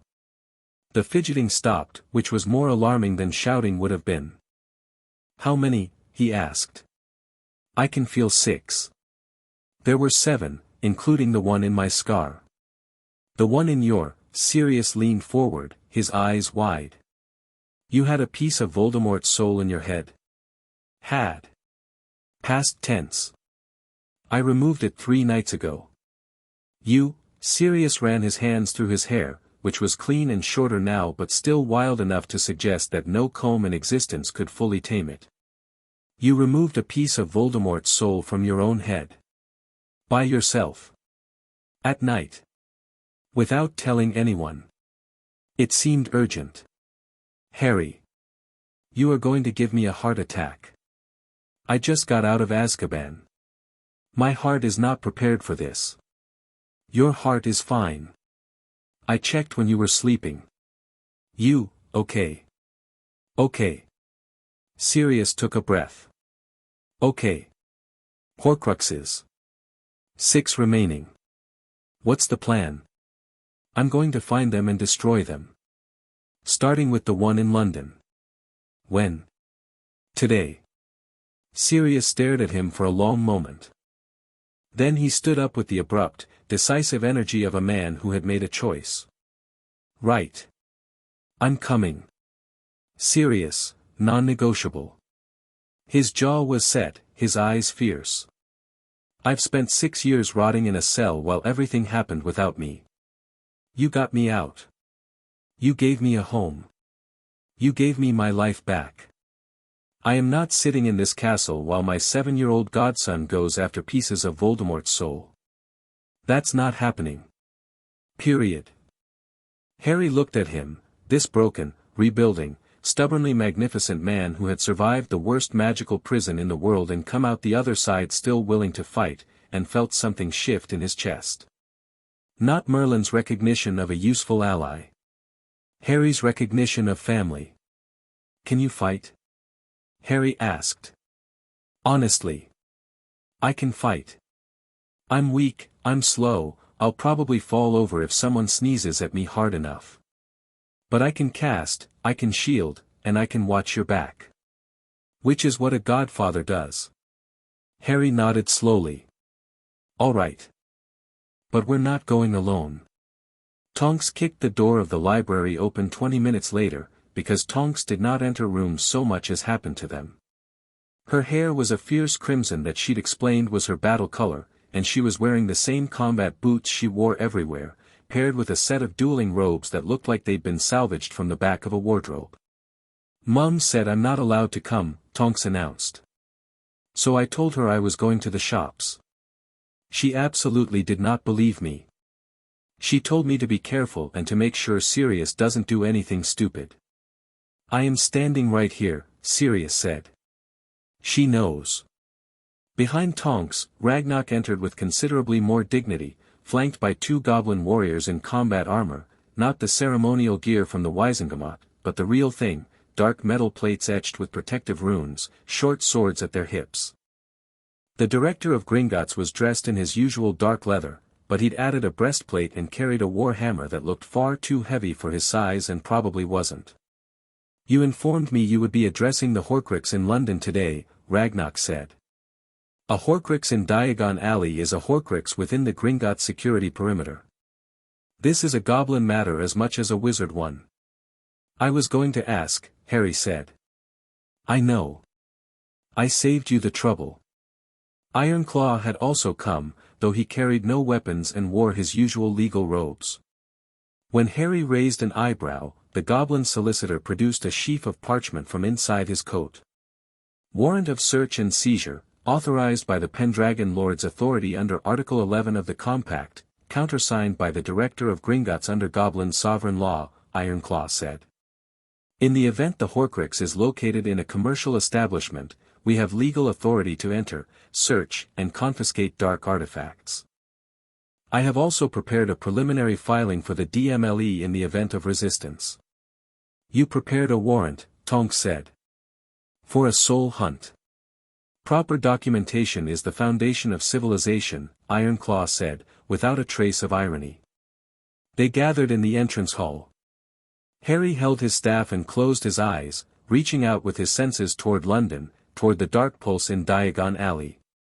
It was still there, steady, patient, oozing dark magic like an infected wound seeping pus. "It's in the south end of the alley," Harry said. "Below Gringotts, below the main shops. Somewhere narrow, cluttered, old." He pushed deeper, letting his awareness flow along the ley lines, triangulating the signal. A shop. Dark artifacts, cursed objects, dangerous goods. The Horcruxes mixed in with other dark items, hiding in a collection of darkness, like a needle in a stack of needles. "Borgin and Burke's," Ragnarok said immediately. "Nocturne Alley. A known dealer in dark artifacts, technically legal under current ministry classification, practically a clearinghouse for items that should have been destroyed decades ago. The proprietor, Ironclaw added, is one Caractacus Burke. Elderly, connected to several old pureblood families, alleged but unproven ties to the Death Eater movement." "Perfect," Harry said. "Let's go." They traveled by Gringotts' portal to the bank's secure arrival chamber.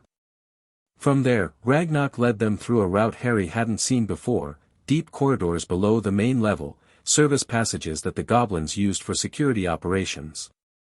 The tunnels were older than the bank above, carved from bedrock, the stone humming with ley line energy. They emerged through a concealed exit into a narrow, winding alley that Harry recognized by feel before he saw the sign. Nocturne Alley branched off from Diagon like a diseased limb, narrower, darker, the buildings leaning together overhead until the sky was a thin strip of gray between crooked rooftops. The air was thick with competing enchantments, concealment charms, muggle-repelling wards, and a general miasma of dark magic that lay over everything like a film of grease. Harry's senses lit up. After the clean magical environment of Caer Emmery's, Nocturne Alley was an assault, dozens of dark artifacts, cursed objects, and questionable enchantments screaming for his attention. But beneath the noise, one signal stood out, a deep, steady pulse of soul magic, coming from a shop halfway down the alley. Borgin and Burke's. The sign was faded, the windows grimy, the display case containing items that even from outside made Harry's skin crawl, a cursed necklace, a hand of glory, a cabinet that radiated unstable spatial magic. The door was black wood, reinforced with iron bands that were themselves enchanted against forced entry. "I go in first," Harry said. Sirius and Tonks, flanking positions outside the door. "Ragnarok, your warriors cover the back exit, there'll be one, probably through the basement. Ironclaw, stay with the portal exit and be ready to file emergency documents if this goes sideways." "You're giving tactical orders," Sirius said, not as a question but with a note of wonder. "I've sacked fortresses." Harry adjusted his grip on the staff. "This is a junk shop." He pushed open the door. The interior of Borgin and Burke's was exactly what the exterior promised, cramped, dark, every surface covered with objects that ranged from mildly disturbing to genuinely horrifying. Skulls on shelves. Dried hands in jars. Jewelry that whispered when you walked past. The whole place was a symphony of minor dark magic, dozens of cursed and enchanted objects creating a constant low-level hum of malevolence.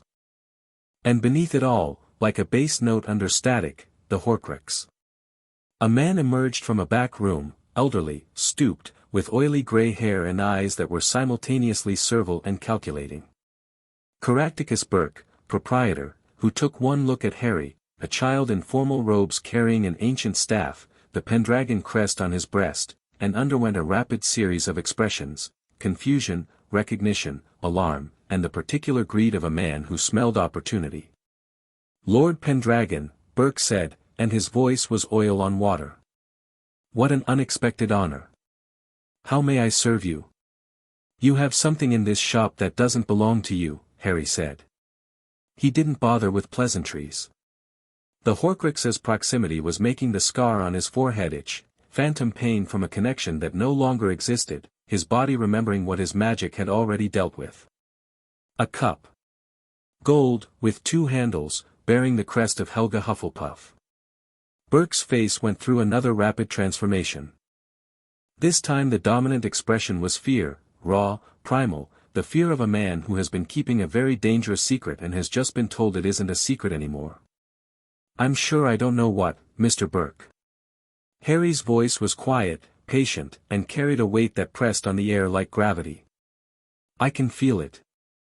I've been able to feel it from Cornwall. I know exactly what it is, exactly where it is, and exactly what it does. I also know that possessing a Horcrux is a crime under every magical legal code in the world, including several that predate the Ministry by 1,000 years. You can give it to me voluntarily, or I can invoke the warrant of search and seizure that my solicitor has prepared, bring in the DMLE, and let them catalogue every item in this shop while they're at it. Your choice. Burke's calculating eyes darted around the shop, looking for angles, exits, leverage. He found none. The front door was blocked by a child who had just unmade a killing curse in front of the Wizengamot. The back exit was, he seemed to sense this instinctively, not available either. It was left in my care, Burke said carefully. By a client. Decades ago. I was told to keep it safe. Which client? Burke's mouth worked. The fear intensified. I can't, Hill, Tom Riddle, Harry said. He left it with you before he became Voldemort. Before the First War. It's been sitting in your back room for 30 years, slowly poisoning the magical environment of this alley and leaking dark influence into every person who walks past your shop. You knew what it was. You may not have known the word Horcrux, but you knew it was dark, you knew it was soul magic, and you kept it because Riddle frightened you more than the law did. Burke sagged. The serval calculation drained out of him, leaving behind a tired, frightened old man who had been carrying a weight he'd never wanted. Back room, he said. Second shelf on the left. Behind the cursed tea set. Harry walked past him. The back room was worse than the front, darker, more crowded, the concentration of dark magic thick enough to taste. Harry navigated through the clutter with the confidence of someone whose senses could map a room by its magical signature alone and stopped in front of a shelf cluttered with tarnished silver and cursed porcelain. Behind a tea set that radiated mild malevolence, sitting on a velvet cloth that had once been purple and was now the color of dried blood, was a small golden cup with two handles. The crest of Helga Hufflepuff, a badger, simple and honest, was engraved on the side. The Horcrux screamed at him. Not audibly. Psychically. The fragment of Voldemort's soul inside the cup sensed what Harry was, not just a threat but the specific threat it feared most, the one power in the world that could unmake it, and it lashed out. Dark magic erupted from the cup in tendrils of black energy, reaching for Harry's mind, his emotions, his fears. It found nothing to grip. Harry's mind was Merlin's mind, vast and deep and anchored in 15 centuries of experience. The dark tendrils touched his consciousness and recoiled, burned by the sheer wholeness of him, a complete soul, a healed soul, a soul that had lived and died and been reborn and come out the other side with every piece intact. The Horcrux was a fragment. Harry was an entirety. There was no contest. He picked up the cup. It bucked in his hand, the dark magic intensifying, the soul fragment screaming in a register that only Harry could hear. Images flashed, Voldemort's memories, bleeding through the connection. A young Tom Riddle, handsome and hollow-eyed, charming an elderly woman into showing him her treasures.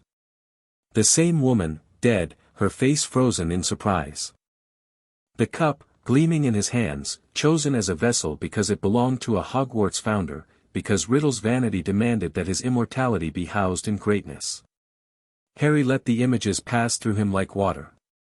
They were ugly, pathetic, the memories of a man so afraid of death that he'd torn his own soul apart rather than face it. You could have been so much more, Harry murmured to the fragment. Not with sympathy, with the exhausted recognition of someone who had seen this pattern before, brilliant wizards who chose fear over courage, power over connection, and diminished themselves in the pursuit of permanence. What a waste. He wrapped his magic around the cup. The same technique as the scar fragment, but larger, the cup was a more deliberate creation, better anchored, more fiercely defended. The soul fragment fought him, throwing everything it had into resistance, illusions, compulsions, raw destructive force that would have overwhelmed any normal wizard. Harry was not a normal wizard. He reached into the cup with magic that predated the dark arts by millennia, magic that understood the fundamental nature of the soul because it had been studying that nature since before Hogwarts was built. He found the fracture point, the place where Riddle's soul had been torn, the magical wound that held the fragment in place, and he healed it. Not the fragment. The wound.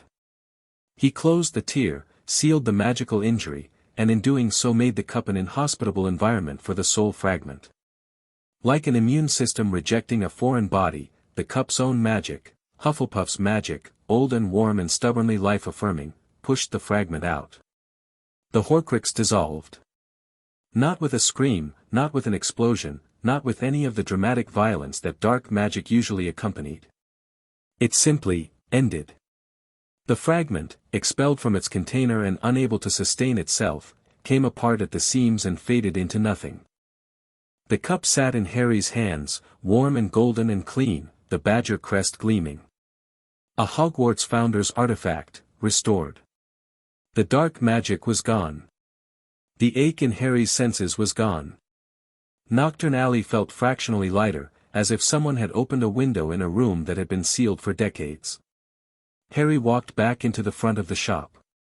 Burke was sitting behind his counter with his head in his hands, looking like a man who had just watched his doom arrive and depart and couldn't quite believe he was still alive. "It's done," Harry said. He set the cup on the counter. "The Horcrux has been destroyed.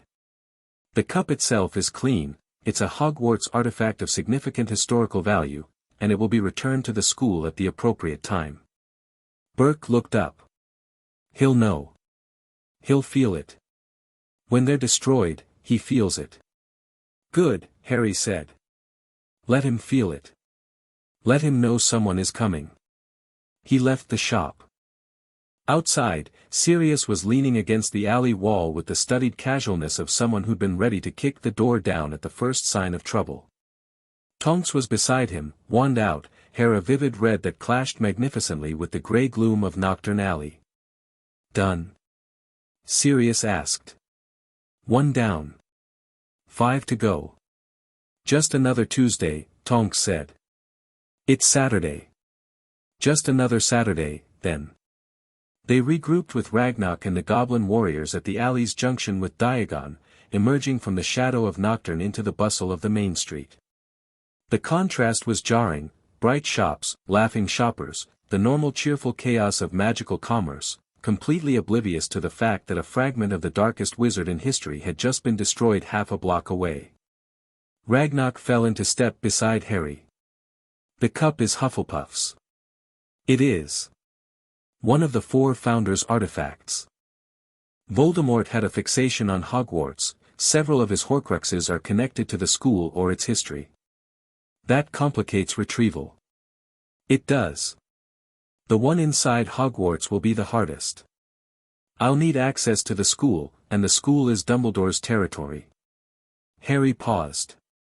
"We need to talk about Dumbledore." They returned to Caer Emmery's through the Gringotts portal, and Harry called a meeting in the Great Hall. Everyone, Sirius, Tonks, Andromeda, Ragnarok, Ironclaw, Griphook, gathered around the long table, and Harry laid out what he knew. 6 Horcruxes. 1 destroyed in his scar, 1 in the cup. 5 remaining, Hogwarts, the North, the West, the moving one, and the deeply hidden one. He explained what he understood about Voldemort's psychology from Merlin's knowledge of soul magic and from the fragments of memory he'd absorbed from the scar and the cup. Riddle chose containers that meant something to him, Harry said. The cup was Hufflepuff's.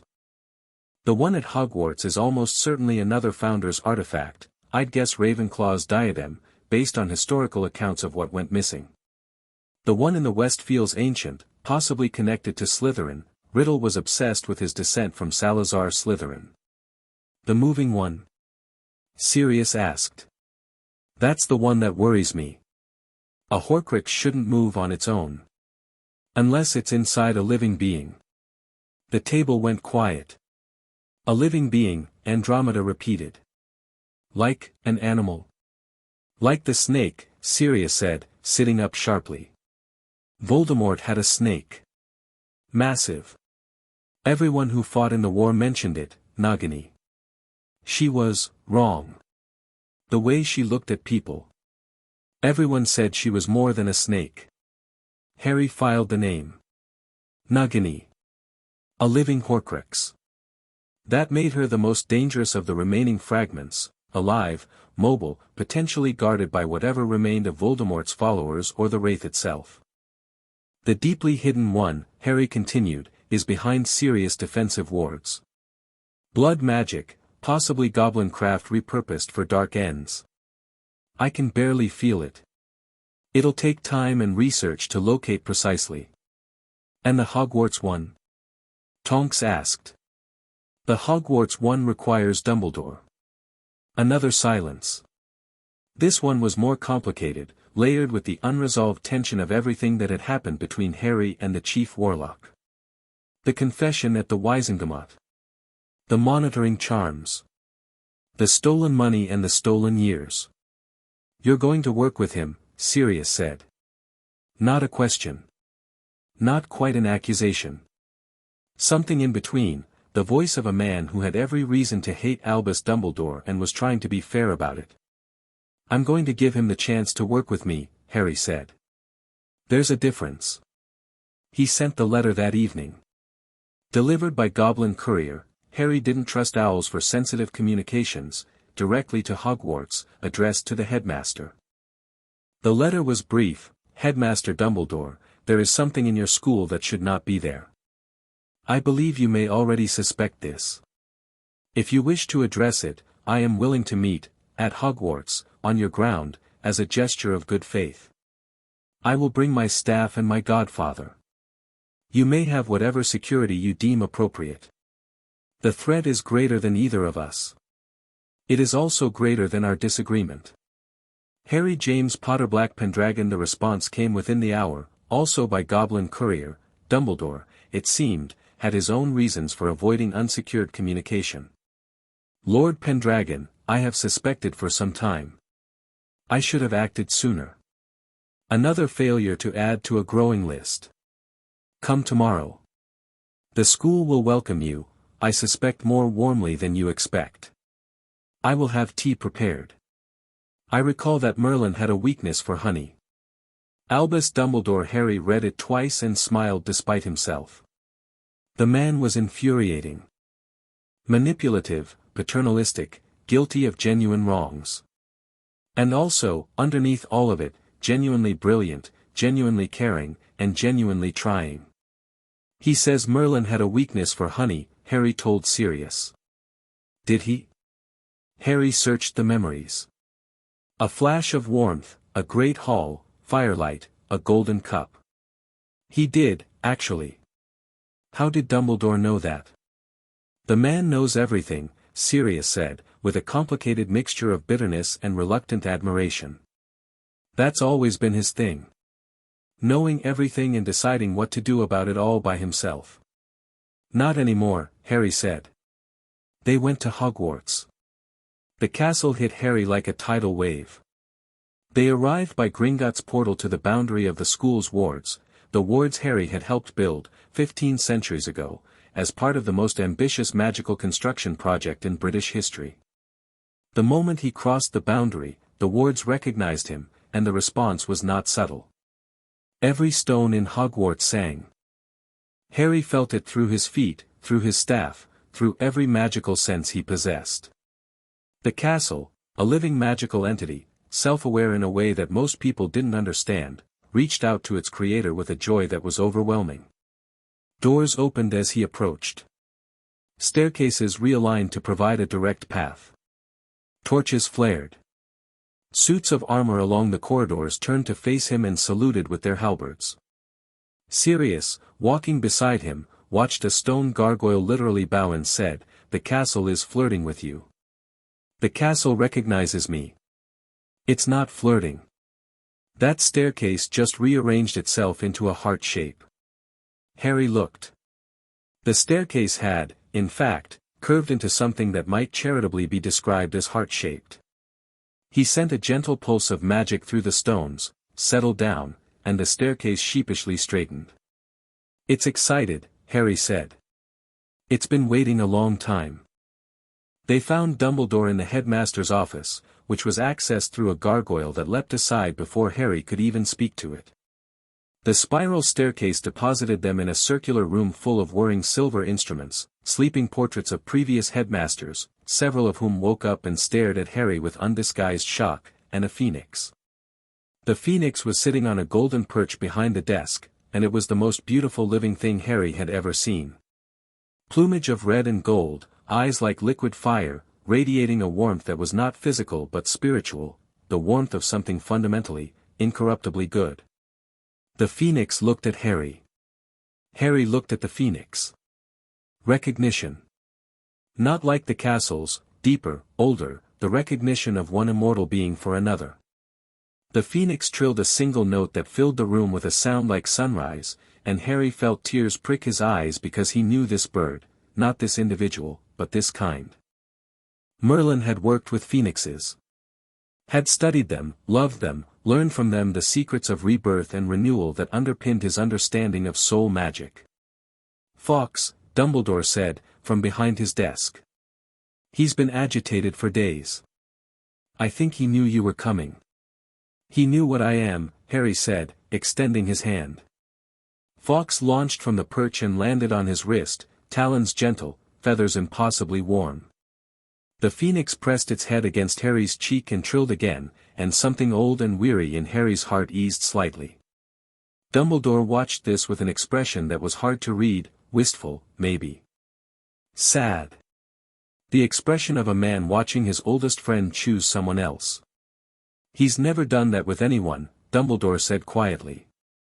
"I'm not anyone," Harry replied, but gently. He stroked Fawkes's plumage and felt the phoenix's fire magic resonate with his own, compatible frequencies, harmonious, the kind of magical sympathy that made collaboration not just possible but natural. "No," Dumbledore agreed. "You're not." He gestured to the chairs before his desk. Harry sat, Fawkes remaining on his wrist, apparently having no intention of leaving, and Sirius sat beside him, tense and wary and watching Dumbledore with eyes that held 6 years of Azkaban. "Sirius," Dumbledore said. "I owe you an apology that words cannot adequately express." "You're right," Sirius said. "They can't." The silence that followed was painful and necessary. "I won't ask your forgiveness," Dumbledore continued. "I haven't earned it. What I will offer is honesty, complete, unreserved, and long overdue." He turned to Harry. "You said there is something in this school. Tell me what you know, and I will tell you what I suspect, and perhaps together we can do what I should have done years ago." Harry studied him. The Merlin memories were quiet, not because they had nothing to say, but because this moment belonged to Harry. This was not the politics of the Wizengamot or the strategy of war. This was a choice about whether to trust someone who had hurt him. "Ravenclaw's diadem," Harry said. "It's here, in the castle. Voldemort hid it during a visit, probably years ago, when he applied for the defense against the dark arts position." Dumbledore's eyes widened fractionally. "He came to the castle in 1957. I turned him down for the position. I always suspected he had an ulterior motive for the visit, but I never," he stopped. "I never looked. Another thing I should have done. The diadem is somewhere in the castle that's hard to find. A place where things are hidden. A place the castle knows about but doesn't openly reveal." "The room of requirement," Dumbledore said immediately. "7th floor, opposite the tapestry of Barnabas the Barmy. The room appears when you need it and configures itself to match the need. If you needed a place to hide something, it would become a place where things are hidden," Harry finished. "A room of hidden things. Where one more hidden thing would disappear into a sea of clutter." "Fiendishly clever," Dumbledore murmured, and the grudging respect in his voice was the respect of one chess player for another's move. "Take me there," Harry said. They walked through Hogwarts together, Harry, Sirius, Dumbledore, and Fawkes, who had relocated from Harry's wrist to his shoulder and seemed to be settling in permanently.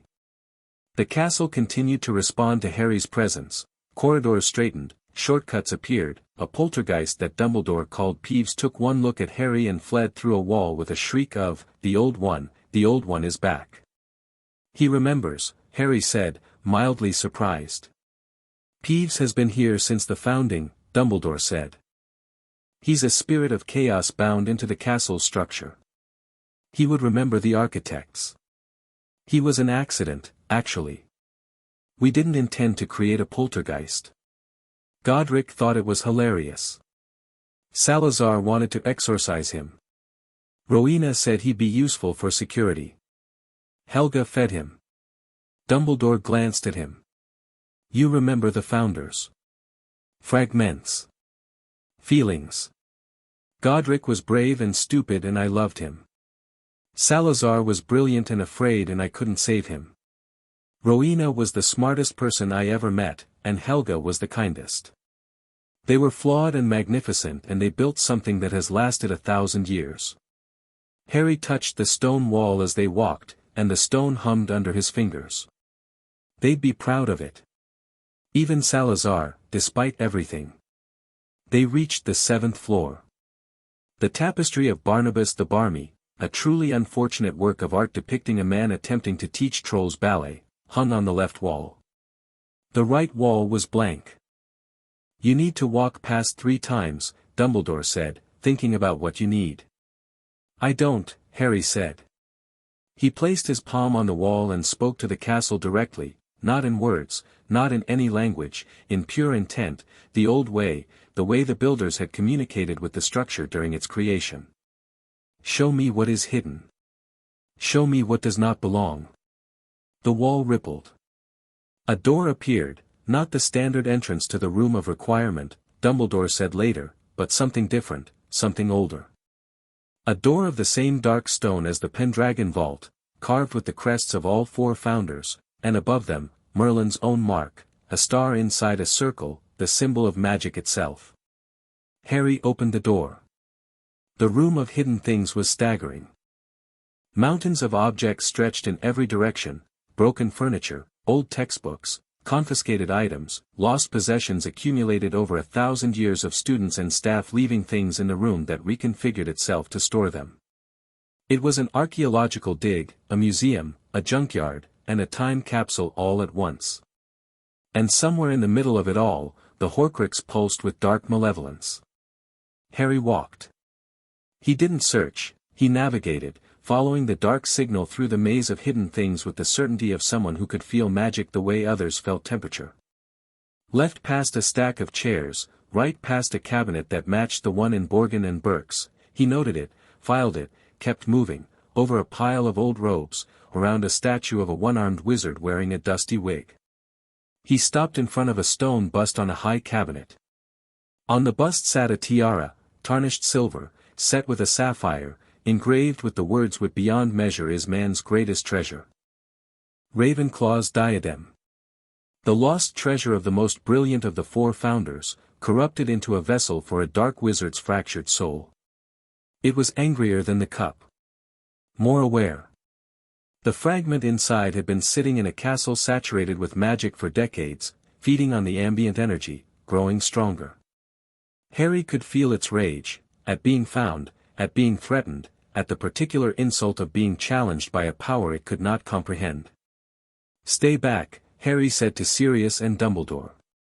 Both of you. This one's going to fight. Harry, Sirius started. Trust me. He raised the staff. The diadem exploded with dark energy. Not a physical explosion, a psychic one. The Horcrux threw everything it had at Harry in a single, massive assault, visions of death, waves of despair, illusions designed to find the deepest fears of the victim and weaponize them. Voldemort's fragment, more powerful than the cup, more cunning than the scar, tried to break Harry's mind. It showed him the cupboard. The locked door, the darkness, the sound of the Dursleys laughing upstairs while he lay on the thin mattress with his stomach empty and his arm bruised. It showed him every moment of fear and helplessness and worthlessness from 7 years of abuse, and it said, "This is what you are. Not Merlin. Not a lord. A broken boy in a cupboard, and no amount of magic will change that." Harry felt the memories hit him. He didn't resist them. He didn't push them away. He let them come, the cupboard, the hunger, the bruises, the loneliness, and he held them, and he looked at them clearly, and he said, not to the Horcrux but to himself, yes. That happened to me. And I survived it. And I am here. The dark vision shattered. Harry's magic surged. Not with anger, with clarity.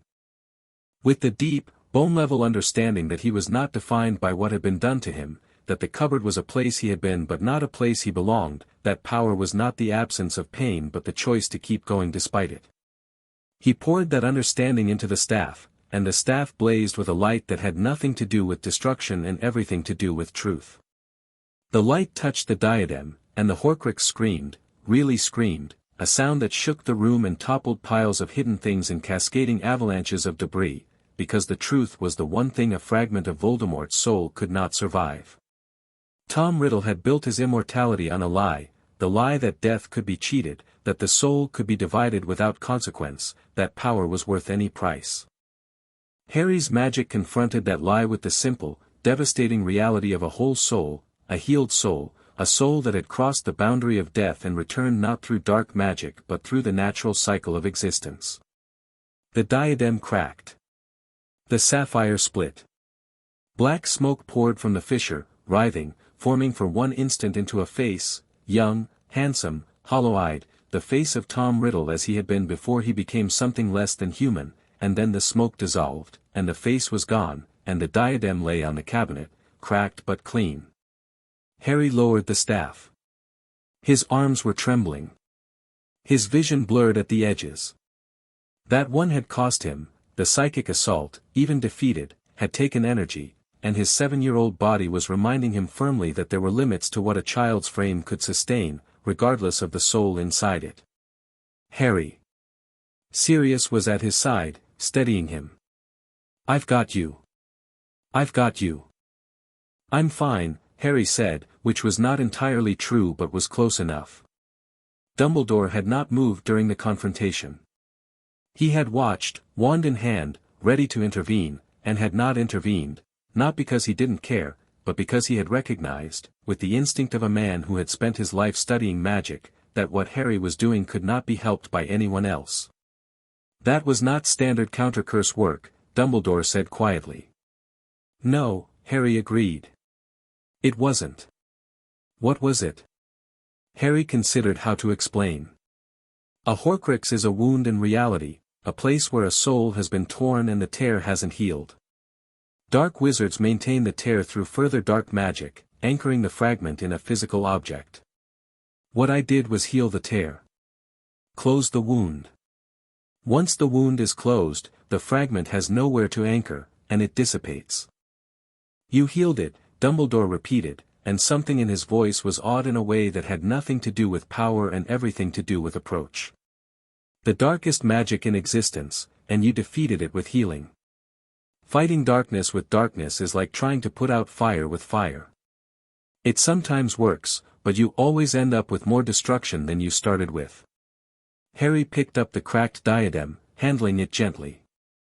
Merlin understood this. It's the fundamental principle behind everything he built, the compact, the wards, the school.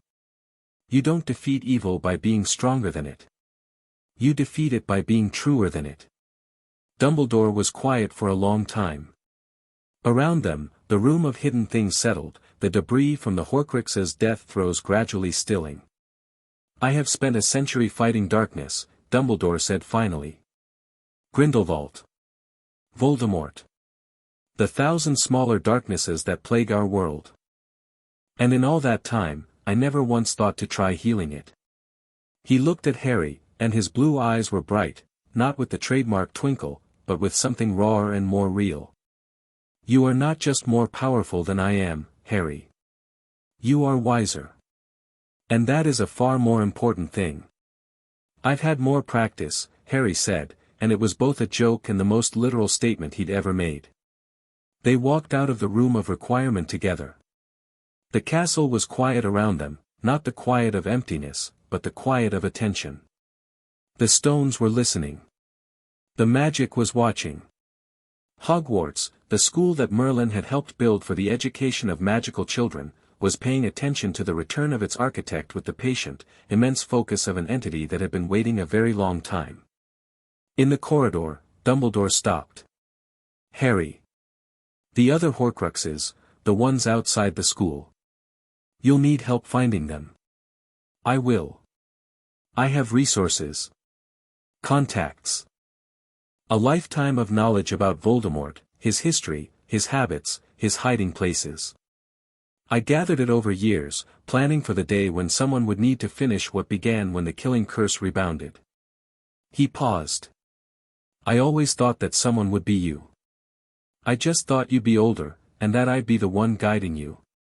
The idea that you might not need my guidance, that you might be the one guiding me, is..." He searched for the word. "Humbling," Harry offered. "I was going to say uncomfortable, but humbling is more accurate." The ghost of a smile. "Will you accept my help? Not my control. Not my authority. My help. Offered freely, with no conditions, and with the understanding that you are the leader and I am the assistant, and that if I overstep, you will tell me so in no uncertain terms." Harry looked at him. This man had placed him with abusers. Had stolen his money. Had let Sirius rot. Had acted, again and again, from a place of unchecked certainty that his judgment was superior to the law, to the rights of others, to basic human decency. And he was standing here, offering to follow rather than lead, admitting fault, asking for the chance to do better. Merlin's memories whispered, "People can change. Not always. Not easily. But the capacity for change is what separates the redeemable from the lost." "I accept your help," Harry said. "On one condition." "Name it." "You answer to the law from now on. Not to your own judgment, not to the greater good, not to any private calculus of acceptable losses. You submit to the same accountability you'd expect from anyone else. If I invoke the right of accounting and ask you a question, you answer it. Not because the compact compels you, but because you choose to." Dumbledore considered this. "You're asking me to give up the thing I value most. My independence of action. I'm asking you to replace it with something better. Trust in a system bigger than yourself. It's what you should have been doing all along." A long pause. Fawkes, still on Harry's shoulder, trilled softly.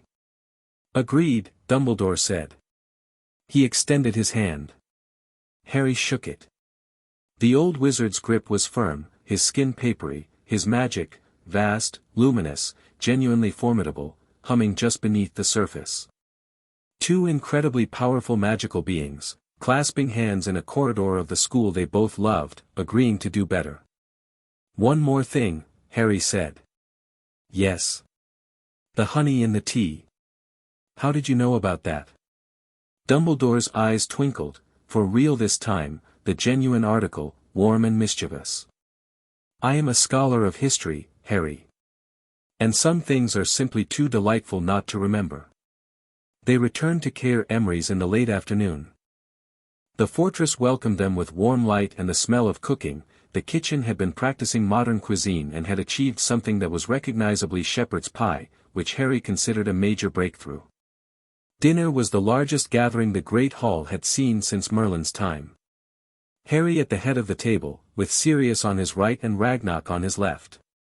Andromeda and Tonks beside Sirius, the goblin contingent beside Ragnarok, and, at Harry's invitation, accepted with quiet grace, Dumbledore at the far end, balancing his position as guest and former adversary and tentative ally with the social dexterity of someone who had been navigating complicated dinners for over a century. The conversation was not easy.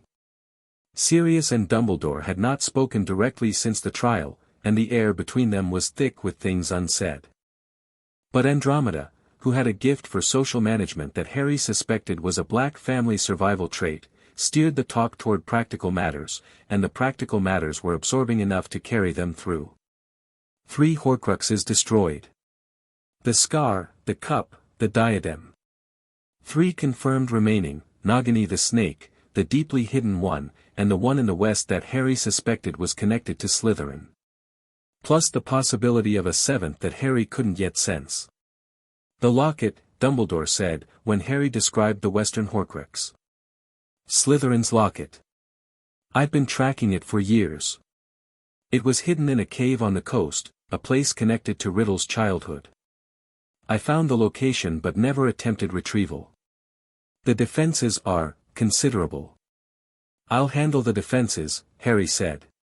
What kind? Inferi. An army of reanimated dead, submerged in a lake inside the cave. A potion that must be drunk to reach the Horcrux, designed to incapacitate the drinker through induced despair and hallucination. And the cave itself is warded against apparition and most forms of magical travel. Inferi. Harry turned the word over. The Merlin memories had context, reanimated corpses, a form of dark necromancy that exploited the residual magical energy in dead tissue. Fire. Inferi are vulnerable to fire. Correct. But the numbers, I once burned a fleet, Harry said mildly. In a previous life. 200 ships. Fiend fire, controlled and directed. The inferi won't be a problem. The table was quiet. You burned a fleet, Sirius said. The Saxons were invading. It seemed appropriate. I need to read more history, Tonks muttered. After dinner, Harry walked the perimeter of the fortress alone. The evening was soft and grey, the Atlantic mist rolling in, the ley lines humming beneath his feet with their constant, reassuring song. Fawkes flew overhead in slow circles, a streak of red and gold against the clouded sky. Harry thought about the future. 4 Horcruxes remaining. A political landscape still shifting from the Wizengamot upheaval. Alliances to build, institutions to reform, a godfather to heal, a school to attend in 4 years. Voldemort's wraith, somewhere out there, growing weaker with each destroyed fragment but still dangerous, still cunning, still capable of reaching out through his Horcruxes to strike at those who threatened his immortality. The Ouroboros letter. The unknown watcher. The reminder that some doors, once opened, could not be closed. Harry leaned on his staff and looked out at the sea. The waves broke against the cliffs below in a rhythm that was older than magic, older than memory, the patient pulse of a world that had endured ice ages and empires and would endure whatever came next. He thought about Arthur. Not as a memory, as a person. A friend. A king. A man who had believed, with idiotic golden confidence, that the world could be made better, and who had been right. Not because the world wanted to be better, but because he'd been willing to try, and to gather around him people who were willing to try with him. Harry had people now. Sirius, damaged and fierce. Tonks, chaotic and loyal. Andromeda, composed and unshakable. Ragnarok, sharp and ancient and true. Augusta Longbottom, granite and justice. Amelia Bones, law and steel. Even Dumbledore, humbled and learning. Not a round table. Not yet. But the beginning of one. Footsteps behind him. Sirius, barefoot on the wet grass, his prison-thin frame wrapped in a cloak Andromeda had conjured for him. You should be resting, Harry said. Probably. Sirius stood beside him at the cliff's edge.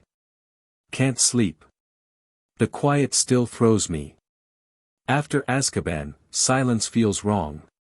Like something's about to happen. They stood together, godfather and godson, looking at the sea. Harry, Sirius said. The Merlin thing. The memories, the power, the 1400-year-old brain in a 7-year-old body. It's extraordinary. It's world-changing. But I need you to hear something, and I need you to actually hear it, not just process it with your ancient wizard mind. I'm listening. You don't have to be Merlin all the time. Sirius's voice was rough, earnest, stripped of the wit and charm he used as armor. You can just be Harry. A kid who likes treacle tart and needs new glasses and deserves to have someone read him a bedtime story. The world needs the Pendragon Lord. But I need my godson. James's son. The kid I held when he was a baby, the kid I was supposed to raise, the kid I failed. His voice cracked. Let me not fail you now. Let me just be your godfather sometimes. Even if you don't need one. Harry felt it again, the crack in his composure, the place where the ancient sorcerer fell away and the child came through. Not weakness. Humanity. The part of him that the cupboard had tried to kill and couldn't. I do need one, Harry said. I need one very much. Sirius put his arm around Harry's shoulders. Harry leaned into him, this broken, rebuilding man who smelled like healing potions and sea air and something underneath it all that was warm and fierce and unconditionally present. They stood at the cliff's edge, the fortress humming behind them, the sea crashing below, and the future stretching out ahead like an unwritten story. There were Horcruxes to destroy. A Dark Lord to defeat. A world to change. A system to reform. A school to attend, friends to make, magic to learn and teach and share. There were battles ahead, political and magical and personal, and the road would be long and the opposition fierce and the stakes as high as they had ever been. But tonight, on a hilltop in Cornwall, in a castle that Merlin built and Harry reclaimed, a boy and his godfather watched the stars come out over the Atlantic, and the boy felt something he had never felt in the cupboard under the stairs, something that was bigger than magic and older than memory and stronger than any Dark Lord who had ever lived or ever would. He felt like he was home. The wind blew. The waves broke. The stars shone. And somewhere deep beneath the fortress, in the bedrock of Britain itself, the ley lines hummed with a new energy, brighter, fiercer, more alive than they had been in centuries. The land was waking up. The old magic was returning. The once and future wizard was here, and he was 7 years old, and he was not afraid. Not of the Dark Lord. Not of the broken system. Not of the enemies who circled and schemed and plotted. Not of anything. Because he had done this before. He had built kingdoms and forged compacts and faced down the darkness and survived. And he would do it again, not alone, never alone again, with the people he'd found and the power he'd been given and the stubborn, impossible, absolutely unshakable belief that the world could be made better. That was the legacy of Merlin. Not power. Not knowledge. Not the staff or the crown or the ley lines. Hope. And it started here.